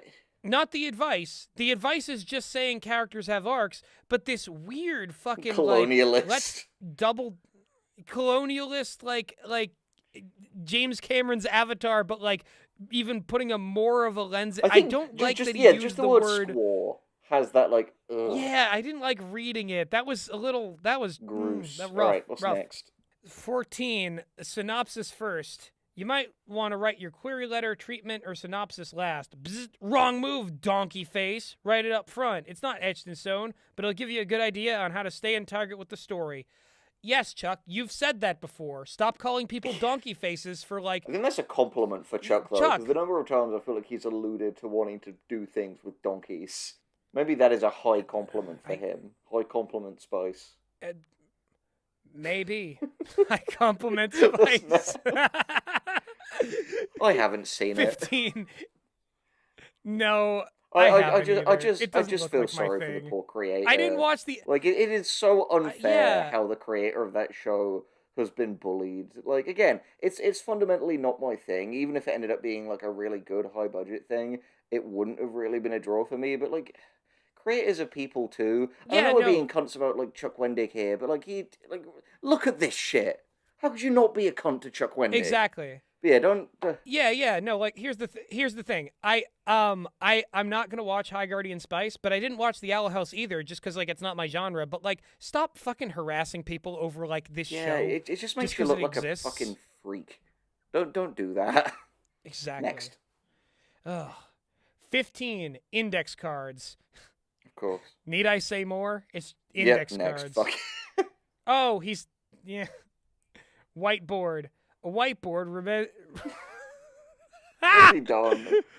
A whiteboard represents a great thinking space. Notes, mind maps, character sketches, drawings of weird alien penises. Get some appropriately colored pens and chart your story in whatever way feels most appropriate. You know what? I can't fault that, but it just sucks that like... It just sucks that he has so much other weird, dumb, horny stuff that like he has to shame people who like are aficionados of drawing weird alien penises. Jasper, if you're watching this, Jasper has some dope alien penises that they have drawn before. No, I was thinking of like Jasper Taylor right now, like good with friend. All of their amazing. Who will like, be on this channel penises. soon because they've got a mic now. So we'll see some Jasper soon enough. But yeah, Jasper draws some high class alien dongers. It's true. The best ones. The biggest dongers, the best dongers. The dongers that'll make your head spin. Next. 17, The Crazy Person's Notebook. Isn't no that kidding. what... Yeah, that should be the new title of this. Once in a while, a story of mine demands a hyper-psycho notebook experience. My handwriting is messier than garbage disposal, choked with hair, and even so, sometimes I like to put pen and paper and scribble. Sometimes I print stuff out, chop it up, and tape it into the notebook. What? Weird, right? No, not that weird, Chuck. It's not that weird to have a notebook that has, like, scrapbooking. What's weird and is stuff why in is it. It's not hair that in your weird. garbage disposal? Yeah, it's almost like you had to get rid of some evidence. Number 18, collage. You're like, what's next? A shoebox diorama of the Lincoln assassination? That's a different blog post. Seriously, Wait, on that's my a different YA blog. corn Oh, pub- these were all just blog posts that he pulled together into a book, the lazy fuck. And he didn't edit that. And he didn't edit it. No, yeah, that's what I was starting to realize. With the horror ones like, being in here. Yeah. Oh my god. Anyway, he's talking about he's got a corn punk novel, Popcorn. Fuck you, Chuck. Next. Took a whole... 19, spreadsheets. Stare too long into the grid of a spreadsheet and you will feel your soul entangled there. A dolphin caught in a tuna net. Even still, you may find a spreadsheet very helpful. Track plots and beats to your heart's content. This next part's about J.K. Rowling, so we're skipping it. Yeah, fuck J.K. Rowling. Story fuck Bible. This was years ago. Yeah, fuck TERFs, fuck J.K. Rowling. Number 20, Story Bible. Everything and anything goes into the Story Bible. World building, character descriptions, the rules of the story, plot, theme, and mood. An IKEA furniture manual. Goddamn Allen wrenches. The BioShock Story Bible was reputably a 400-page plus beast, which means that yes, your Story Bible may be bigger than your actual novel. The key is not to let this or any planning technique become an exercise in procrastination. You plan, then you do. That's the only way this works. Here's the thing, though. Let me talk about the difference there. Not only is BioShock a video game, which as a result, like, covers a load more shit, loads of different people were working on BioShock, so it needed an incredibly detailed Bible to get all of the different contributors on the same page. Like, don't get me wrong, it's really good to plan, but if it's just for you, at a certain point you're wasting time. Yeah, I agree. This next tip about the power of templates is just look to Blake Snyder's Save the Cat, Joseph Campbell's Hero's Journey. Fuck Joseph Campbell, read Blake Snyder. Next. Exactly. 22. Stream of consciousness story babble. Slap on a diving bell and dump deep into the waters of the stream of consciousness. Order, you see, is sometimes firstborn of chaos. Yeah, this is Jordan Peterson made up Peterson of fractal shit. swirls and kamikaze swirls. Open yourself up to all the frequencies. Get into your word processor or find notebook page and just scribble wantonly without regard to sense or quality. You may find that your story lives in the noise and madness, and that on the snowy screen you will find structure, like a magic eye painting that reveals the image of a dolphin riding a motorcycle that's his and shooting Japanese whalers with twin chattering Uzis. He used this image before. Literally, The fact it that was I was a dolphin on a jet ski in a magic eye painting. And then he had like an anti-whaling thing before, and now it's like dolphin shooting the whaler. Chuck just he just Next. 23. Visual storyboards. Sometimes the words only come when given a boost of visual hook. Sketch it out yourself. Get an artist friend. Find images from the internet. Ingest some kind of dew-slick jungle mushroom and paint your story in the wall with an array of bodily fluids. Sometimes you really need to visualize the story. Thanks for the bodily Next. fluids bit, Chuck. Next, yeah. 24. The test drive. Take your characters, story world, and ideas and run them through a totally separate story. Let's call it apocryphal or That's a non-canonical. huge waste of time. It's not a story you intend to keep. Yeah, not a story you want to publish. You're taking your story elements through their place. The thing is, yeah, no, you're right. You could just write the thing. Like, I'm gonna write a whole other book to practice for the book. Congratulations, my friend. You have a book. Yeah, also, he said explicitly not to do this specific thing, and this is the least productive, most extreme possible version of that idea that he said to avoid. What a massive waste of fucking time. Jesus Christ. Number 25. Pants the shit out of it. All this plotting and scheming isn't working for you. More like... Shit the pants out of it. Go ahead. Pants the hell out of it. Me, I don't wear pants. Pants are a first tool of your oppressors. We've been here, Chuck. We've been here. I'm shaking the air. I'm shaking the air like it's Chuck Wendig's I feel like throat. Chuck Wendig would be like, I don't wear pants, but I do wear a trench coat, and I masturbate in public. Oh, no wonder his pants are already off when he's like going in for his fucking uncaging the story bears. Yeah. Another section down, baby. Oh yeah, how far in are we? How many pages? We're finished with part 1. Yes! Third of the way in, and it only took us 4.5 hours. We're on part 2, The Craft. Again, we never need to do a long video again. No, we never need to again. It does in so many God, ways feel dude. like the perfect parody of this kind of video. I was so naive to think I'd be watching Fresh tonight. Yeah. Whatever tonight is, it's gonna be Yeah, tomorrow. tonight's the night. Tonight's the night to It's fight. again, like I said, the fucking the cannibal from Fresh is gonna feel so mild compared to Chuck. Uh-huh. All right, man. We're at part 2, The Craft. Part 2, Are the you ready to quickening. dive in? Let's do it, baby. The Quickening. The Quickening! The chuckening. 25 things you should know about character. Oh, this is gonna be obnoxious. Let's go. Oh, yeah. Number 1, the character as fulcrum. All things rest upon him. Without character, you have nothing. Great plot, robust story world, potent themes, elegant font. Matters little if your character is a dud. The punch might be delicious, but not if someone threw up in it. The character is why we come to the table. The character is our way through all these things. We engage with stories because we relate to them. They are mirrors. Characters are a mirror-side version of us staring back, twisted, warped, uncertain, but still us through and through. The strongest emotion is love, but hate is the second strongest emotion. Dude, I agree that it's all like that, but can we just, like...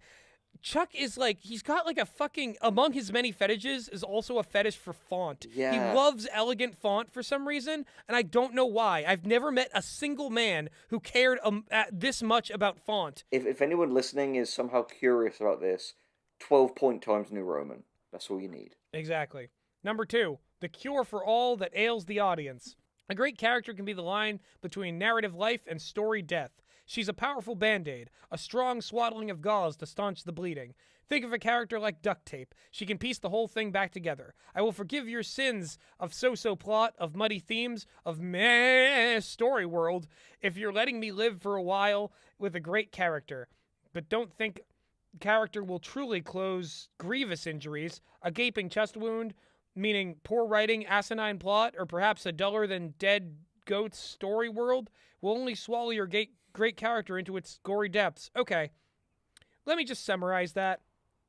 A character will be the heart of a story and make me forgive all its other sins, but it won't make me forgive all its other sins. Yeah, this fucking... I'm amazed. He's now doing it. He's doing it within the same tips now. I'm amazed that Chuck Wendig doesn't have, like, a YouTube channel, because... No, We knew Chuck Wendig doesn't have the least amazing thing. But, like, he thinks in such a YouTube way. He should so have a YouTube channel. But what do we know? Yeah, what do we know? We're just YouTubers. Number 3. And what do we know? And yet the characters must be connected. Don't believe that all other aspects are separate from character. The character is, or should be, bound inextricably to those other elements. The character is your vehicle through the plot. The character carries the story. Theme, mood, description, focus them through the prism of character, not vice versa. The character is the DNA of every goddamn cell in your story. Okay. I guess that was the same thing you said as part of that other tip. Number 4, you're the dealer. The character is the drug. Chuck, this is an intervention. You have a problem.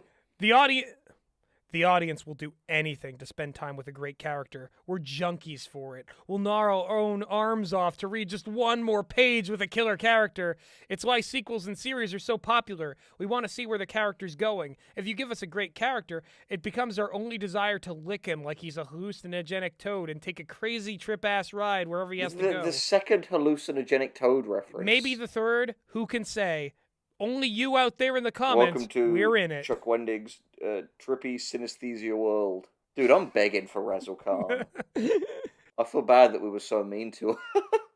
If Razzle Khan wants to join us and Snooki down When at she the gets out Jersey of Shore prison. sometime, when she gets out of We can prison, make that happen. wait, hold on. I'm remembering that Razzle Khan is a monster. I'm remembering that she's stolen so much. And social engineers. She social engineered her way into our Snooki beach party, despite it being so exclusive. Yeah, no, Razzle Khan is fucking dangerous. She's the motherfucking By the way, if crocodile you of Wall haven't watched Street. our Razzle Khan video before now, and this doesn't make sense to you, then you only have yourself to blame. Next. Number 5, tell us what she wants. $4.5 billion in Bitcoin. That's what she... You know, okay, moving on. You guys all know what this tip's about. What his character wants and needs. He talked about motivation earlier. Which is why it's clear to me now that these were all separate blog posts, but he put them in without any editing or consideration for the fact that, like, might have done a bit of doubling up. He's an incredibly repetitive motherfucker. Like there was no editor. Yeah. Does this book have an editor? Finish your drink. Finish your soul. Finish your fucking The jizz. Japanese killing Number stone demon 6. is just tapping a watch outside the door. Come on. The longer that's the thing. The one thing the Killing Stone Demon fears is like, Chuck Wendig. The come on, longer how we many go. tips can there be, really? Well, let's keep going. Number 6, not likability, but rather livability. It doesn't matter if we like your character, or in the parlance of junior high, if we even like your character. Creepy, weird. The older you get, the less you should say that. It only matters if we want to live with it. What? We must see something that makes us want to keep on keeping on, following him to the jaws of hell and through the devil's lava-encrusted keister. Of course. For the record, Lava Is Keister... the name of his sex tape or his band or his autobiography? Roller coaster, Okay, Starbucks okay. drink. Yeah, it's all hackery. I don't know why you would. I don't know. Look, I don't care how much I want to live with someone. I'm not The following them devil's asshole. into the devil's asshole. That's not an idiom. That's not a like, babe, I'd do anything for you. I'd follow you into the devil's ass. She's like, what? What? Yeah, I'd follow you. This is his way babe, of like. Babe, This is babe, his way where are of you going? astroturfing the fact he's like organized a threesome with the devil. Babe, I brought the grenades. He's got the asshole. We gotta shove the grenades into his asshole. It's a whole thing. Where are you Next. going? 7, the give a shit factor. We can skip this one because it's the same thing. I think we laughed about that one as well. Next. Oh my god. Number 8, rub up against I'm gonna kill you, remarkability. Chuck Wendig, in Minecraft, but in real life. We must prove this thesis. This character is worth the audience's time. The character must deserve her own story, or at least her own part in it. You must prove this thesis by making the character in some way remarkable. This is why you see a lot of stories about doctors, detectives, lawyers, cowboys, bounty hunters, wizards, space rangers, and superheroes. Because you don't see quite so many about copier repairmen, pharmaceutical assistants, piano tuners, or ophthalmists. The former group is remarkable, in part by their roles. The latter group can be just as remarkable, however, provided you discover their noteworthiness and put it on the page or the screen. This is what makes one remarkable can be a secret past, a current attitude, or a future triumph. It can be external or internal. Infinite options. Choose one. Hey, you know what? I'm going to say he stuck the landing. That could have gone to a very classist, reductionist place. I agree. I was didn't. genuinely impressed that there were no like side sweeps at garbage men or the homeless there. Good on you, Chuck. Good on you. Number 9, act upon the world rather than have the world act upon him. Once again, another Jordan Peterson one. Don't let the character be a dingleberry stuck to the Next. I don't give a shit bumpy what log. you don't open your fucking tip with dingleberries, you twat. You fucking Disgusting. asshole. Number 10, bad decisions are a good decision. I agree. Moving on. I think the goodness of that point is self-evident. Number 11, this is why Jesus invented suspense. You know what Jesus didn't invent? Fucking jokes. Jesus, he rose. He rose from the dead. Was it 3 days? Doesn't matter. But he rose from the dead, and he went to try like walking on water again, but he just suddenly sank. And they were like, "Oh Jesus, have you lost your powers?" And he went, "No, it's the holes." Yep, go I on. need to read this one because it goes to places.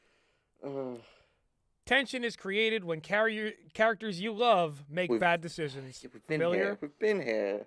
They lie, cheat, steal, break laws, and shatter taboos. They go into a haunted house. They don't run from the serial killer. They betray a friend, sleep with an enemy, eat a forbidden fruit, jack off a mad scientist Gizmotron, thus accidentally creating an army of evil baby Hitlers. Tension is when the character sets free his chickens, and we know full well that those chickens will come home to roost. But the chickens will come home changed. They will have knives, prison tats, and evil wizard powers. Don't let the tension wriggle free, soft and pliable, from external events. Let the character create the circumstances of suspense. I had a point to say, You know but what? it was gone by the end. He neuralized me. And I gotta say, I'm fucking warming. Like it's all becoming lukewarm. Jacking off a Gizmotron and creating baby Hitlers You're a is not even, try-harder, like, Chuck. doesn't even register as a blip. Yeah, exactly. You're not gonna get us that way. You threatened us with sexual Number 12. violence earlier. We're good on baby Hitler. Exactly. Number 12. How you succeed is by not having them succeed. You, as a storyteller, are a malevolent presence blocking the character's bliss. Imagine that the character is an ant over there, and over there is a dollop of food, a dollop of honey, and the ants want to trot its little anty ass over to the food so that he may dine on it. Think of the infinite ways you can stop him from getting to that food. Flick him into the grass, block his path with twigs, rocks, a line of...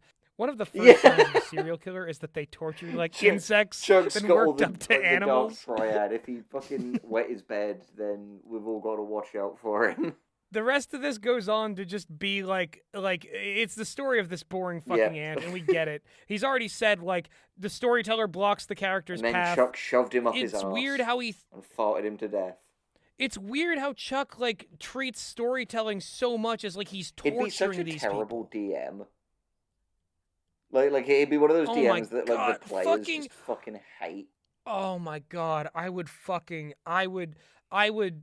make a tasteless action should I be at a Chuck Wendig game. All right, next. I would unalive myself in mine blocks. Number 13, the code. Just as a story world is beholden to certain laws, norms, and ways, so too is character. Every character is an internal compass, an invisible set of morals and beliefs that comprise their code. The audience senses this. They know when a character betrays his own code and violates the program. It's like a glitch in the Matrix, a disturbance in the dream you've crafted. That's not to say characters can't change. They can and do. But a heroic fireman doesn't one day save a cat from a tree, and the next day decide to cook and eat a baby. Changes in characters must come out of story, not out of thin air. Cool. This is just like, out of character's a big deal, you guys. Don't eat a baby. But really, this was an excuse for him to talk about a fireman that was eating what a it baby. was. That was the idea he was horny about that day, and he writes tips around his esoteric sexual fantasies. Next, number 14, ABC 1, 2, 3. The you law of and threes. me go. Find 3 beats for your character. Should we just skip this one? You're reading it. You're reading it down there. Number 15, boom goes the dynamite. What? Mr. Robot's editor come and wrote these memes. Oh my god. Blake Snyder calls it the save the cat moment, but it needn't be shiny and happy. The point is that every character needs a kick-ass moment. The reason why we think, hell yeah, that's why I'm behind this dude. And what moment will you give your character? Why will we pump our fists and hoot for him? Yeah, I guess, but Boom Goes the Dynamite is the worst name for that. There were better names for that and ultimately, everywhere. Like, you can have a character who is really cool, quote unquote, but they're still like insufferable, because the thing is, coolness never just comes from within a character. A character is only as cool as like the universe of the story allows them to be. You get James Bond, like, try to make a really cool jump across like 2 separating train cars, but like if the universe isn't there with him, he might just like fall between them and get like smushed. And it's played for dark comedy. Like, it's... I know what I'm saying. Move on. Number 16. Beware the everyman. Fear the chosen one. I'm boring. So are you. We don't all make compelling protagonists despite what we feel in our own head, so the everyman threatens to instead become the eye-wateringly dull man, flat as a coat of cheap paint. The chosen one, arguably the opposite of the everyman, has, appropriately, the opposite problem. He's too interesting, a preening peacock of special preciousness. Beware either. Both can work, and know the danger, find complexity, seek remarkability. I don't know that everymen are always boring, and I don't know that chosen ones are always interesting. Yeah, again, it's just, it's his, like, he has a very TV tropes approach to this, and not even a particularly good one. We've discussed in our Tumblr writing advice how TV tropes can be used as a good tool for writing, but not like this. Not like this. Nextamundo. Number 17. Nobody sees themselves as supporting characters. Your supporting characters shouldn't act like supporting characters. They have full lives in which they are totally invested in where they are the protagonists. They're not puppets for fiction. They don't know they're not the heroes. That's good advice. Fair play. Next.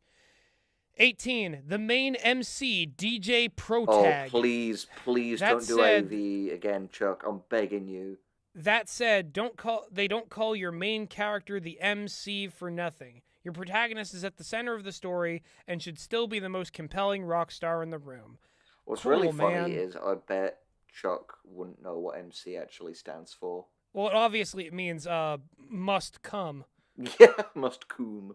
Wow, I see a certain two-word phrase in this one, and I'm interested to see where this is going. Number 19. You are not your character except for when you are. Your character is not a proxy for you. If you see Mary Sue in the mirror, put your foot through the glass and use that reflection instead.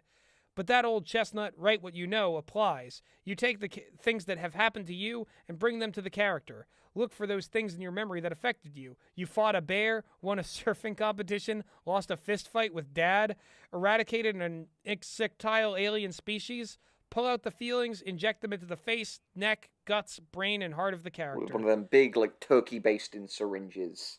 I guess. Fucking put the story of your life up your own asshole like a grenade Pop and knob in detonate it. fanny. Let's go. 20. Screwed up. Everyone's a little screwed up inside. Some folks more than that. No character is a saint. Find the darkness inside. Draw their imperfections to the surface like a bead of blood. You don't have to give a rat's ass about Joseph Campbell, but he was right when he said people love people for their imperfections. Same holds true for characters. We love them for their problems. Yeah. I fucking guess. Fuck Joseph Campbell. Yeah, but also fuck Joseph Campbell, incidentally. I don't give a rat's ass about him. 21. A tornado beneath a cool breeze. A good character is both simple and complex. Simplicity on the surface eradicates any barrier to entry, and complexity beneath rewards the reader and gives the character both depth and something to do. Complexity on the surface rings hollow and threatens to be confusing. How can complexity be on the surface? That's the thing. Up until that sentence, I was like, yes, I agree with this. You can make your character, I was like, what? it should be very identifiable, like who they are and what they're about, but then as time goes on, you recognize hidden depths as you learn more about them. Yeah, so anyway, he says, ease the audience into the character the way you'd get into a clawfoot tub full of steaming hot water. One toe at a time, baby. And we add a new kink to the roster. Yeah, I sometimes think that Chuck just, like, he gets an image, and then he's like, well, I must, like, explore this That's until the thing. it's I don't end. think he has ever paid attention to the concept of killing your darlings. Ever. No, exactly. Yeah. He's killing us. Killing his but dog. we're not his darlings. Yeah. 22. On the subject of archetypes. You can begin with an archetype or even a stereotype because people find comfort there. It creates a sense of intimacy even when none exists. But the archetype should be like the leg braces worn by Forrest Gump as a kid. When that kid takes off running, he blasts through the braces and leaves them behind. So too with the type. This will help the character stand on his own until it's time to shatter him. That's the same as the other tip. I feel like he already said that. Because what is a simple character but an archetype? Number 23. Dialogue over description. Action over rumination. Don't bludgeon us over the head with description. That should have been the last line, but it's not. A line or three about the character is good enough, but it doesn't need to be purely about their physical looks. It can be about movement and body language. It can be about what people think, about what goes on in their head, but throw it a few lines and get out. Dialogue is where a character is revealed. And action, what a character says and does is the sum of her being. It doesn't need to be more than that. A character says shit, then does shit, then says shit about the shit she just did. In there lurks infinite possibilities. A confluence of atoms who reveals who she is. Yeah, I guess. Yeah, like, I guess disagree that's on true. principle. But again, it's that bizarre fucking neuralizing effect. Because he just goes on such a tangent with his, like, flowery verbosity.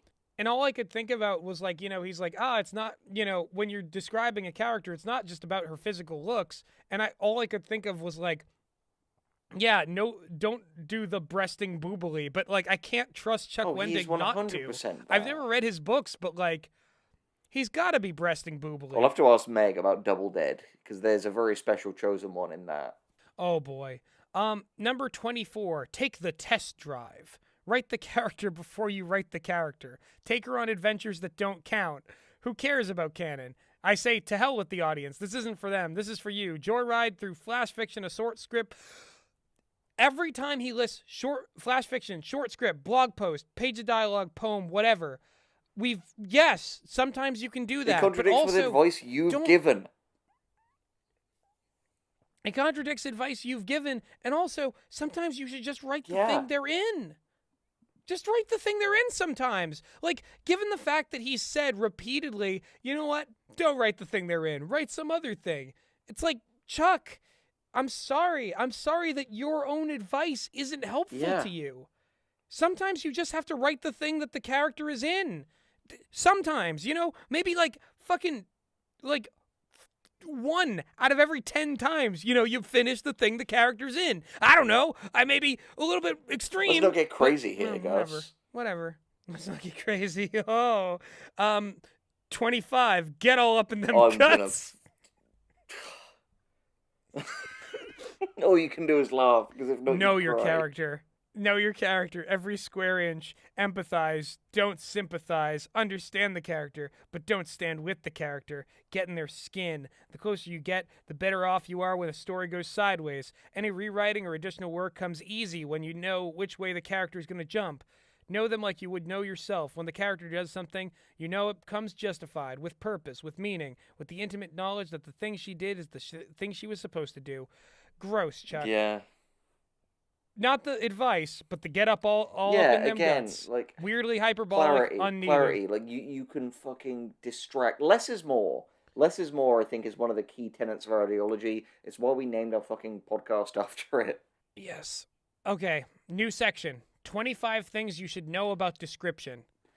Number 1, description is a misleading term. What a fantastic start we're off to. If I were to say to you, describe for me this lamp, you would begin with listing off its traits in earnest. Base made of ironwood, 60-watt light bulb, fraying electrical cord, lampshade made of human skin, and on and on.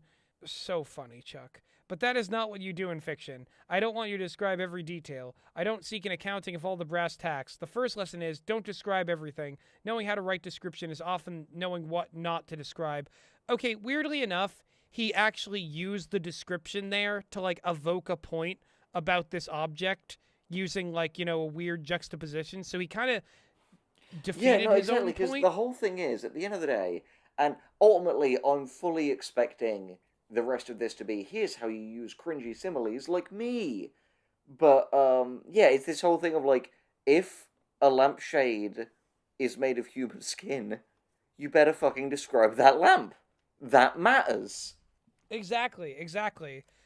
Number 2, bowling a spare.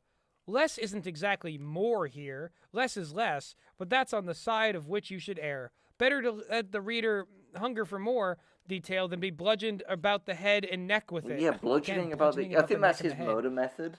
And that's why he works that in. He bludgeons, and then when they're, like, unconscious, he, like, cuts them open and fucks the wound. So, yeah, the thing is, this is just him explaining less is more isn't less is more, but it is less is more for a while. I will just read the side note in the parentheses, because it's interesting. Side note, I'd shank a dude in the kidneys for a bite of funnel cake. Do you have some? Please give me some. It'd be great to have. Chuck, I will give you no Twitter funnel account cake. It's called, like, out of context Chuck Wendig. And it just seems like the most, like, serial killer dude. It's so true. I'm going to have a nice yogurt-covered Lucky raisin. bastard. I wish I had yogurt covered. You had raisins and jerky. God, I would fucking kill for... Oh, I would shank a guy in the kidneys for a nice yogurt-covered raisin and some jerky. Oh, buddy, if I could give you some, I would. I prepared for this. I came prepared. Number 3, the reader came here to work. The reader doesn't realize this, but he wants to get his hands dirty. I'm paraphrasing the brilliant Fate RPG game designer Rob Donahue here, but the apocryphal story goes like this. When Betty Crocker first started selling mixes, they were super easy to make. Packet of powder, add water, and bake. But they didn't sell, in part because they were too easy. It felt like a cheat. So Crocker chose to leave out the egg, meaning a housewife had to add the egg and an extra step, and bam, they sold like a son of a bitch. The lesson is that your audience wants to work. When they work, they feel invested. Hand them a pickaxe, a pith helmet. Don't forget to give them all parts of the description. Let them fill in details with their imagination. I actually agree with that, because there's that great TED talk by... I forgot his name, but he was one of the major, like, story designers for Pixar. And I think the much better way he has of expressing this is, don't give the audience 4, give them 2 + 2.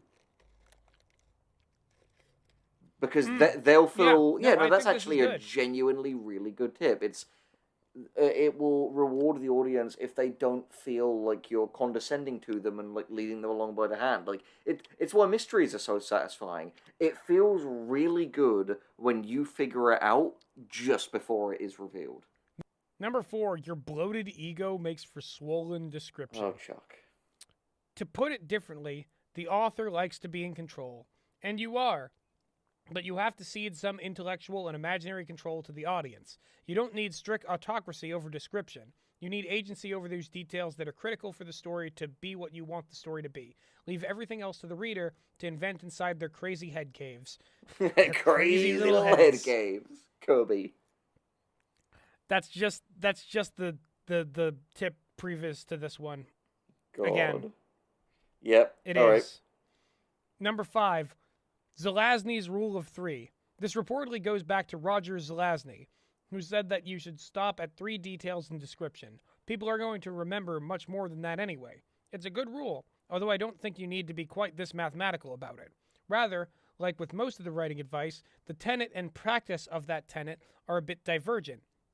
After all, what does he mean 3 details about one character? All characters, the room, the lamp, the heating vent. If you're allowed 3 details per item in the room, then suddenly I'm writing 1,436 details. To think that it means keep the details, I think it just means keep the details to a minimum, asshole. Yeah, like, here is a rule. Allow me to make it hopelessly confusing, then we'll move on.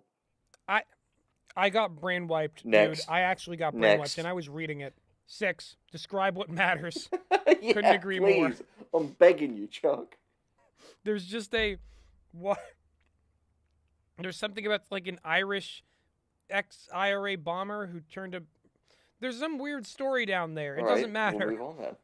7, speed bumps and slam doors. Over description slows down the pace of the reading. If it's too egregious, the reader will slam the door and walk away. In internet parlance, TLDR, too long, didn't read. This is true when writing scripts too. Description separates out action and dialogue, and those 2 things keep a script story moving. Heavy description can kill a script like a hammer to the skull. Never fail, Chuck. Never fail to cause blunt force trauma. This man kills people with hammers. I think, yeah, no, the more we read, the more we narrow down his Imagine if you method were of in a murder. conversation with someone. In that conversation, they vaguely mentioned the idea of hitting someone with a hammer 3 different times. You'd think, like, is this just what you do? Like, is this your mind? Yeah, about the Yeah. neck and head, you know, Like, over and it's over just again, fucking, about the like, neck and head. Leatherface, but it's Chuck. Number 8, and yet fat is an essential flavor. I don't even want to can we go skip here. that one? Number 9, that goes for the goddamn weather too. To hell with weather. Too many writers go straight to describing the weather. I think it comes from the old saw, it was a dark and stormy night. Except everyone seems to forget that it comes from a laughably bad book. Describe the weather only if it matters. If a storm has physical effects on the plot, describe it. A miserably cold day might cause a car accident or lost visibility. If the weather matters, tell us. Pro tip, it usually doesn't matter. Or it could be, you know, the pathetic What? fallacy, using weather to represent the emotional tenor. Yeah, Chuck, that was pointless. He just went after weather description for no reason. You're at 9 in your in your description thing, Chuck. How did you run So out what's the of deal with ideas so weather? quickly? Oh my god. Number 10. Well, somebody's a moody little Ugh, monkey. that's what he says when you refuse to, like, eat the daily gruel he gives you in his torture basement. Yeah, before he beats you among the Someone's neck and gruel head monkey. with I'm a gonna put another mallet. dent in your skull. Manja! Eat my shit, boy. You can use description to create or enhance mood, sure. That is, I think why some writers try to describe the weather. Oh, it's thundering? I'm creating a mood of impending doom? Really? You can't do any better? It's thunder or nothing? Here's the thing. You can describe something in the way that is both meaningful to the story and conveys mood. Were you interested in stirring up a pervasive mood of rot and decay? You could describe the rust on the character's gun, or some skin disorder he's suffering. Those things can affect the plot. The gun eventually jams. The skin disorder worsens. Description there serves both mood and story. This is an edge case, but we can probably add people who don't look like other people because they have skin conditions.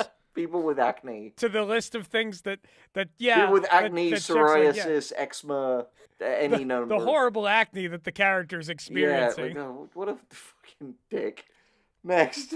The rust on his gun was as red as his pizza face. Yeah, just this idea of, like, it just being just an incredibly mean-spirited... Like, I'll put it this way. Meg downloaded Double Dead, and there is a character in there. She is described as a 600-pound cannibal queen, right? And you just know... And Meg is saying, like, oh, you just know he is going to describe her in, like, the most, like, fat-phobic way. You know, just... And it's like, yeah, of course, because it's Chuck. And anything that is, like, a woman with a, what we'll call, you know, non-normative physical appearance, whether it's skin, weight, build, or her actions. Maybe she, you know... Being Italian also seems to set him Being Italian, likes to have sex, is pregnant, is in a reality show. Like, just... Again, it's the subtle bigotry of the blue check. Yeah, I'm just starting to think that Chuck Wendig might just be, you know, a misogynist. You know, he's a huge misogynist. Yeah, exactly. Oh my God. 11. Time to take a test. Walk into a room, preferably one with which you're not intimately familiar. Look around for 30 seconds. Time that shit. Don't wing it. Then walk out. Wait 5 minutes. Make some toast. Pour a drink. Pet the dog. Twerk wantonly against your dining room wall. Because that could, After 5 do minutes, you get it, Gus? Because that's a black person dance, so it's funny. Yeah, weird. and he's white, so him saying it's funny. Hilarious. That's not what you'd expect from him. After 5 minutes, write down the details you believe are essential to capturing the roomness of that room. Write down as many details as you like. By the end, cut it down to 3. Then cut it down to 1, just to see. How'd you do? You failed. F+. I'm kidding. I could never fail you. Not as long as you keep sending me checks. You know what? I am glad that sentence checks. was sending me checks. No, I genuinely thought it was sending me nude photos. No, I saw twerking them cheeks. But that's not what it is. As long as you keep being bootylicious, I'm never going to fail you. I don't think you're ready for this jelly, Chuck Wendig. Oh no! Chuck Wendig is Number less jelly and more jam, but like the TV show Jam, where everyone's a sociopath. Yes, exactly. Oh my God, he needs to be killed by the jam fighters. Yeah. 12. Don't bury the lead. Wait, it's coming to me. There was one that said, it's okay to bury the lead. Way back when, wasn't there? In another world, I at least time? appreciate reading Chuck Wendig tips in another world. Another Henry and Gus encountered that tip long ago in an ancient era. Kinda softer boys. Stories often rely on critical details that come through description. A facial tic, a bomb under the table, a mysterious artifact known as the astronaut's anal beads. Next. But some writers bury critical details. You know what? Actually, that's a good thing. I'm gonna let you call the next. So like when I'm writing, like reading through, it'll be on screen. The audience will get the whole description. You can cut it off at any time. Again, is it the point where it's the astronaut's anal beads that it's like nothing of value can be extracted here? It's gone. It's gone. Again, it's the fact that this is all like a psychic attack in order to make us forget like writing like basics that we already know. It's just distraction while the Killing Stone Demon is on her way. Exactly. There's no stopping her. Wait. Have we ever assigned pronouns to the Killing Stone Demon? It is actually like, a female demon. I think it's I believe it's actually like Kitsune adjacent. Oh God! Well, if it's a Yuki Onna, then like I imagine it like the Killing Stone Demon and the Ice Hag are one and the same. Yeah. Maybe the Killing Stone Demon and the Ice Hag are one entity. Or they're in league. I don't know what's worse. I don't know what's worse. Why would they fight? They love each other. There's one for each of us. All right. Number 13. Here's the truth. I might just skip that descriptive shit you wrote.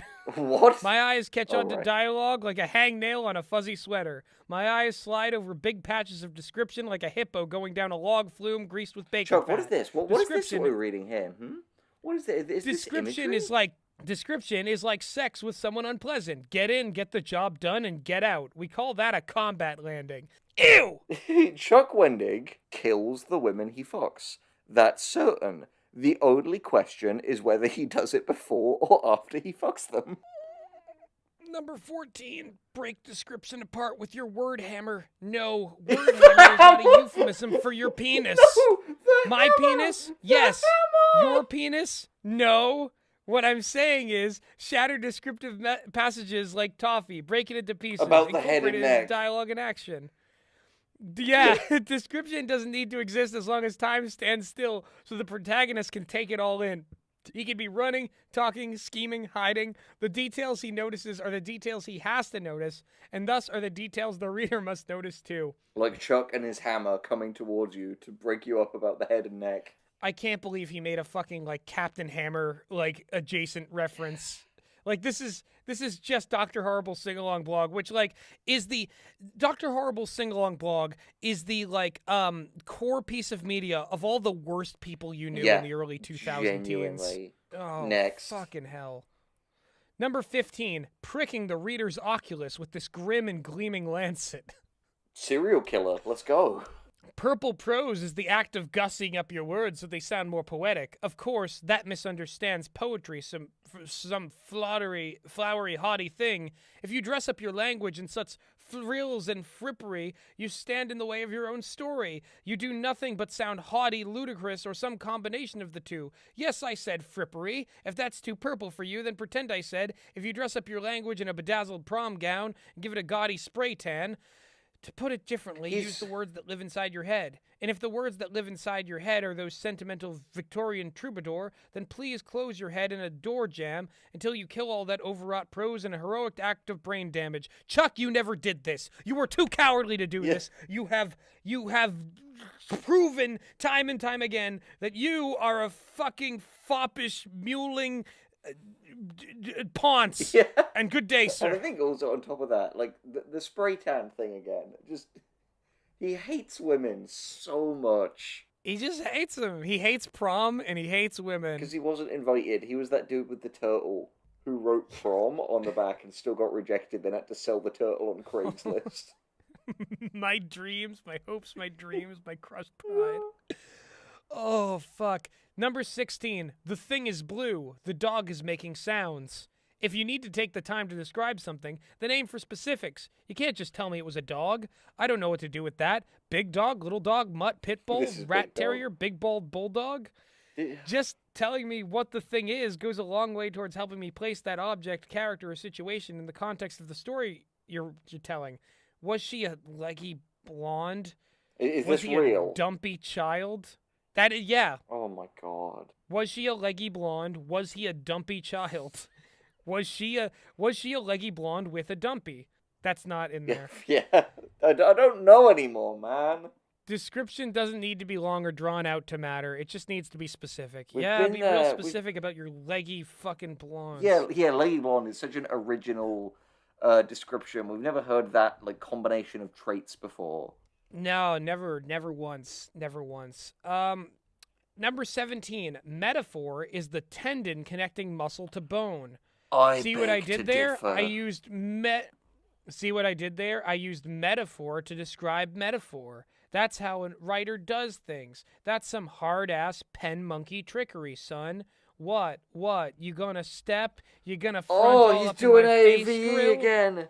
Oh no. Sorry. Where was I? Metaphor takes a mundane part of the story and connects it to the larger experience of the audience. It says, this little thing is this bigger thing, this other thing. Metaphor is less about fact and more about feel. What was your contention with this one? What did I say?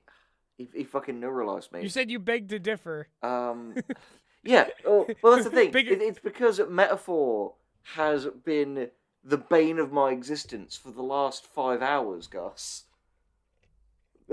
Yeah, no, it's unneeded. I don't know the next time I'll use another metaphor. What, you want to step? You want to front up in my face grill? Like that, again. Women, black people. Aren't they all such funny little creatures? To me, Chuck Wendig, God among twats. If any of them step out of line, I'll kill them. Yeah, no, genuinely, Chuck Wendig sounding like a fucking colonial officer on a horseback with an elephant gun, inspecting the colonies to make sure nobody's acting up. It's the same for the whites, too. And the dogs. And the babies. God. This fucking guy. Number 18. Number 18, metaphors are always wrong. You can't do this to me, Chuck. You can't do this to me. You can't. What did we ever do to you, Chuck? Other than that other video. I'm losing myself in you. Little by little, we're writing this, like, Gus's hit single. Yeah, oh my fucking god. Oh god.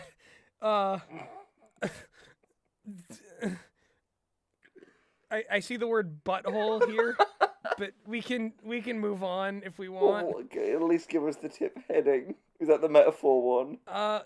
That's the metaphors are always Do you know wrong. we don't need him to tell us that. We know that. Next.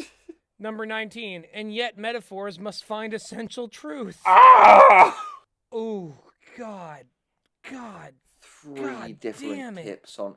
Yeah, the essential truth. Like, again, is this more like murder confessions? Is there an essential truth to the, like, 10 different times you've talked about, like, bludgeonings or implied, like, forcing yourself onto people? Like, is there truth to that? You tell me. For his sake, and the sake of the hypothetical victims, I certainly hope Yeah, not. fingers fucking crossed. Oh my god. Number 20, everything cannot be metaphor. Read this one to me. Read this one. Let's hear it. This one is mercifully short. That's what I like. Metaphors allow description to transcend mere accounting, but even so, sometimes I just want to know if the girl has long legs or if the gun is loaded. Not everything has to be a metaphor. You fucking, like, This pervert. man and his goddamn leggy blondes. You fucking, like, creep, dude. Let's let's make a stretch goal on the Patreon. Getting Chuck Wendig castrated Yeah, in Minecraft. Fucking hell, dude. Yeah, In Minecraft. Fortnite. Number 21. Cliches are a brick wall you make the reader crash into. Cliches work because we all understand them, but they're also a little sad because, really? Can't you do better? He ran like the wind. Yeah, well, I kicked your nuts like a soccer ball. You're a better writer. It's your job to avoid cliches. It's your job to do better than the bare minimum. Chuck. The thing is, Why are you so violent, don't Chuck? use cliches whenever possible, but it is very possible to overcorrect. We've learned that. Chuck's obsession with being so terminally quirky has made this some of the most bizarre and miserable hours of mine and Gus's shared existence. I don't know. I don't know what you mean. Number 22, show me what the donkey smells like. I'll fucking show you what the donkey smells like, you piece of shit. Show me what the donkey smells like. I feel like the donkey right now, and Chuck is pinning the tail on me. You don't have to rely on visuals. Many writers do, so you shouldn't. You have 4 other senses, and so do your characters, so use them. Actually, there's a 6th sense, too. Common sense. Common says that you shouldn't overdo the other senses thing, and furthermore, you should only do so when appropriate. You might even see or smell a donkey, but you don't taste it. Or you might touch it. Yeah, baby. Touch that donkey. Did he write Go that on, in there? Do it. That is there. It's on screen. Everyone can see. Go on, do it. What? Oh, nothing. This man might be the most depraved human being who's ever lived. A serial killing, raping, animal fucking, like poo spreading, torturing, dismembering, defiling. The slash dinging, the sash bringing, the trash singing. The 4 libertines from Sallow would tell Chuck to tone it down. Yeah, like, Chuck, you're making us all Yeah, look Chuck, bad, dude. please. We want our 4 months in this palazzo to be an enjoyable time for everyone. Let's not have you ruining this for us. Number 23. The hardest description is when you invent stuff out of thin air. Creating a new monster out of nothing? Inventing some wretched clockwork gewgaw? That sounds like a slur, but it's probably not. It's We just hope. weird.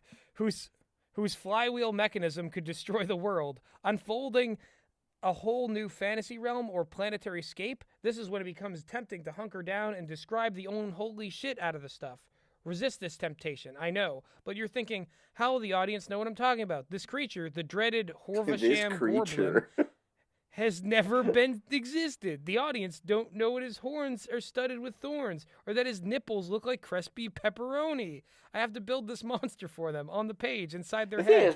Seriously, resist that urge. As much as he jokes about like the nipples, like crispy pepperoni thing, Meg's read some of Double Dead, and like that's basically the standard of like Chuck's actual description, like comparing zombie skin to fried chicken and creaking vampire bones to like creme brulee cracking and zombies biting into a deer as like a person, quote, lustily eating an apple. Like, Chuck is atrocious at describing things. It's weird because, like, and also I don't get these. He spent so much time describing how to describe, and I still don't know what he thinks. Yeah, he again, Chuck Wendig is, among so many other adjectives, utterly vacuous. There is nothing in him. Number 24, novelists read screenplays and screenwriters read novels. Yep, I think that's self-evident. Move on. Yep. Number 25, as with all things, everything in moderation. That's an old Greek idea, right? Everything in moderation. Of course. Those guys were always huffing Zeus juice and banging satyrs. Point is, description is a powerful tool in your narrative kit because, as it turns out, readers like you help set the stage inside the theater of our minds. You can overdo it. You can underdo it. You can overdo it. You need to walk the line, look at the shape of your page. Sentences and small paragraphs punctuated by stretches or dialogue. And action is a good shape from which to strive. Find the middle path and you shall appease the reader. Okay. That was nothing. All right. New section. What is it? Give me 25 things you should know about writing a goddamn sentence. Oh, no. This is a level of, like, utterly painful minutia that is hitherto unimagined. At least we know we no longer have to really, like, analyze any of these tips. What page are we on? 311, man. Not halfway. Let's keep going.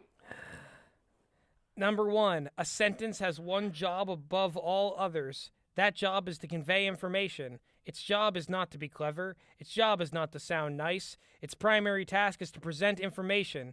That's not to say it can't or shouldn't sound nice or be clever, but those are value adds. A sentence has another, more important job, and that is as an information delivery system.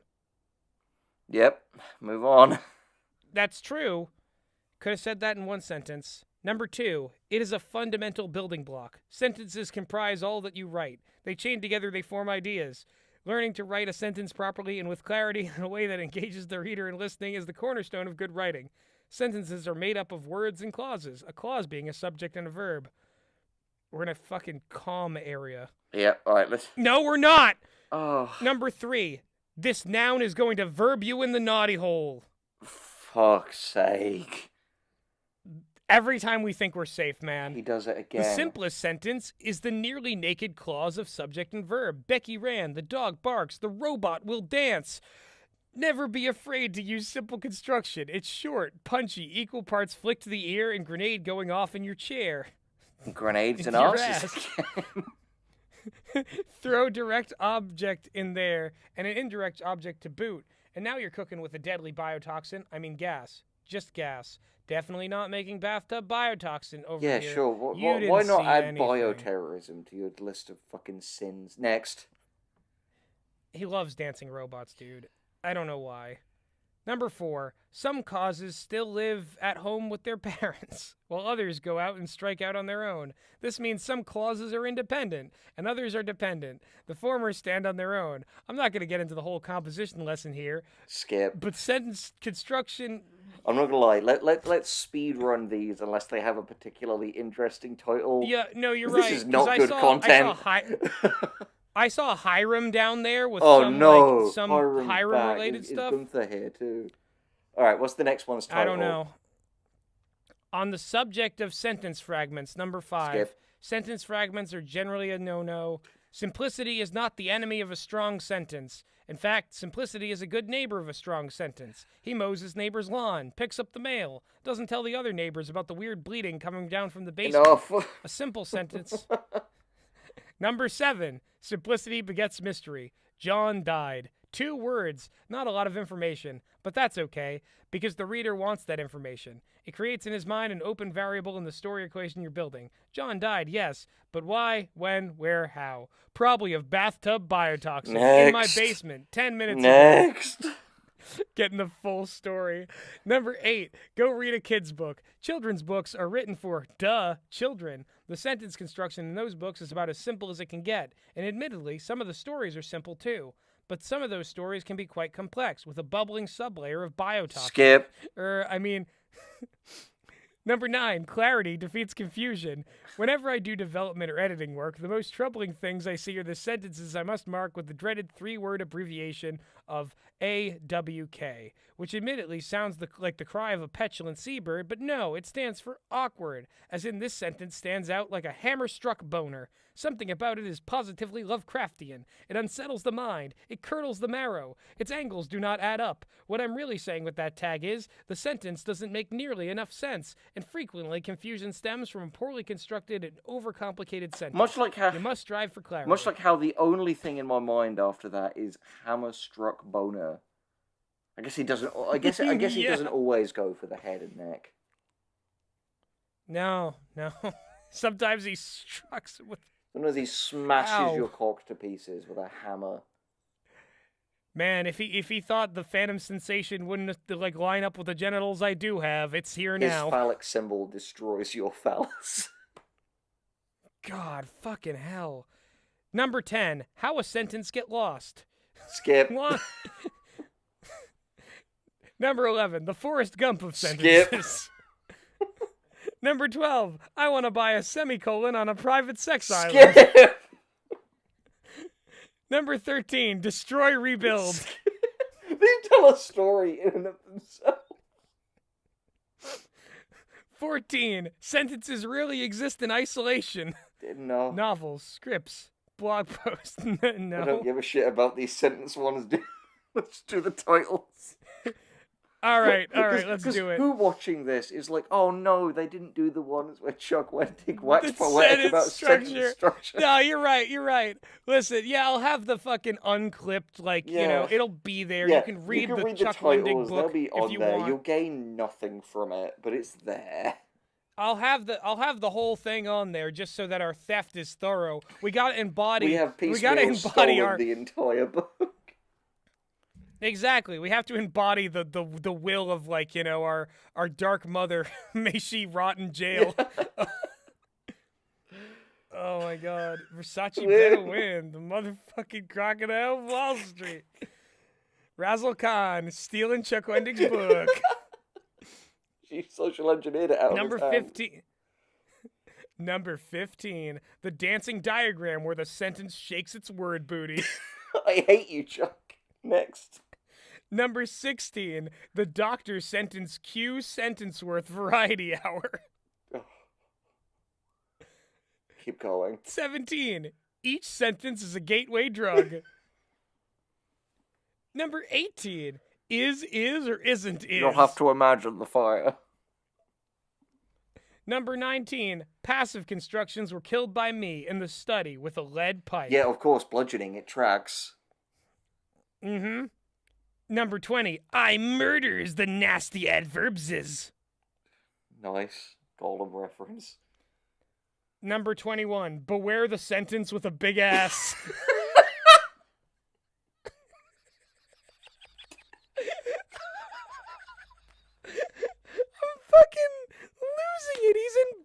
down now. What is wrong with you, Chuck? Like, don't get me wrong, I appreciate a big ass as much as the next guy, but, like, now is not the time. Beware the sentence with a big ass. Number 22. We like a little junk food sometimes. Oh, God. Number 23. My greatest foe, the expletive construction. No, Chuck, you don't know this yet, but your greatest foe is us. 24. You have 15K chances to screw it up. And you took all of them. Congratulations.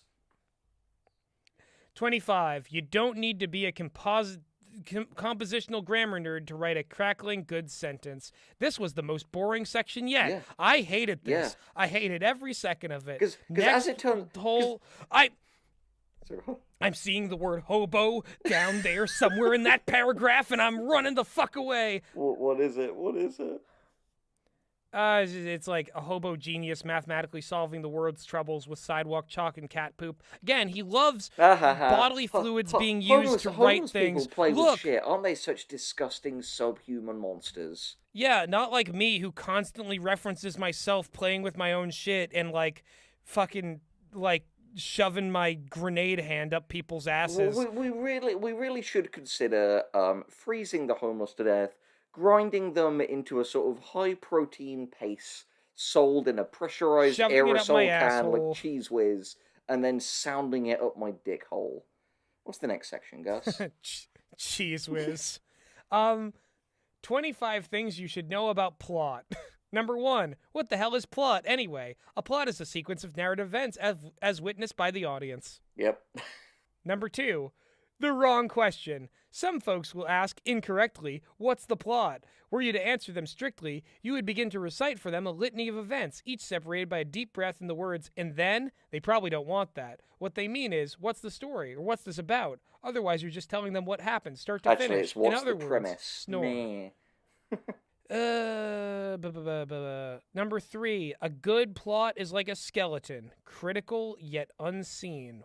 What the fuck? Do you know what's really funny, Gus? What? Oftentimes, there is, like, the metaphor of, like, describing the plot as, like, the skeleton of something, but he managed to make that feel unnatural. Yeah. No, that's the thing. Like, he always, like, whenever he goes, like, with these, like, anatomical things, he adds, like, in too much of the other surrounding anatomy, and it makes the equation seem, like, really weird. Like, the other time where he's like, the bones are there, you just gotta put the meat around them, and it's like, Chuck, no, usually Yeah, that's not meat how... doesn't go back onto the bones. You don't generally meat after your bones.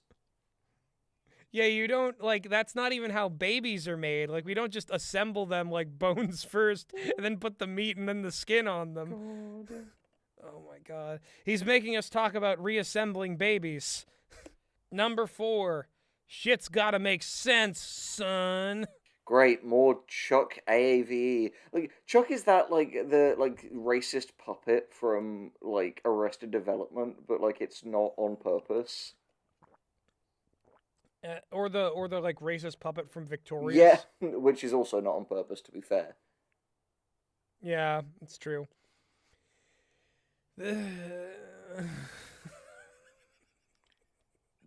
Go on. If you listen, you hear my soul leaving my body. Where it's eaten by an ice hag. I'm gonna read it.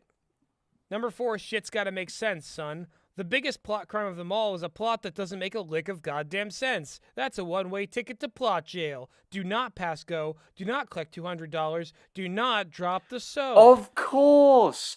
Of course you make a prison rape joke. You classy motherfucker.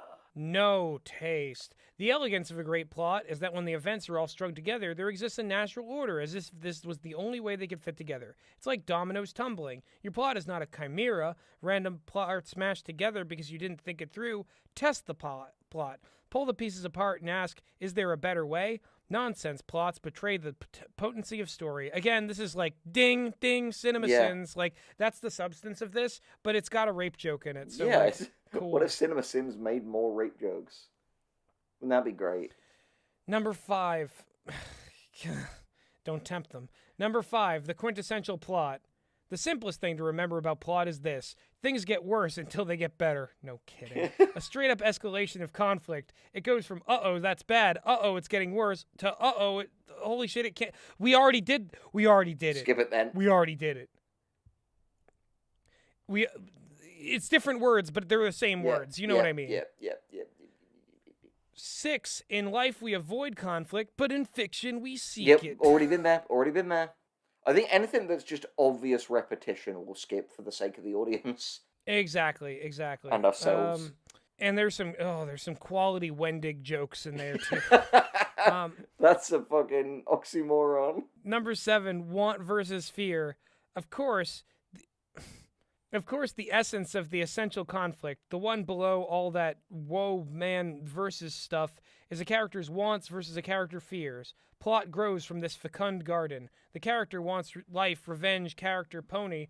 What he fears must stand in his way. John McClane must battle terrorists. John McClane again!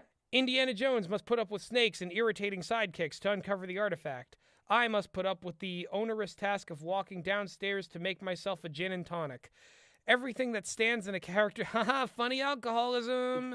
Funny! Everything that stands in a character's way, the speed bumps, roadblocks, knife-wielding monkeys, ninja clones, tornadoes. Chuck, every time... Stop listing things! And then it's never funny. It's always, as Bitter puts it, fucking purple monkey dishwasher shit. Yep. Number 8. Grow the plot. Don't build it. Plot grows within the story you're telling. Story is all the important parts swirling together. World, character, theme, mood, and of course, plot. The plot is made up of the plot. What the fuck? An artificial plot is something that you have to wrestle into place. Yeah, a structure you have to bend and mutilate and duct tape together. Like my victims.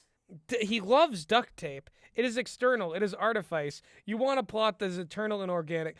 I'm sorry.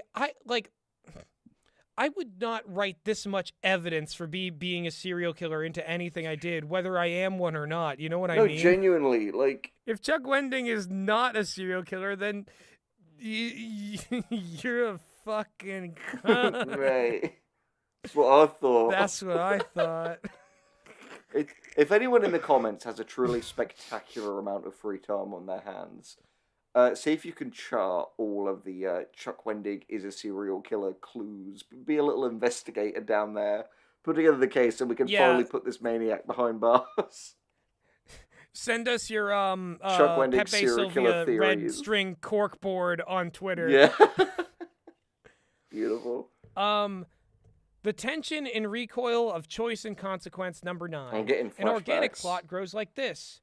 Characters make decisions, sometimes bad decisions, other times decisions whose risk outweigh the rewards, other times still decisions that are just plain uncertain in their outcome, and then characters must deal with the consequences of those decisions. A character gives up a baby, or buys a gun, or enters the dark forest to slay the dread beast, Lady Gaga. Oh, Come fuck the off. fuck on. Lady, You like... fucking asshole. Lady...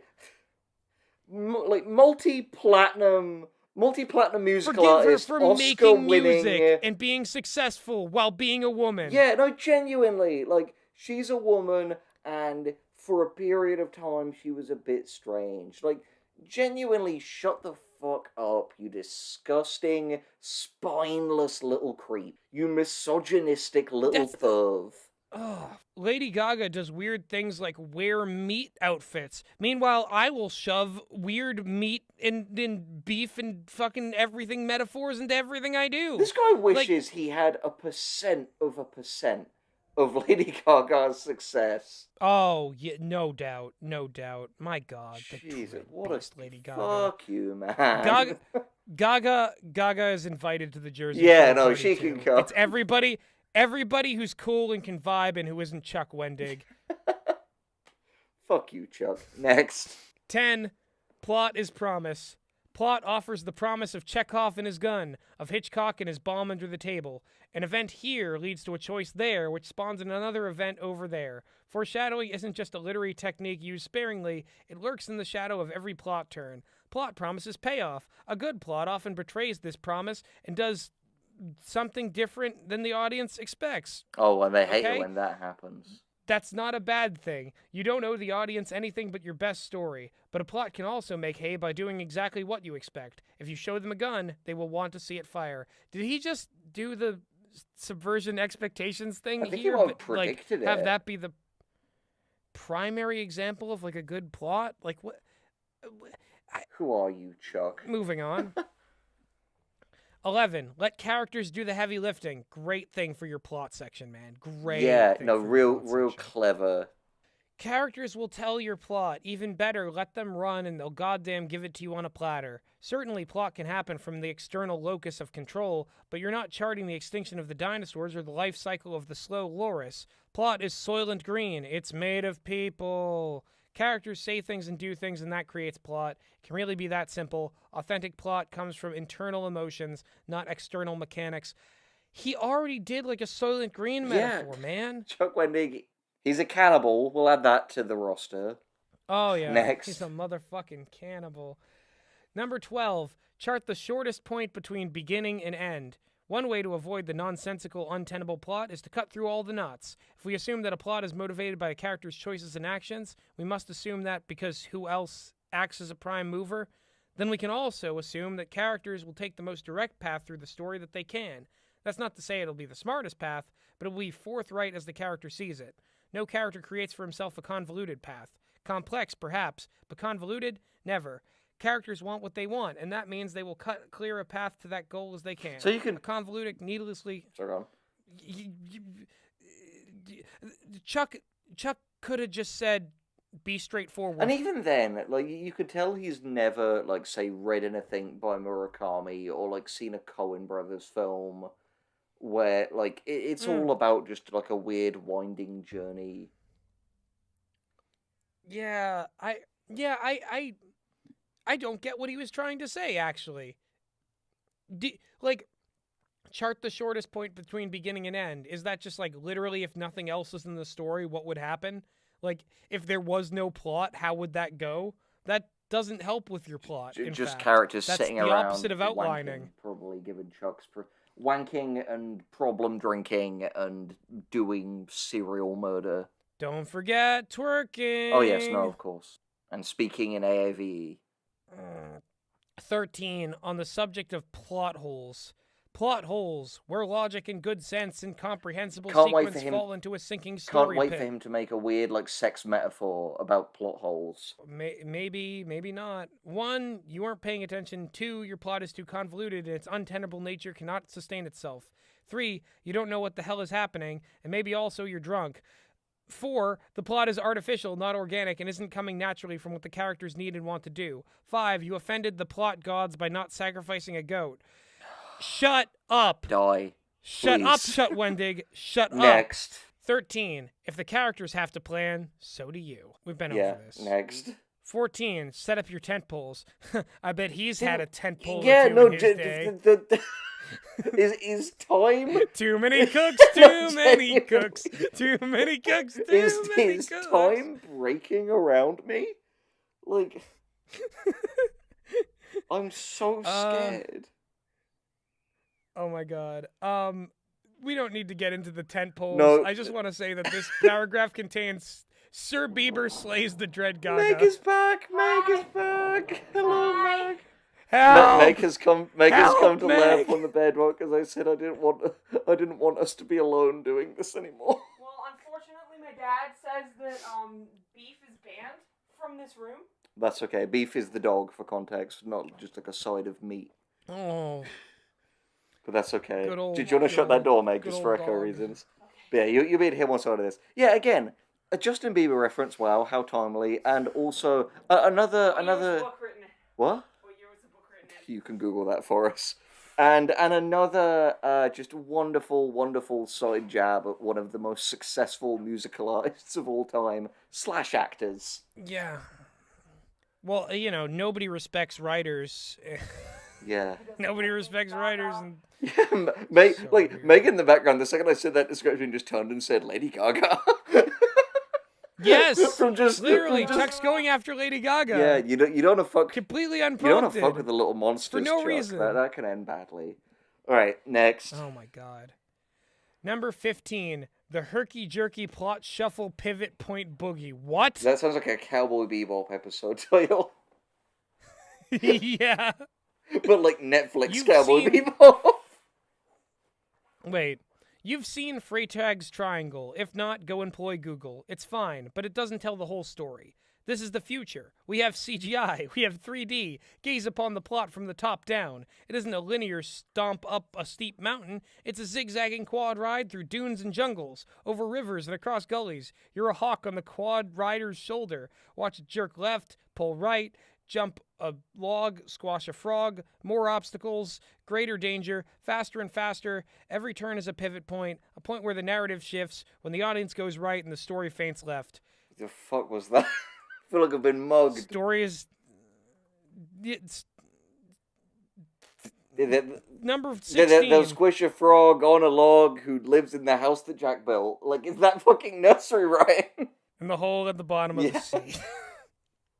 Number 16. Plot is the beat that sets the story's rhythm. Plot comprises beats, each action, a new beat, a new bullet point, a sequence of events. These establish rhythm. Stories are paced according to the emotions and moods they are presently attempting to evoke. Plot is the drummer. Plot keeps the sizzling beat. Like Enrique Kiki Garcia of Miami Sound Machine. Chuck, like, I realize you're trying to get into everybody's pants right now, but why are you just, like, flexing your music knowledge? Like, that you just know, like, yeah, you know, Miami Sound Machine. Come back, baby. As long as Come it's on. not Lady Gaga, Yeah, anything but Gaga. 17. Every night needs a slow dance. Of course it does, Chug. I know how I said plot at its core is how everything gets worse and worse and worse until it gets better. Overall, that's true, but you need to pull back from that. Release the tension. Soften the recoil. Not constantly, but periodically. Learn to embrace the false victories. Excuse me. We're all dying here. The momentary lapses of danger, if only to mess with the heads of the audience, which is, after all, is your totally awesome job. Everything Stories is awesome. aren't all escalation. Stories aren't all escalation. I bet All Chuck right, thinks that's that cool. Infinity War is the best movie ever made. Maybe he didn't write it, so Sees probably himself in not. Thanos. He probably thinks it's full of plot holes. Based on this, I could see that. Thanos is going to destroy half the world, but only, like, the homeless, the women, black people, garbage men, juggalos, fuck, what else? Can you list all of Chuck's prejudices? Let us know down in the comments. Anybody who has any, like, fraught relationship with substances who isn't a writer, because when you're a writer, it's cool and sexy, and when you're not, it's you're a punchline. Exactly. All right, what's next? Oh, also, raccoons and baboons and other animals that are on meth. Yeah, he is dosed with amphetamines. Number 18. The name of my new band is Beat Sheet Manifesto. Beat sheets are the best. Get high all the time. You can move well beyond the tent poles. You can free fall from a 30,000-foot view, smash into the earth, and get a macro-level micro view of all Macrame, the ants and you hobos say? and sprouts from seed. What I mean is you can track every single beat, every tiny action that pops up in your plot. You don't need to do this before you write, but you can and should do it after. You'll see where stuff does and doesn't make sense. You'll see where plot holes occur. Plan, write outlines, make beat sheets. That's what? What? No new information was expressed except for him saying we smash into the earth like a meteor and become like an ant. Love it. Next. Beats become scenes, become sequences, become acts. I think everybody knows this. Beat, Richie. Next. Beat. There's another thing of like a 30,000-foot view in that, but like, What is it? why? Has he developed a new fetish for people falling to their deaths from great heights? Forget the new fetish. We're back on some of the old fetishes. Number 20, your sexy mistress, the subplot. Of course. In real life, don't cheat on your spouse or lover. Not cool, man. Not cool. As a writer, don't cheat on your manuscript either. While working on one script or novel, don't go porking another one behind the shed. Jesus fucking Christ, Chuck. Also, I gotta say, like, he doesn't even do his puns right. Because if it's the subplot, Why would that be the mistress? Like, maybe have the thing be like, oh, dom your subplot. But again, that would come from Yeah. him actually understanding the mechanics of the various sexual things he discusses. This doesn't matter here anyway. The rest of this doesn't matter because this is literally going against the, like, do flash fiction, do stories that don't count, do all this other stuff. Like, he's literally going against that so that he's like, hey, but at the same time, don't go porking another one behind the shed. I'd be... The next tip could literally be like, I'm just kidding, pork everyone behind the shed. He's consistently inconsistent. 21. Beneath subplot, a nougaty layer of microplot. Beneath plot and Did you- beneath whatever the fuck, a greasy, grimy, subtextual layer of pacing. It's a different one. It's just the same thing. But I don't like the idea of microplot. I'm sure the word micro stirs up complicated feelings in you, Chuck. Every little compliment of your story threatens, in a good way, like how storms threaten to give way to sun, or how your date threatens to dress up as your favorite Farscape puppet and sex you down in Galaxy Town to spin off into its own plot.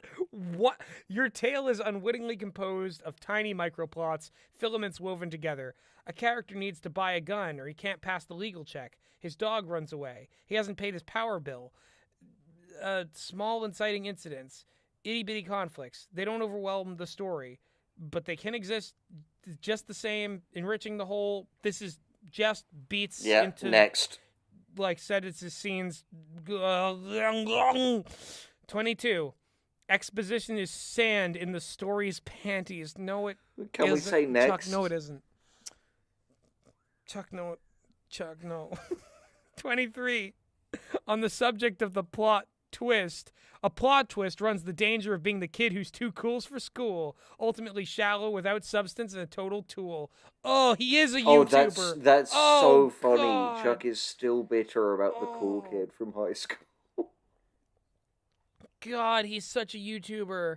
As like a... Like, he's like, oh, plot twists are like, you know, something that like fake people use.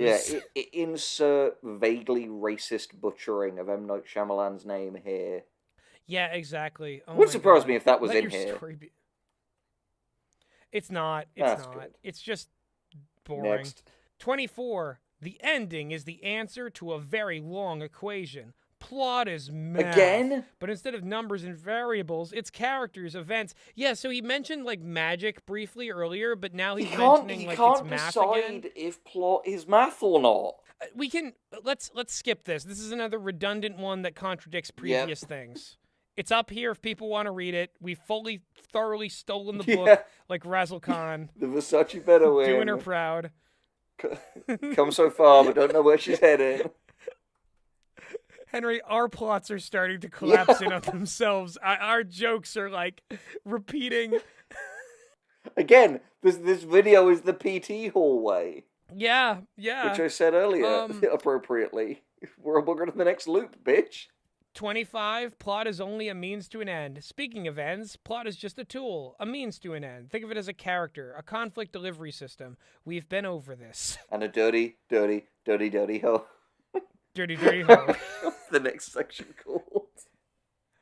25 things you should know about narrative structure, as if plot. What the fuck was the not- rest of this? If Plot- this is like Plot and beat sheets and all that, that's not structure, Chuck. What does this mean to you? What's the difference I think here? genuinely it is morally inexcusable to buy this book, given that he has clearly put every free blog from his stupid fucking website onto this and expected gullible twats to pay for it. Yeah. Okay, this is another round of Henry, you can tell me when to Yeah, skip. sounds good. Every story has structure. 2, think of it as story architecture. 3, the 2 essential pieces. Alright, let's find out what they are. Do you want to find out what these give a are? fair shake on the 2 essential... Is it like the left arse cheek and the right arse cheek? Most stories have at their core 2 critical components, the screw-up and trying to fix the screw-up. Skip. Something goes wrong. Yeah, I don't think that's really true. I don't think that's true. Number 4, said differently, from order to chaos. More Jordan Peterson shit. Skip. 5, narrative measurement. Measurement. Oh. Like a big old winky. What? Wait! I have Go to read this one. Oh, God. I have explained this before, but screw it. You're duct taped to that chair nice and tight, and I know you can't squirm away. Ha ha ha ha. Narrative, like all things, can't be measured. You don't have to measure it, same as you don't have to measure that fish you caught on that fishing rod that you caught it. Insert your own keenly veiled sexual metaphor here. If you do measure, know that the beats make scenes, scenes make sentences, sequences make acts, and between each act is a turn of sorts, a shifting of the story's hips, cocking this way or that. Ignore these story measurements if you like.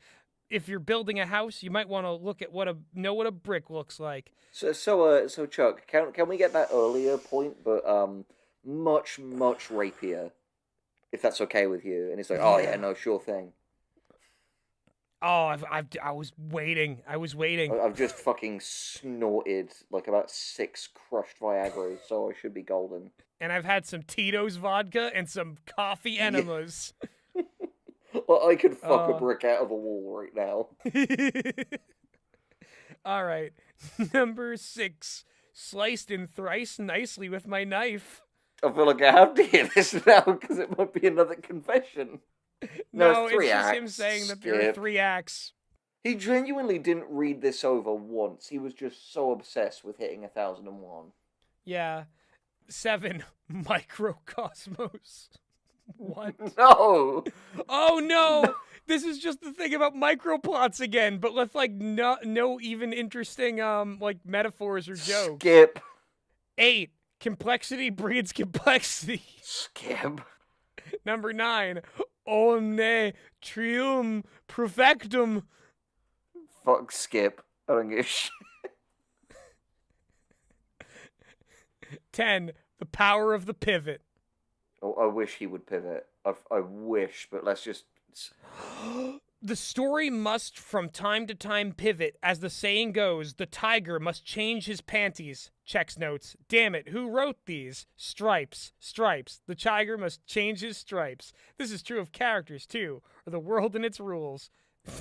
We can skip the rest. I just wanted to So we can add highlight tigers that. to the list of animals Chuck wishes to fuck? Who's writing these? Chuck, you.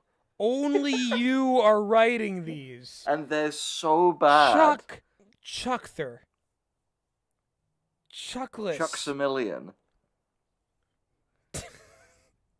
Chucklefuck. Oh, chucklefuck. Chuckadoo. Next. 11. Escalations and reversals. Skip. There's a caps lock in here, Oh, though. what's the caps lock? I'm singing another goat song, mother. First, the story must escalate, or in all caps speak, shit gotta get double big, screwed up, yo. Okay. The fucking racism in this shit Yeah, is off yeah. the chain. Number 12. Why the ejaculatory arc works. I'm gonna kill you, Chuck. In Fortnite, in Minecraft, in Roblox, and in real life. I hate it. I hate him. I hate him. I hate him. I hate him. Next. I hate him. Next. I hate him. 13. The arc as microstructure. This is the same within the same chapter. 14. For every story a structure. Skip. 15. Back to that free tag, dude. No. I Skip. don't give a shit about free tag or you, Chuck. 6. From 5 to 7. Behold, a rough 7-act structure. Yeah, okay. Other. If you earnestly want to learn this stuff, learn it from someone less fucking moronic than Chuck Wendig. I just gotta say, his description of like the major crisis in a story is holy goat humping shit bomb. Everything's gone pear-shaped. He wants to fuck goats. He wants to fuck goats and tigers. And donkeys and raccoons and He's jealous that Kevin James gets all the animals. Who let Kevin fuck all Oh, the God. animals? Leave some for me. 17. Ain't nothing but an Aristotle thing. Oh. Next. 18. The monomyth. Next. Hero with 1,000 dicks. Oh, fuck. Villain with 1,000 victims. Wait, is that it? No, that's just fuck. editorializing. I could have believed it. 19. The morphology of the folktale. No, not from you, Chuck. 20. Did you see last night's episode? What are we doing? Shall we see what this is? And by episode, I do not mean that time when Chuck went apeshit at Arby's and started slathering his nude goblin body in honey sauce. Different kind of episode. No, here I mean episode as narrative structure. I actually just facepalmed. I literally... You know, Chuck, it's still ableism if you're talking about yourself. Yeah, because you don't presumably have psychotic episodes. Yeah, exactly. Next. It seems like, wouldn't it be funny if I was like mentally ill in this way? Wouldn't it be funny if I talked like a black person? Like, Jesus Christ. Yeah, it's like, it's a good thing. Like, imagine if I was this like fictional thing that totally doesn't correspond to, the tough parts of people's lives or the stereotypes that they have to endure.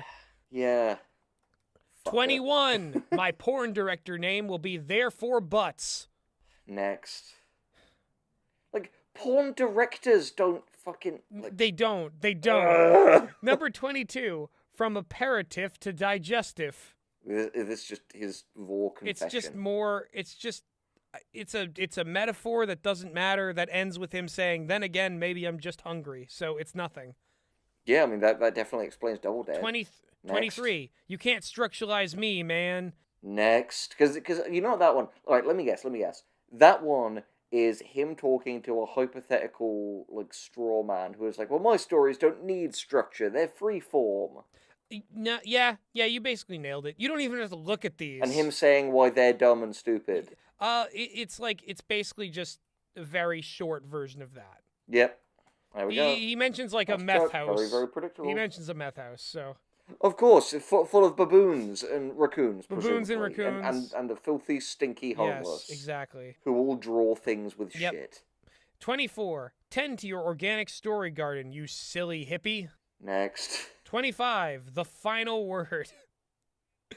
We might as well hear the final word. If only. We might as well hear the final word. Yeah, let's hear the final word. If the application of structure helps you tell a better tale, use it. If you find it artificial and it only hampers your efforts, kick it in the mouth and chuck it into an open manhole cover. This stuff isn't here to oppress you. This man's violence. It's a tool for... This man is violence. It's a tool for when you need it. Jeff would love and it. And invisible when you don't. Some stories call for the strong spine of structure. Some stories need to be altogether hazier, stranger, and less pin-downable. Just know that if you're having trouble grasping how the plot moves from one piece to another, it might be time to take a gander at borrowing from the same structural storytelling examples that exist. Either that or you need to eat a baggie of magic mushrooms or something. Ha ha! Drugs! Funny! Hilarious drug use. And again... What's the next section? 25 things you should know about protagonists. Oh, boy, we're going to get into some fucking literature devil shit here, I'm sure. Yeah, baby, yeah. That fucking cringe what lord. A cringe. Chuck would make a great... You would make a great YouTuber.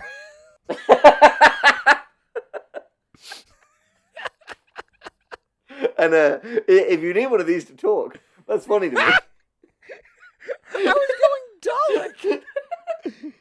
I know. But the dick stick don't stuggles. Oh, God. I would long for any piece of entertainment right now. Just a crumb of anything that's not this. A morsel, please. Oh, fucking hell, dude. Oh, I'm so hankering for a Hallow snack pack. Next section, let's Number begin. 1, prime mover. The protagonist is the prime mover of the story. He shapes the tale and is in turn reshaped himself. If you can remove the character from the story and the story still happens the same way, then what you've written is not a protagonist so much as some schmo who wanders through events like an old person lost at the mall. Activity over passivity. The character should act upon the world, not merely react to the world. Put it differently, the character is driving the car. The car is not driving the character. Yeah, fair enough. Right. Next. Number 2, yo, it's MC Protag in the house, motherfuckers. Come on! Fuck you. I feel like I'm just watching whatever was on that tape in True Detective over and over again. Exactly. I'm just gonna move. Just being like, no! I'm gonna move to number 3. Wuzza Wooza Hero Buzza Booza Quest. No, you made that up. No, that's literally it, dude. It's Wuzza Wooza Hero Buzza Booza Quest. I can't even tell if that's racist. Is that like meant to like? I don't know. If it's not racist against black people, as he's been, it might be racist against Italians. I don't know. All right, let's read it, because I genuinely have no idea what that could possibly entail. Yes, sure. Your protagonist is a hero going on a quest. Strike this language from your vocabulary, at least at the outset. It's not that these terms are wildly inappropriate, given certain modes of genre writing. They are just the hats the protagonist will wear. So let's pretend that the protagonist is more complicated and nuanced and sophisticated than the overly simplistic hero going on a quest. Even characters existing in a fantasy realm or fighting, I don't know, bees in space, should be written as real people with real goals and real problems. Real people are not purely heroic. Real people do not go on quests. Let the audience call the protag a questing hero. You should endeavor to dig deeper. Okay, that... Chuck, what the fuck was that title? I don't know, man. I don't... What was I don't that? know what Wuzza Wooza Hero Buzza Booza quest is supposed to be. Like... Oh my! Wuzza Wooza oh Buzza God. Booza. Again, that's just like something that like Is that something that Valkenheiser says? that's something that that's like Louis Prima. The hula hula Yeah, hula, Wuzza hula Wooza hula. Buzza Booza. It's like a Louis Prima, like Put out that dog rocket. Wuzza Wooza Buzza Booza. Pennies from heaven. Like, oh my! Shooby doopy. Yeah, it sounds like scatting. Yeah. Bobble Oh my bobble God. bobble. Next. 4. Replace the K with a V. As in, Chuck Wendig is a member of the VVV. Oh, this is another livable rather than likable. He was Right. he was so proud of this that he had to be obtuse about it in a later chapter, but do the same thing. And it's not even a good standard, because this idea of... Livable doesn't make wanting to, anything. It doesn't mean anything. Like, I like a lot of my friends. Doesn't mean I want to live with them. Yeah, what the fuck? All right, 14. The worst crime you can commit Well, let me tell you, because I've done it. is to create a boring protagonist. Oh, okay. That and genocide. Wow! Which I've also Boom, done. zing! I beat you with a hammer upside the neck and head. Let's move on. Then release sarin gas into a crowded subway. Yeah. That'll be the ricin I put in your coffee enema. Number 6, combat landing. We know what that means, everyone. Yep, next. This This whole thing, the further it goes on, I do just feel like Mike from Breaking Bad again would just, shut the fuck up, Chuck, and let me die in peace. Yeah. Number 7, the ability to act upon the world. We've already done this one. Yep, I'm gonna have another bit of sushi. Go on. Number 8, standard questions may apply. We've already done these questions, Chuck. Who is she? What does she want? Yeah. What conflicts fear are standing in her way? What is at stake if she fails? Who is she? Who is she? She's strong, Yeah, but alright, she let's go hides on. her fear inside. Next. Number 9, the 3 beats of Dr. Protagonist. Dr. Protagonist, sing along. Okay, I see a character arc here of Bobo the Hobo becoming a robot that destroys the world. Another hobo! A hobo that destroys the world by becoming a half-machine man. The degree to which this man hates homeless people is beyond even Schneider. Exactly. And we've done the 3 beats, all right? We know the 3 beats of character. We know it. We know it now. Yeah. Number 10, change is more interesting than stasis. There's no substance here. Everybody knows this. Yeah. Except fucking Goku fans. I think the Goku fans may have a point. No, wait. No, actually, it's the opposite. It's the opposite. No, this is if Chuck Wendig was a dynamic... The opposite. They don't have a point. Yeah, the opposite of them having a point. They don't have one. Because if Chuck Wendig wasn't a flat character, we wouldn't be seeing the same things over and over again. Chuck Wendig is a twat character. Oh, my fucking God. 12. Are you an innie or an outie? None of your business, Chuck. 13. The necessity of that one ass-kicking moment. We've already done this one. Oh, that again. Yeah, that save again. the cat. More like fucking fucking fuck your wife. Yeah, And then this is why no one remembers a Chuck Wendig character. exactly.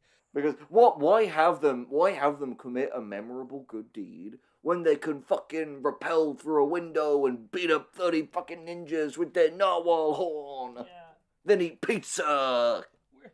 Where are my mango slices, man? Where are my snacks? Oh. Chuck Wendig's ass. No, with the grenades. 14. The D&D alignment chart is not the worst thing in the world. It's not, but don't use it for things that aren't tabletop, honestly. It's a guideline more than... I don't know. We can skip this one. Yep. 15. Know which way the character will jump. Oh, is that a sentence from an earlier thing repurposed to be a whole entire thing with a giant? Yeah, no need. I'm grateful to him for making so many of these points utterly bereft of substance, so we can glide past. It's true. Hey, man, you know. So thank you for that, Chuck. Thank you for being shallower than a fucking puddle. 16. Painting with shadow, the power of the antagonist. The antagonist opposes the protagonist not just once, but throughout. In this way, the antagonist helps define the protagonist in the same way that...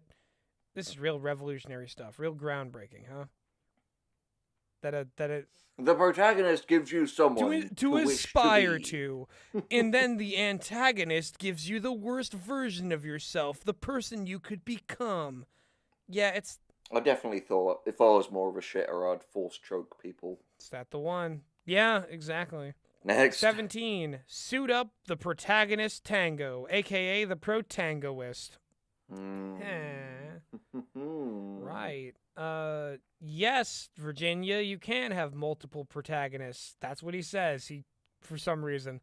Multiple main characters just assumes that you can have several... Is that Virginia Woolf that he's referencing? Yeah, take that, Virginia Woolf. You could really learn a few things about I don't know what he's talking about. He's saying multiple main characters, but he said, like, protagonist, prime mover. This doesn't seem like what he's talking... Oh, wait, I forgot. I forgot that whenever Chuck Wendig says something, he must say the equal and opposite thing to cancel out the previous thing. I forgot. He is Thanos, perfectly balanced, like all things should be. Oh, my God. Fucking perfectly... Tell my wife hello. Ugh. Perfectly insufferable as all dickbags should be.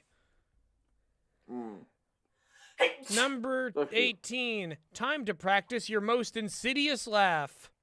This is going to be a product of its time, I sense. I like moo hoo ha ha ha ha ha ha ha. That's how he wrote it out. Is this actually what this is? He wrote it out like that, yes. Start slow and quiet, then go loud and fast, which is how I masturbate, just in case you were wondering. And you were. Oh my God. It's... I mean, I guess maybe I was at this point. It's there, man. It's there. It's like... Do we even do? What's the rest of the tip? What is this? You have to hurt your Be sure to give your villains a good evil laugh. You have to hurt your protagonist. This shit again. Oh, the author is mean. The author big is puppet mean. master. Again and again Torture, and again. Murder, hurt the little ants that are beneath you. Oh. Also, look how I masturbate. Doesn't that harm you, protagonist of this video, trying to get through my books? Eat my cum. Let's go. God. Number 19. Fake out, sucker. You can have a false protagonist. You can set up one character as a protagonist, the audience buys into it, then you switch it, often by killing that false protagonist and revealing the real one. I'm looking at you, George R.R. Martin. Oh yeah, the audience loves that. I'm looking at you, George R.R. Martin. Kind of a dick move, but we've already established that you're a dick. The key is to be an effective dick or something. Oh, God. Yeah, I mean... It's the Alex Aldea approach of, like, not knowing why things like Game of Thrones work. Like, here's the thing.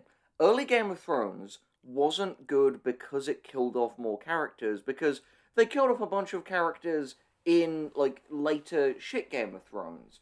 The difference is, it's that in early Game of Thrones, it felt like characters would never be rescued through unrealistic means from situations that they likely wouldn't survive. Yeah, and that was a cool thing. It's not twist the plot to kill more characters because killing characters equals deep. It was the fact that contextually, characters died when, and I'm loath to make this comparison, but a person in that situation in real life might die. Yeah, totally. And so, when characters would die from like sepsis, from a small wound they sustained that wasn't disinfected, that felt like, oh shit, that's something that would actually happen. And it happened here, but it never usually happens in like fiction. well, that's the thing. Chuck is like, well, characters die only when it hurts the audience and hurts the protagonist and hurts like, it's all about the effect, but not about like the actual story logic. But then again, maybe it isn't about that. Maybe it's about whatever he says it's about in any given moment, because none of this is anything. All of this, I'm convinced that all of Chuck Wendig's advice that is all contradictory is just excuses to deliver more weird fucking, like, murder and rape fantasies. Yeah, that seems about it. Next. 20. Theme and character. Car crash or public braid. You decide. Protagonist interacts with theme in one of two ways, intersection or interweaving. At an intersection, the protagonist crashes head-on into the theme in a perpendicular 20-line car pileup. Loves car accidents. Loves them. Can't get enough of them. The protagonist is at odds... But you love the movie Crash. The protagonist is at odds with the theme and rails against it, eventually overcoming it, overturning it, or succumbing to it, or proving it. Or the protagonist and theme are interwoven together, wherein each reflects the other. I agree. I think. But again, I think the Jeff Schecter protagonists ask questions, antagonists make arguments is honestly a better way of looking at that. Yeah. Oh boy. Go check out our Angel Dust video to see. Oh boy. 21. The definition of Mary Sue. Oh no, we're not here. We have to read this one. All right, you will find multiple definitions of Mary Sue. What you need to know is that your protagonist should not be a pap, waffling twee stand-in for your most perfect ideals. An unconflicted, untroubled, unrealistic icon of a flawless goody two-shoes is a shitballs protagonist no matter what you call her. So don't do that. Note, the male version of this trope is known as the Gary Stew.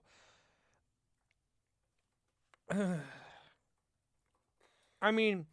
Yeah, I'm sure knowing those two pieces of outdated nomenclature will really not only improve writing, but will definitely not poison the discourse around all media criticism for years to come. That's the thing. This is an incredibly of its time. Like, everything about this is incredibly of its time. But at the same time, it's just like...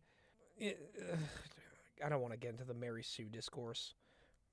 Yep. Next. It's stupid. It's really dumb and not worth the time, and no serious person cares about it. 22.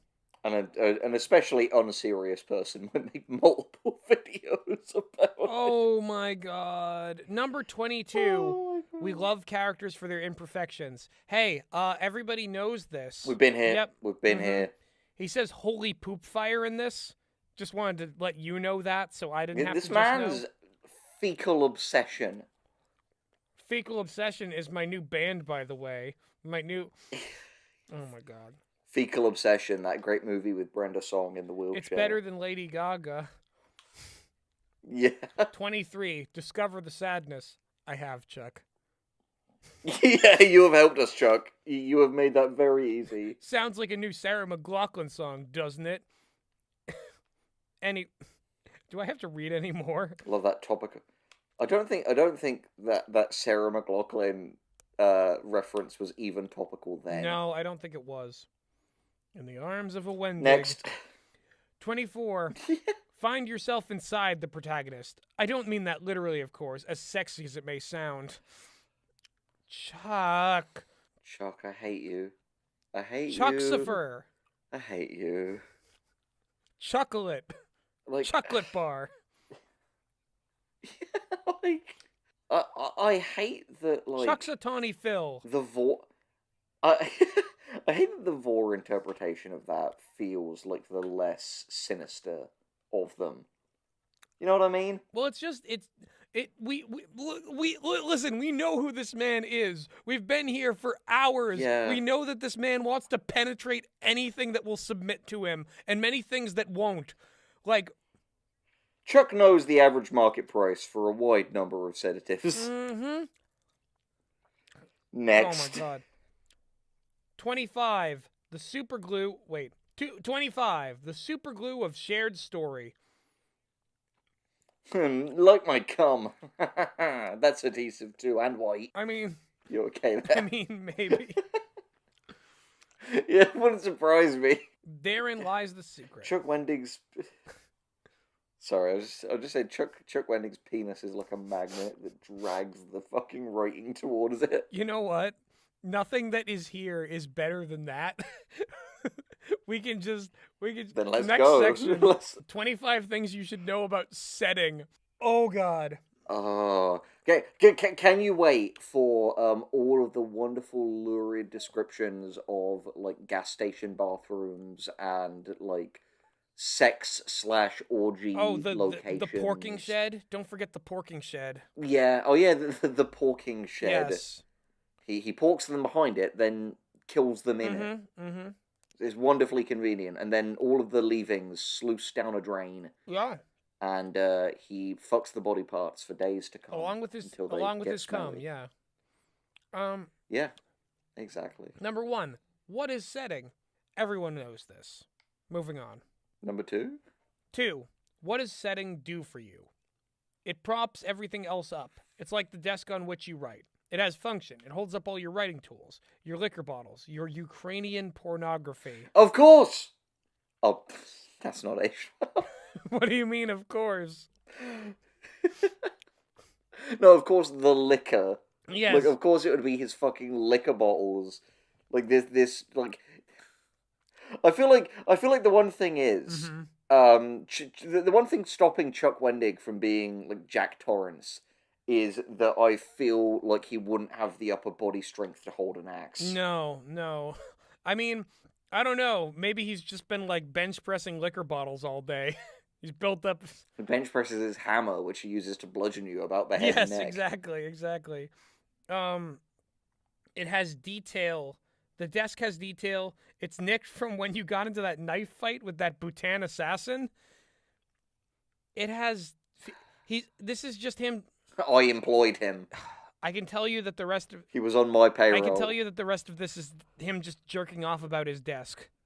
Excellent. Number Next. 3, establish that shit early, then reveal gradually. Yeah. Whoa. Yeah, I guess don't spend 6 chapters just describing the fucking local Dunkin' Donuts before we even meet a character. So yeah, I suppose that's a good bit of advice. This goes somewhere, dude. Oh no, let's hear it. You don't want to keep the reader in the dark as to the setting because it's disorienting and disconcerting. Even if the character on the page doesn't know, the author sure do, and it's up to you to provide those hints. She hears a church bell ringing and smells the heady stink of hobo musk. Fantastic. Fuck you. Yeah, no, genuinely. Like these poor guys. Like is Chuck Wendig like going down Skid Row, like throwing acid in the faces of homeless He's a people? monster. Like really, like someone who like is this fucking contemptuous towards the poor it's so bizarre. Yeah, it's baffling the sheer amount that this dude hates homeless people. Yeah, he had plenty of chances to prove that it was a one-off gag. And I genuinely think it's probably either around or maybe north of 10 times he's taken a swing at homeless people now. Oh, yeah. No, that's lowballing it, dude. So he says, Christ. You don't need to spend 2 paragraphs outlining the setting from the get-go, though. We know that filmic establishing shot to say, oh, okay, we're in a convenience store next to an insane asylum. Boom, got it. Extra ableism. Cool. Then, as you write, over time you reveal more details about the setting as they become important to the story. Revealing settings should be a sexy striptease act. A little flash of skin that gradually uncovers the midriff, then the thighs, then the curve of the, oh my god, she has a tentacle! Oh, it's got my keyboard smashes.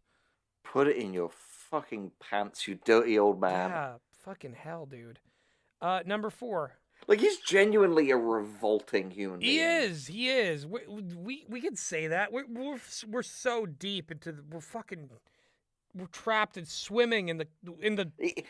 Even he isn't masochistic enough to watch this far in, I hope. We are swimming in the fucking Wendig cum vat at this point. The fucking. And it's corrosive. It's horrifying. Number 4, setting his character. Henry, we've gone over this. Yep, next. Number 5, paint in as few strokes as possible. Yep, that's all this shit about minimal description, unless it's the longest metaphors in the world. I am so disappointed in Chuck Wendig for not being paint as few strokes as possible and finish in as few strokes as possible. Am I right there? Don't even let her enjoy it. Fucking leave. You come in, you get, and then you leave, and then you fucking kick a hobo on your way out. Oh God! Just wipe it on a fucking bedspread. Yeah, Don't be out. She doesn't need those fine, elegant sheets. They don't got shit on your font collection. Wash your dick off in a grandma's urn, then be out of there. Get the fuck out. Give it a little chinchilla bath in Granddad's ashes, and then use a screwdriver to work the bone fragment out your knob hole at home. It's just business. The look Meg just gave me. It's just business, and if the bitch tries to step, you hit her up around the head and neck with a hammer. Oh, this is awful. I hate him. I hate this. Why is Chuck Wendig's terrible writing book more depraved than the fucking disturbing movie Iceberg? This is unlike anything we've experienced. This is unlike anything you've experienced, audience. From us. This has made me like Jeff Bezos more, just by comparison. Oh my God. And that man's actually, impersonally killed people. Chuck kills them with a hammer, but yes, well-known canon true fact. Chuck Wendig hammer murders people. It's true. Yes. Number 6, exercise. 3 details and no more. Rule of 3. We know this. Chuck's belabored this point many times. Number 7. What details? The ones the audience needs to see. We had a whole 25 tips on description. We've been here. Next.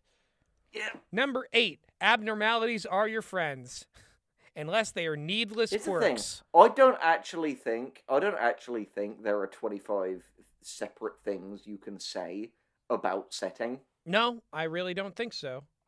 I really don't. Especially not divorced from, the concepts of description. Yeah. Number 9. The reader will do work for you. We've already been here. Yeah. Number 10. Description should be active and action-based. This is a description tip. We've already done those. There multiple times. 11. Why POV matters. All right, let's hear that. That's new. The character is our vehicle through any story. We like to think that the vehicle is our narration as the author, but the truth is it's not. The audience duct tapes his experiences and hopes and dreams and fears and a whole host of other things to the character, and that's how we make it to the end of the story. By setting as seen through a character's eyes, or a setting affected by the character as well, means more than any inert rendering you might offer. Okay. Chuck thinks about duct tape a lot more than the average human being. It's very true. I mean, to be fair, he uses it a lot more than the average human being, in his various, his other job. I could truly believe that Chuck Wendig, owns stock in duct tape. It's a Baconaise, bacon, AstroTurf thing, except with duct tape. Yeah, he's just trying to solve the surplus on duct tape, knives, plastic bags, bleach, and shovels. Oh my God. Number 12. Really? The 5 senses? We've been here multiple shit about senses. 13. Because it was the sniffing the donkey thing. 13. Keep your shit consistent. Okay, I know we've covered this, but I need to read the first 2 sentences. Let's have a look. All right. Ew, no, I don't mean actual feces. That's between you and your bathroom gods. What the fuck? It's nothing. I don't think any man has ever like deserved a kicking more than him. Yeah, a nice kick in the balls. And no one has a face more than you. 14. No. Setting as reflective of theme.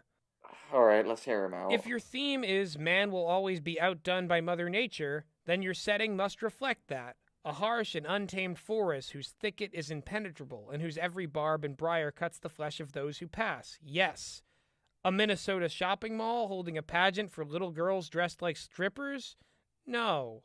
That setting props up a different theme, which is pageant moms should be airdropped onto a distant tropical island, and we should use that island for nuclear tests.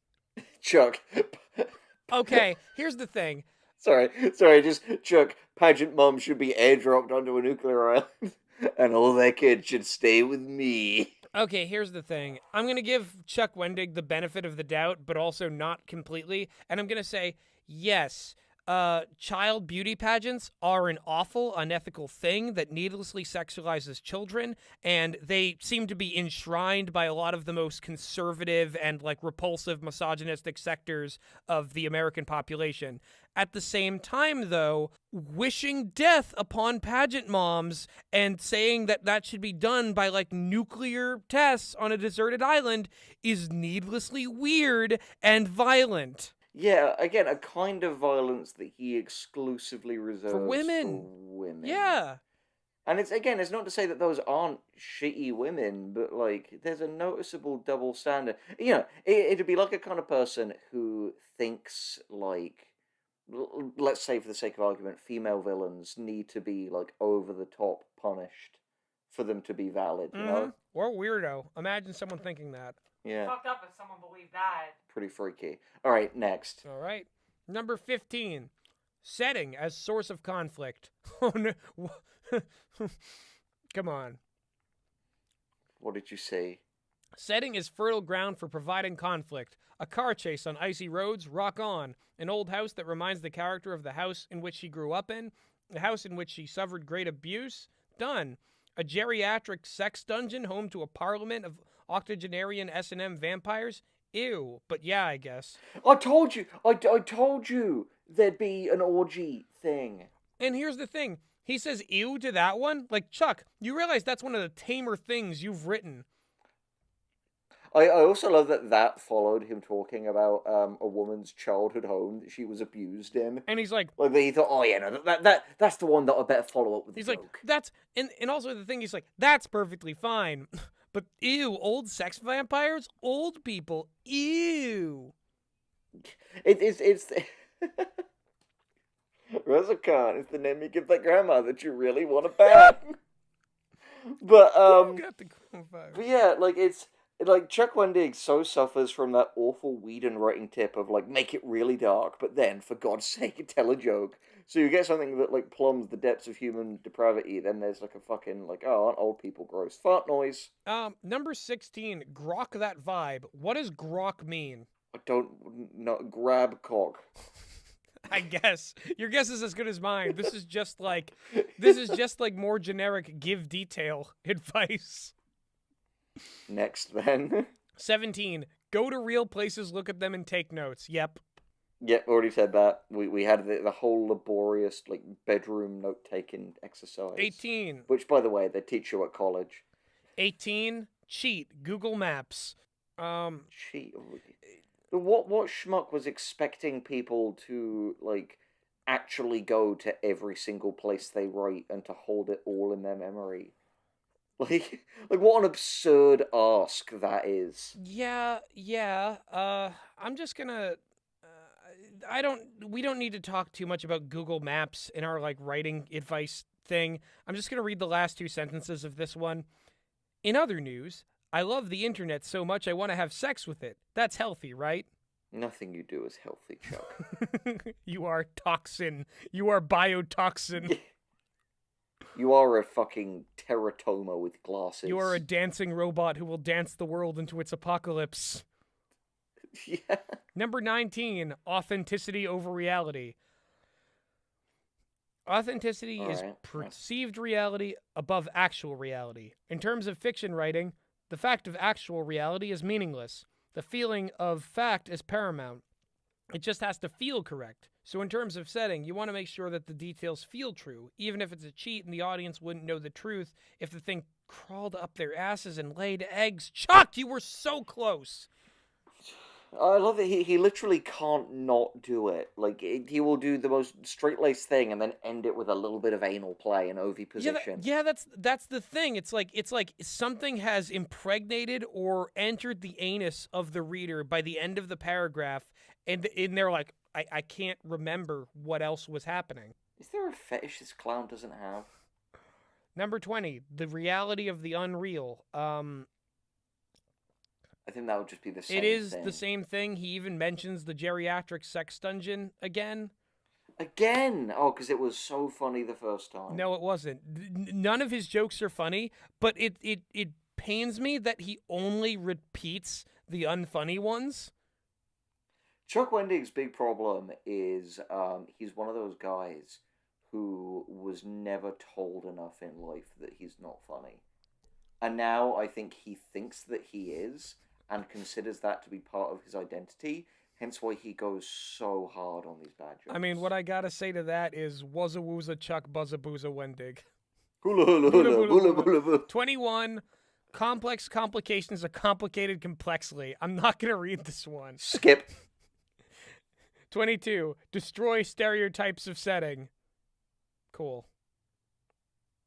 It does have the word truck stop bathroom. Oh, of course, and I assume the word like blown will be in it before that. Let's read that. Let's All see. right. It's going somewhere. Stereotypes offer a kind of shorthand in fiction. You write truck stop bathroom or bordello bathroom or bordello bedroom. You don't have to go much further in order to paint the picture. I get it. I already know what these things look like in my head. I've been there many times. Yeah, I've killed people there. But just the same, doing that too often results in a series of underdescribed, hand-wave, overly generic settings. Break the stereotype, just as you would with people. So too, you would go beyond the unexpected in reaching for unique settings. An English professor's office doesn't need to look like some stuffy library. Maybe the guy's office is covered in movie posters. Or maybe it's a nasty-ass mess with papers and Chinese food cartons everywhere. Maybe he's got a dead hobo stuffed in a too small wastebasket. You're kidding! Those randy English professors, always murdering train hobos. Fucking add another hobo to the count. I think he's confessing that he beats to death hobos and like fucks them. I implore you, like, we are beyond the point of comment prompts at this point. I just want everyone's comment to be a horrible mishmash of all the worst Wendigisms. I want to just see all of the, like, hobos and, like, weird horniness and fucking, like booze, wuzza wooza buzza booza, like, hammers beating you upside the head and neck. Drink a boozer. Yeah, like... That's what I'm going to say next time I go to a party. I'm going to go, wuzza wooza, where's the booza? God. And I still don't know if it's racist or not, and that frightens me. I'm right, trying to coast continue. by on my, like, Italian, hopefully. Italian heritage. Yes. All right. Next. 23, imagine the people there. Didn't we already say that it was, like, world defined by its people and all? Let's go to 24, 24, every tool is a weapon if you hold it right. Uh-huh. You would know, Chuck, especially hardware supplies. Oh, I'm gonna read this one because I have to. Well said, Annie DeFranco. Anyway, a setting should not be devoid of objects and items. Just look at your writer's desk and all the objects upon it. Some of them are obvious, sure. Coffee cup, iPhone charger, pens, notebooks, whatever. But as I noticed earlier, choose those items that are less than obvious, that highlight the character that you are. The eczema cream, the handgun, the creepy binoculars. The dead hobo. No, the creepy binoculars so that you can watch your neighbors do the rumpy pumpy. Chuck! That's all we need to read. It's only 2 sentences from there. It's just about, like, he just says, in case of zombies, good weapons. Rumpy pumpy. Fucking hell. 25. Setting is not the redheaded stepchild of your story. Any sentence that contains redheaded stepchild, come on. spring. Shall we go to the next one? 25 things you should know about suspense and tension in storytelling. Oh, it's amazing. Like, every time you think he's done, there's more. Oh, What page are we on? 437. Over halfway.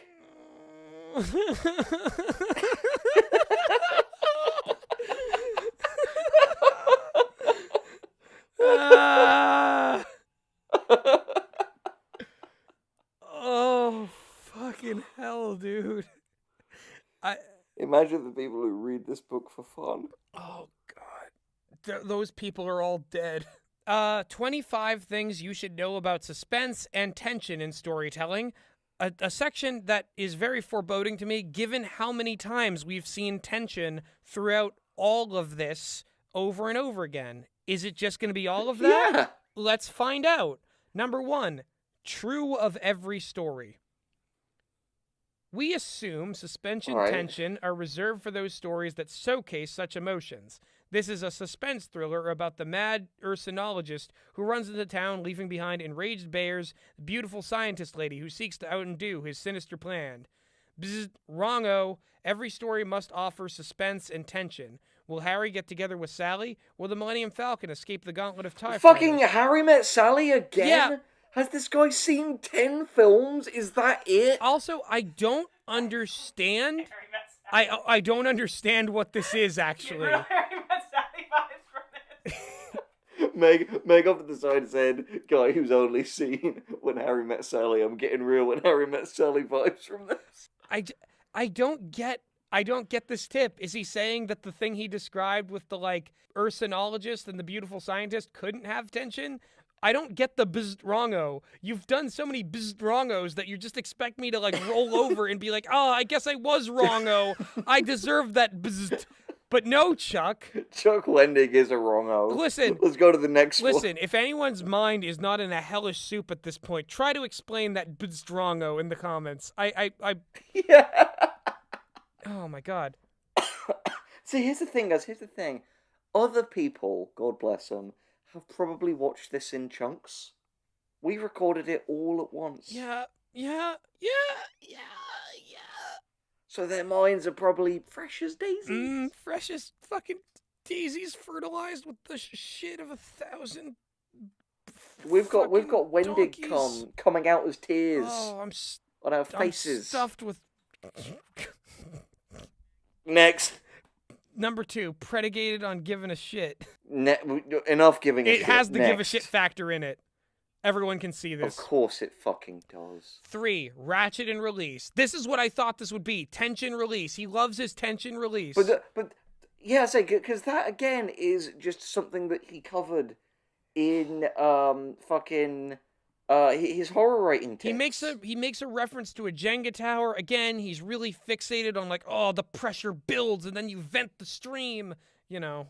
Then it builds again and then you vent. This man is revolting. Chuck Wendig is a pig. Number 4, harder, harder, harder. Make her beg for it. Yeah, that's literally what this is. He refers to the Jenga tower teetering at the end of this. And then we get number 5. You stop it falling by shoving it up your Then we ass. get number 5, the bear under the table. Is this a metaphor for him, like, wanking at restaurants? Yeah, I mean, he did. Considering that, like, the bear was his penis earlier.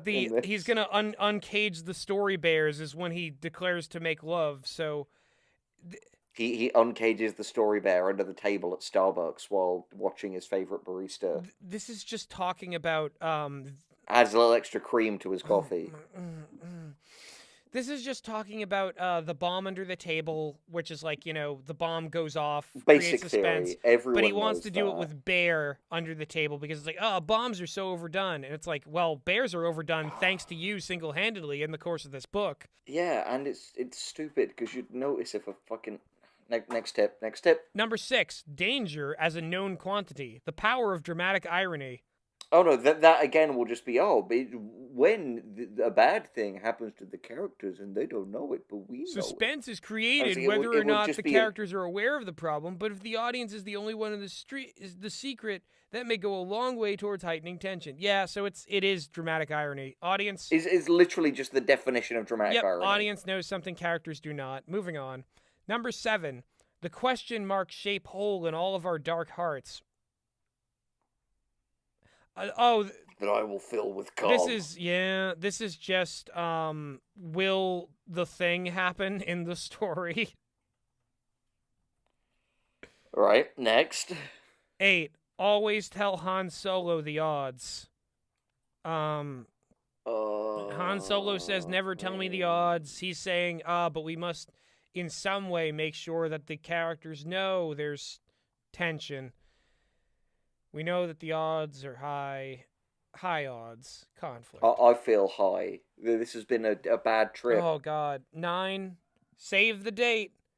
Let's say, save your work, everyone. Don't strap your spoon. Me, look, yeah, save your work. Save it. Save me. Save us.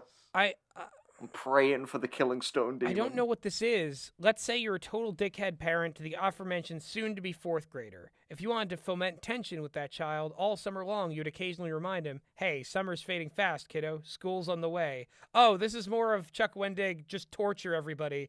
The storyteller is a total asshole type shit.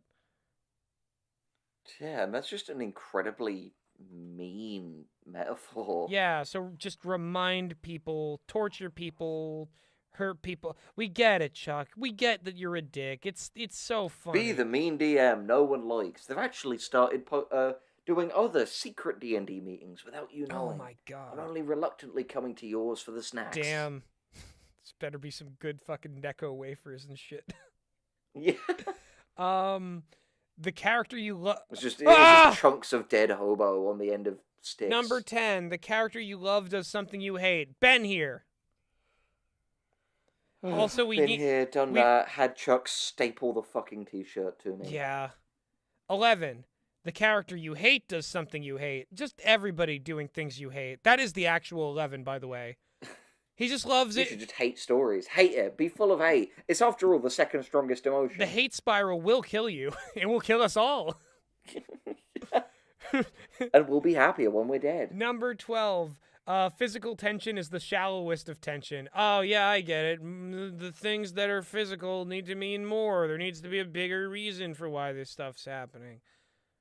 Yeah, like, we get it. We get it. We get it.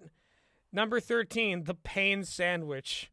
Also known as the kick-ass writer. That's going to be, so ensure the tension is multi-layered. The protagonist's wife being in danger represents both physical and emotional tension. She might die, he might lose her. That's the same thing. That's the same thing. What about her side of things? Again betrays a weird look at, like, the value of the lives of women. I'm surprised that the pain sandwich is like, that's just what I call my ass. Yeah. 2 butt cheeks with an asshole in between. Yeah, the pain sandwich. And you gotta eat it. The pain sandwich is when I take 2 hammers and I beat you around the neck and head with them. Yeah. Then I turn you into a sandwich. Nice. Building chucks. No one Building is chucks. No one is safe from Chuck Wendig. No. 14, personal suspense over global suspense. Yeah, this is... Yeah, I mean, we agree with that in principle. With that in principle, yeah. 15... Definitely, Chuck and Jeff can fight about that. Exactly. 15... And Jeff will win because he's rich and yoked. Yeah, exactly. He'll take his big robot arms and he'll go, ha, ha, ha, ha, and he'll crush Chuck Wendig. Yeah, he'll building bricks Chuck. Yeah. Number 15, the tongues of tension, the speech of suspense. Oh. All right, let's hear it. Let's find out where the tongue of tension is going to wriggle. Oh, God. How you write matters in terms of creating suspense and tension. If you're trying for tension that is fast, frenetic, and born of collapsed moments and microscopic beats, then you wouldn't use big, ponderous paragraphs to tell that tale. Just the same, you wouldn't hope to convey slow, creeping, sour gut dread with sharp, short, truncated sentences. As with all things, language matters. The architecture of your language means something. Are you building a Gothic cathedral, a one-room studio apartment, or the Winchester Mansion?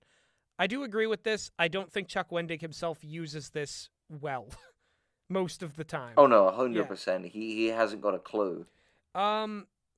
16. Drug dealers and cliffhangers. What? Ooh, I can't wait for more AAVE in this one. Nah, from it's Chucky from the streets. Oh my god. Nah, it's the storyteller is a drug dealer meting out pain and pleasure in equal measure. We've been here. That's something that he and Lily Orchard agree on, but for different reasons. Yes. But Lily Orchard is against kind of like the drug dealer story. Whereas Chuck's like, oh yeah, we gotta keep him hooked in, baby. Number 17, flaws and foibles and frailties and other awesome F words. Characters should be flawed. Nope. Character flawed. That's it. 18, the itchy panties. Stop it. I hate him. Stop it. He's just saying. But the number of times I've heard the word panties in this last 7 hours are frankly fucking unconscionable. It's just a weird way to refer to, like, I mean, generally we don't really need to refer to other people's undergarments that often. It doesn't come up often in conversation. Yeah, it's mainly the kind of purview of perverts. Yeah, exactly. It's a very, like... It's the perv view. I will say, this is, like, the most I've heard panties outside of the realm of, like, anime. You know, concurrently, like, happening over and over again. Don't be saying it more than anime. Like, dear God, man. Anyway, this one is just have tension. That's it. I love it. 19. Failure most certainly is an option. The audience must know that things can go wrong. If they become trained as you as a storyteller, that you'll save everyone and everything at the last minute, the storyteller will no longer suspect you of being an untrustworthy malefactor. You are not the reader's buddy. Failure must be on the table. You must be willing to let all things go pear-shaped once in a while. Tension without fear is a defanged and declawed tiger dressed as a banana. Harmless and deserving mockery over fear. What an image. Yeah. What a not at all depressing image. Number 20. Speak of Kesha and Kesha shall appear. Fuck you, Chuck Wendig. How awesome, Chuck. Oh yeah, let's all dogpile on Kesha, who was locked into a fucking manipulative contract with abusive shithead Dr. Luke for years. And it took her forever to, like, escape from that situation. It was difficult. Now, finally, she can kind of, like, have her life back. And fucking hell, dude. But he just sees, ladies sing popular, bad.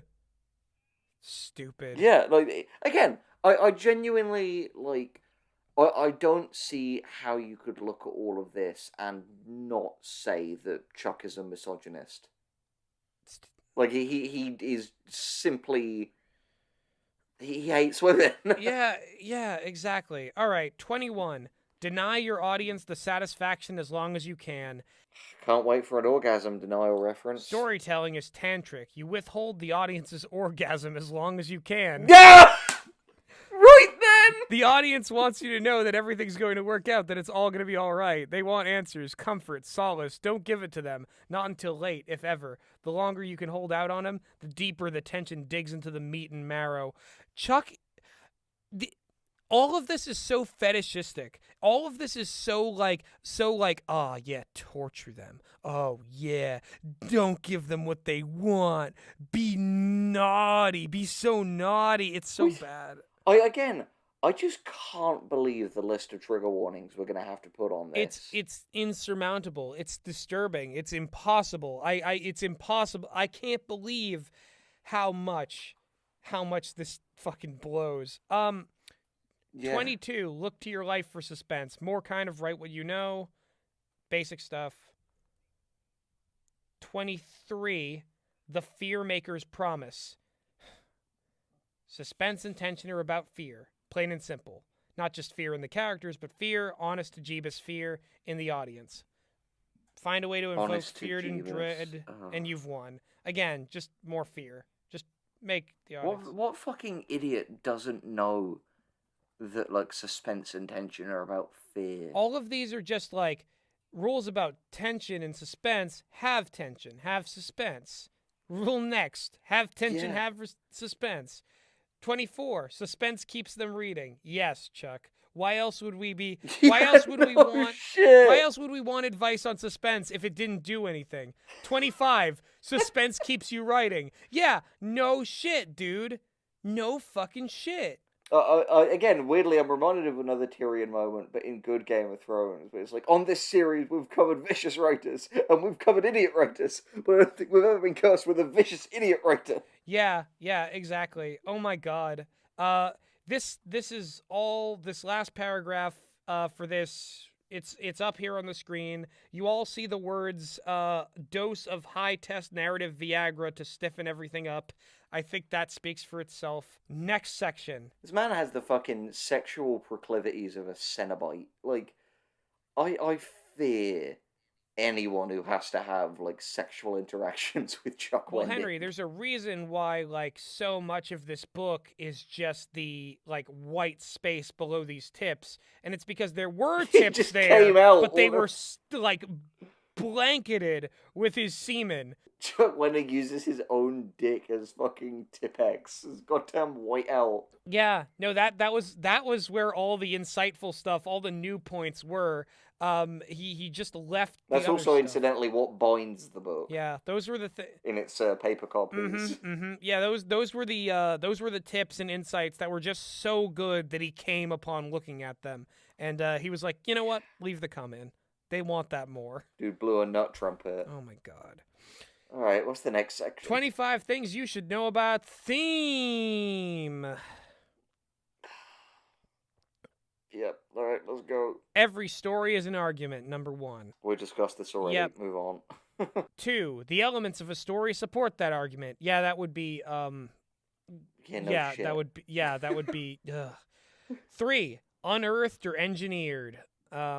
That will be whether you have a theme from the outset or whether it just sort of happened in the You're right. We don't have to go through freaky dwarven stalker hiding in your panty drawers and getting his greasy Norseman stink all over your undergarments. We don't have to read that. We can just move on. Of course he put that in there. 4, theme. The lens that levels the laser. Theme good? What? That's what it is. It's theme Yeah? good. Theme, have theme. What the? Do theme. That's what all these are, is just have structure. Mentally, I'm in me when the Yeah, no. mode right Well, now. it's just every section is like have structure, do character, have plot, do theme. Like it's all number 5. Do I really need this happy horse shit? He's saying, do I need theme? Yes and no. Your story needs a theme. Skip. Yeah, fucking hell. It's so Well, 6. if we didn't need it, why would there be a 25 rules list? Oh, please let me read 6. Slippery What is business. 6? What is 6? Slippery business. Oh, I make it- because of I make it sound easy, like you could just state a theme or find it tucked away in your story like a mint on a pillow. It isn't. Theme is slippery, uncertain. It's like a lubed up sex gimp. Every time you think you got your hands around him, the greasy latex enveloped son of a bitch is out of the cage and free from your grip and running into traffic where he's trying desperately to unzipper his mouth and scream for help. Be advised that theme is tricky, chameleonic, which is no word, but should it be? 2 things. The implied non-consensual ness of again. that Is sex Chuck gimp. raping again? Yeah.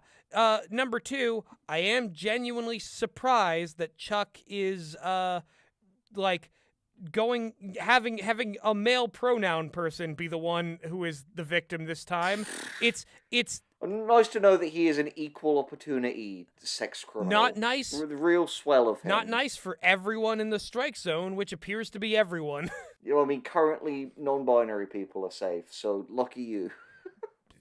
Let's go. Number 7, for instance, you can get it wrong.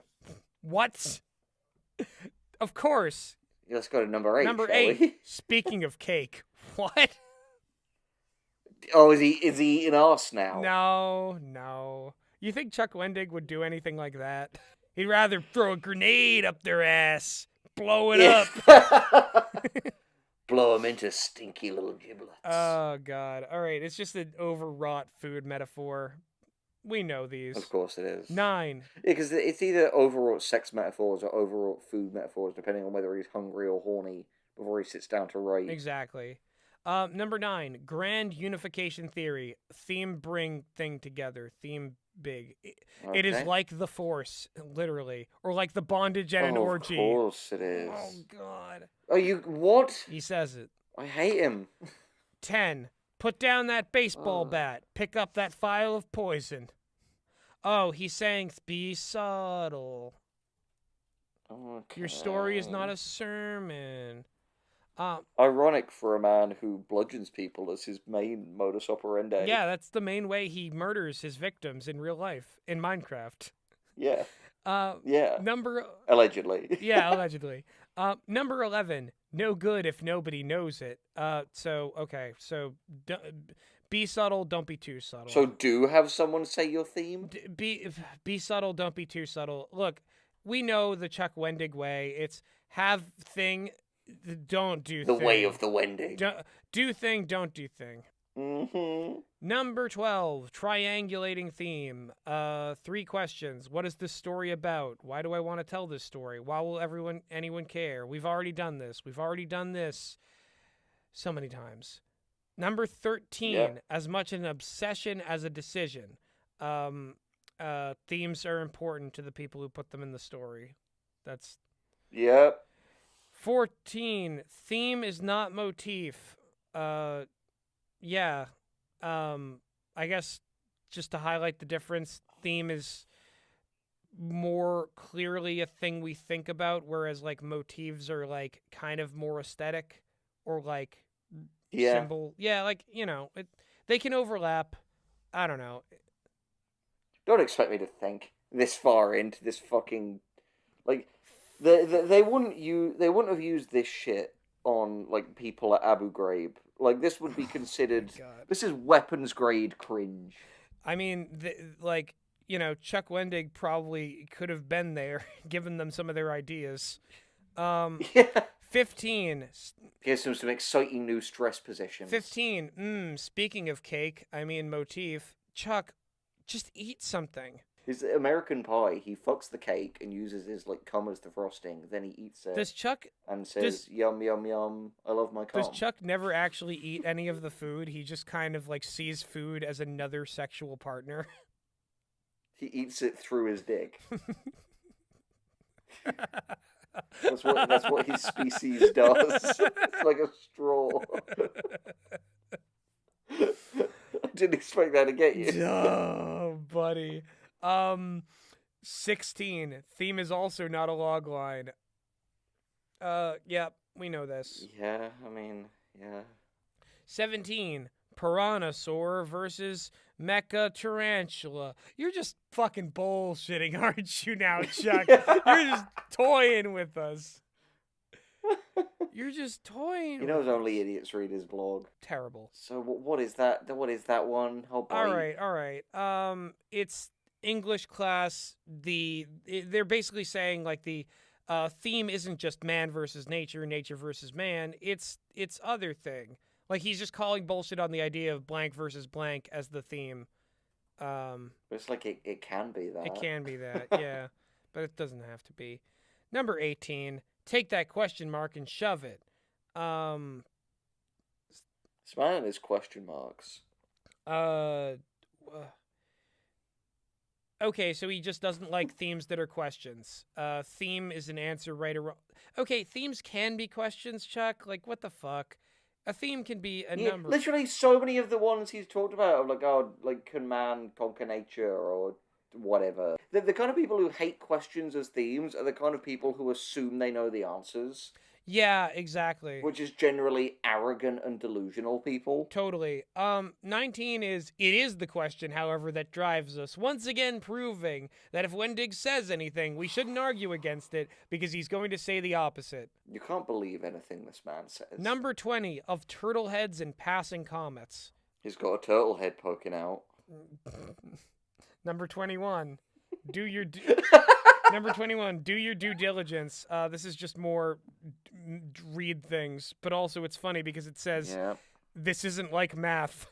What is it, Chuck? Is it math? Is it isn't? Is it isn't math? Is it I'm dying. Is it math? My Is it face magic? is melting. I'm me die now. Me die now. Me die now.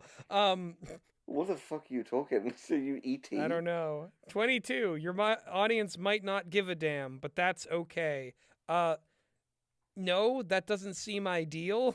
But he's saying at this point, he's fully in like, theme doesn't matter. This whole section was a crapshoot. I was just wasting all of your times. Number 23, not just for the literary noses held high in the air. Oh, this is just saying theme isn't just for... Themes are for everyone. Themes are They're for not just everyone. English class. And everyone appreciates themes. Yeah.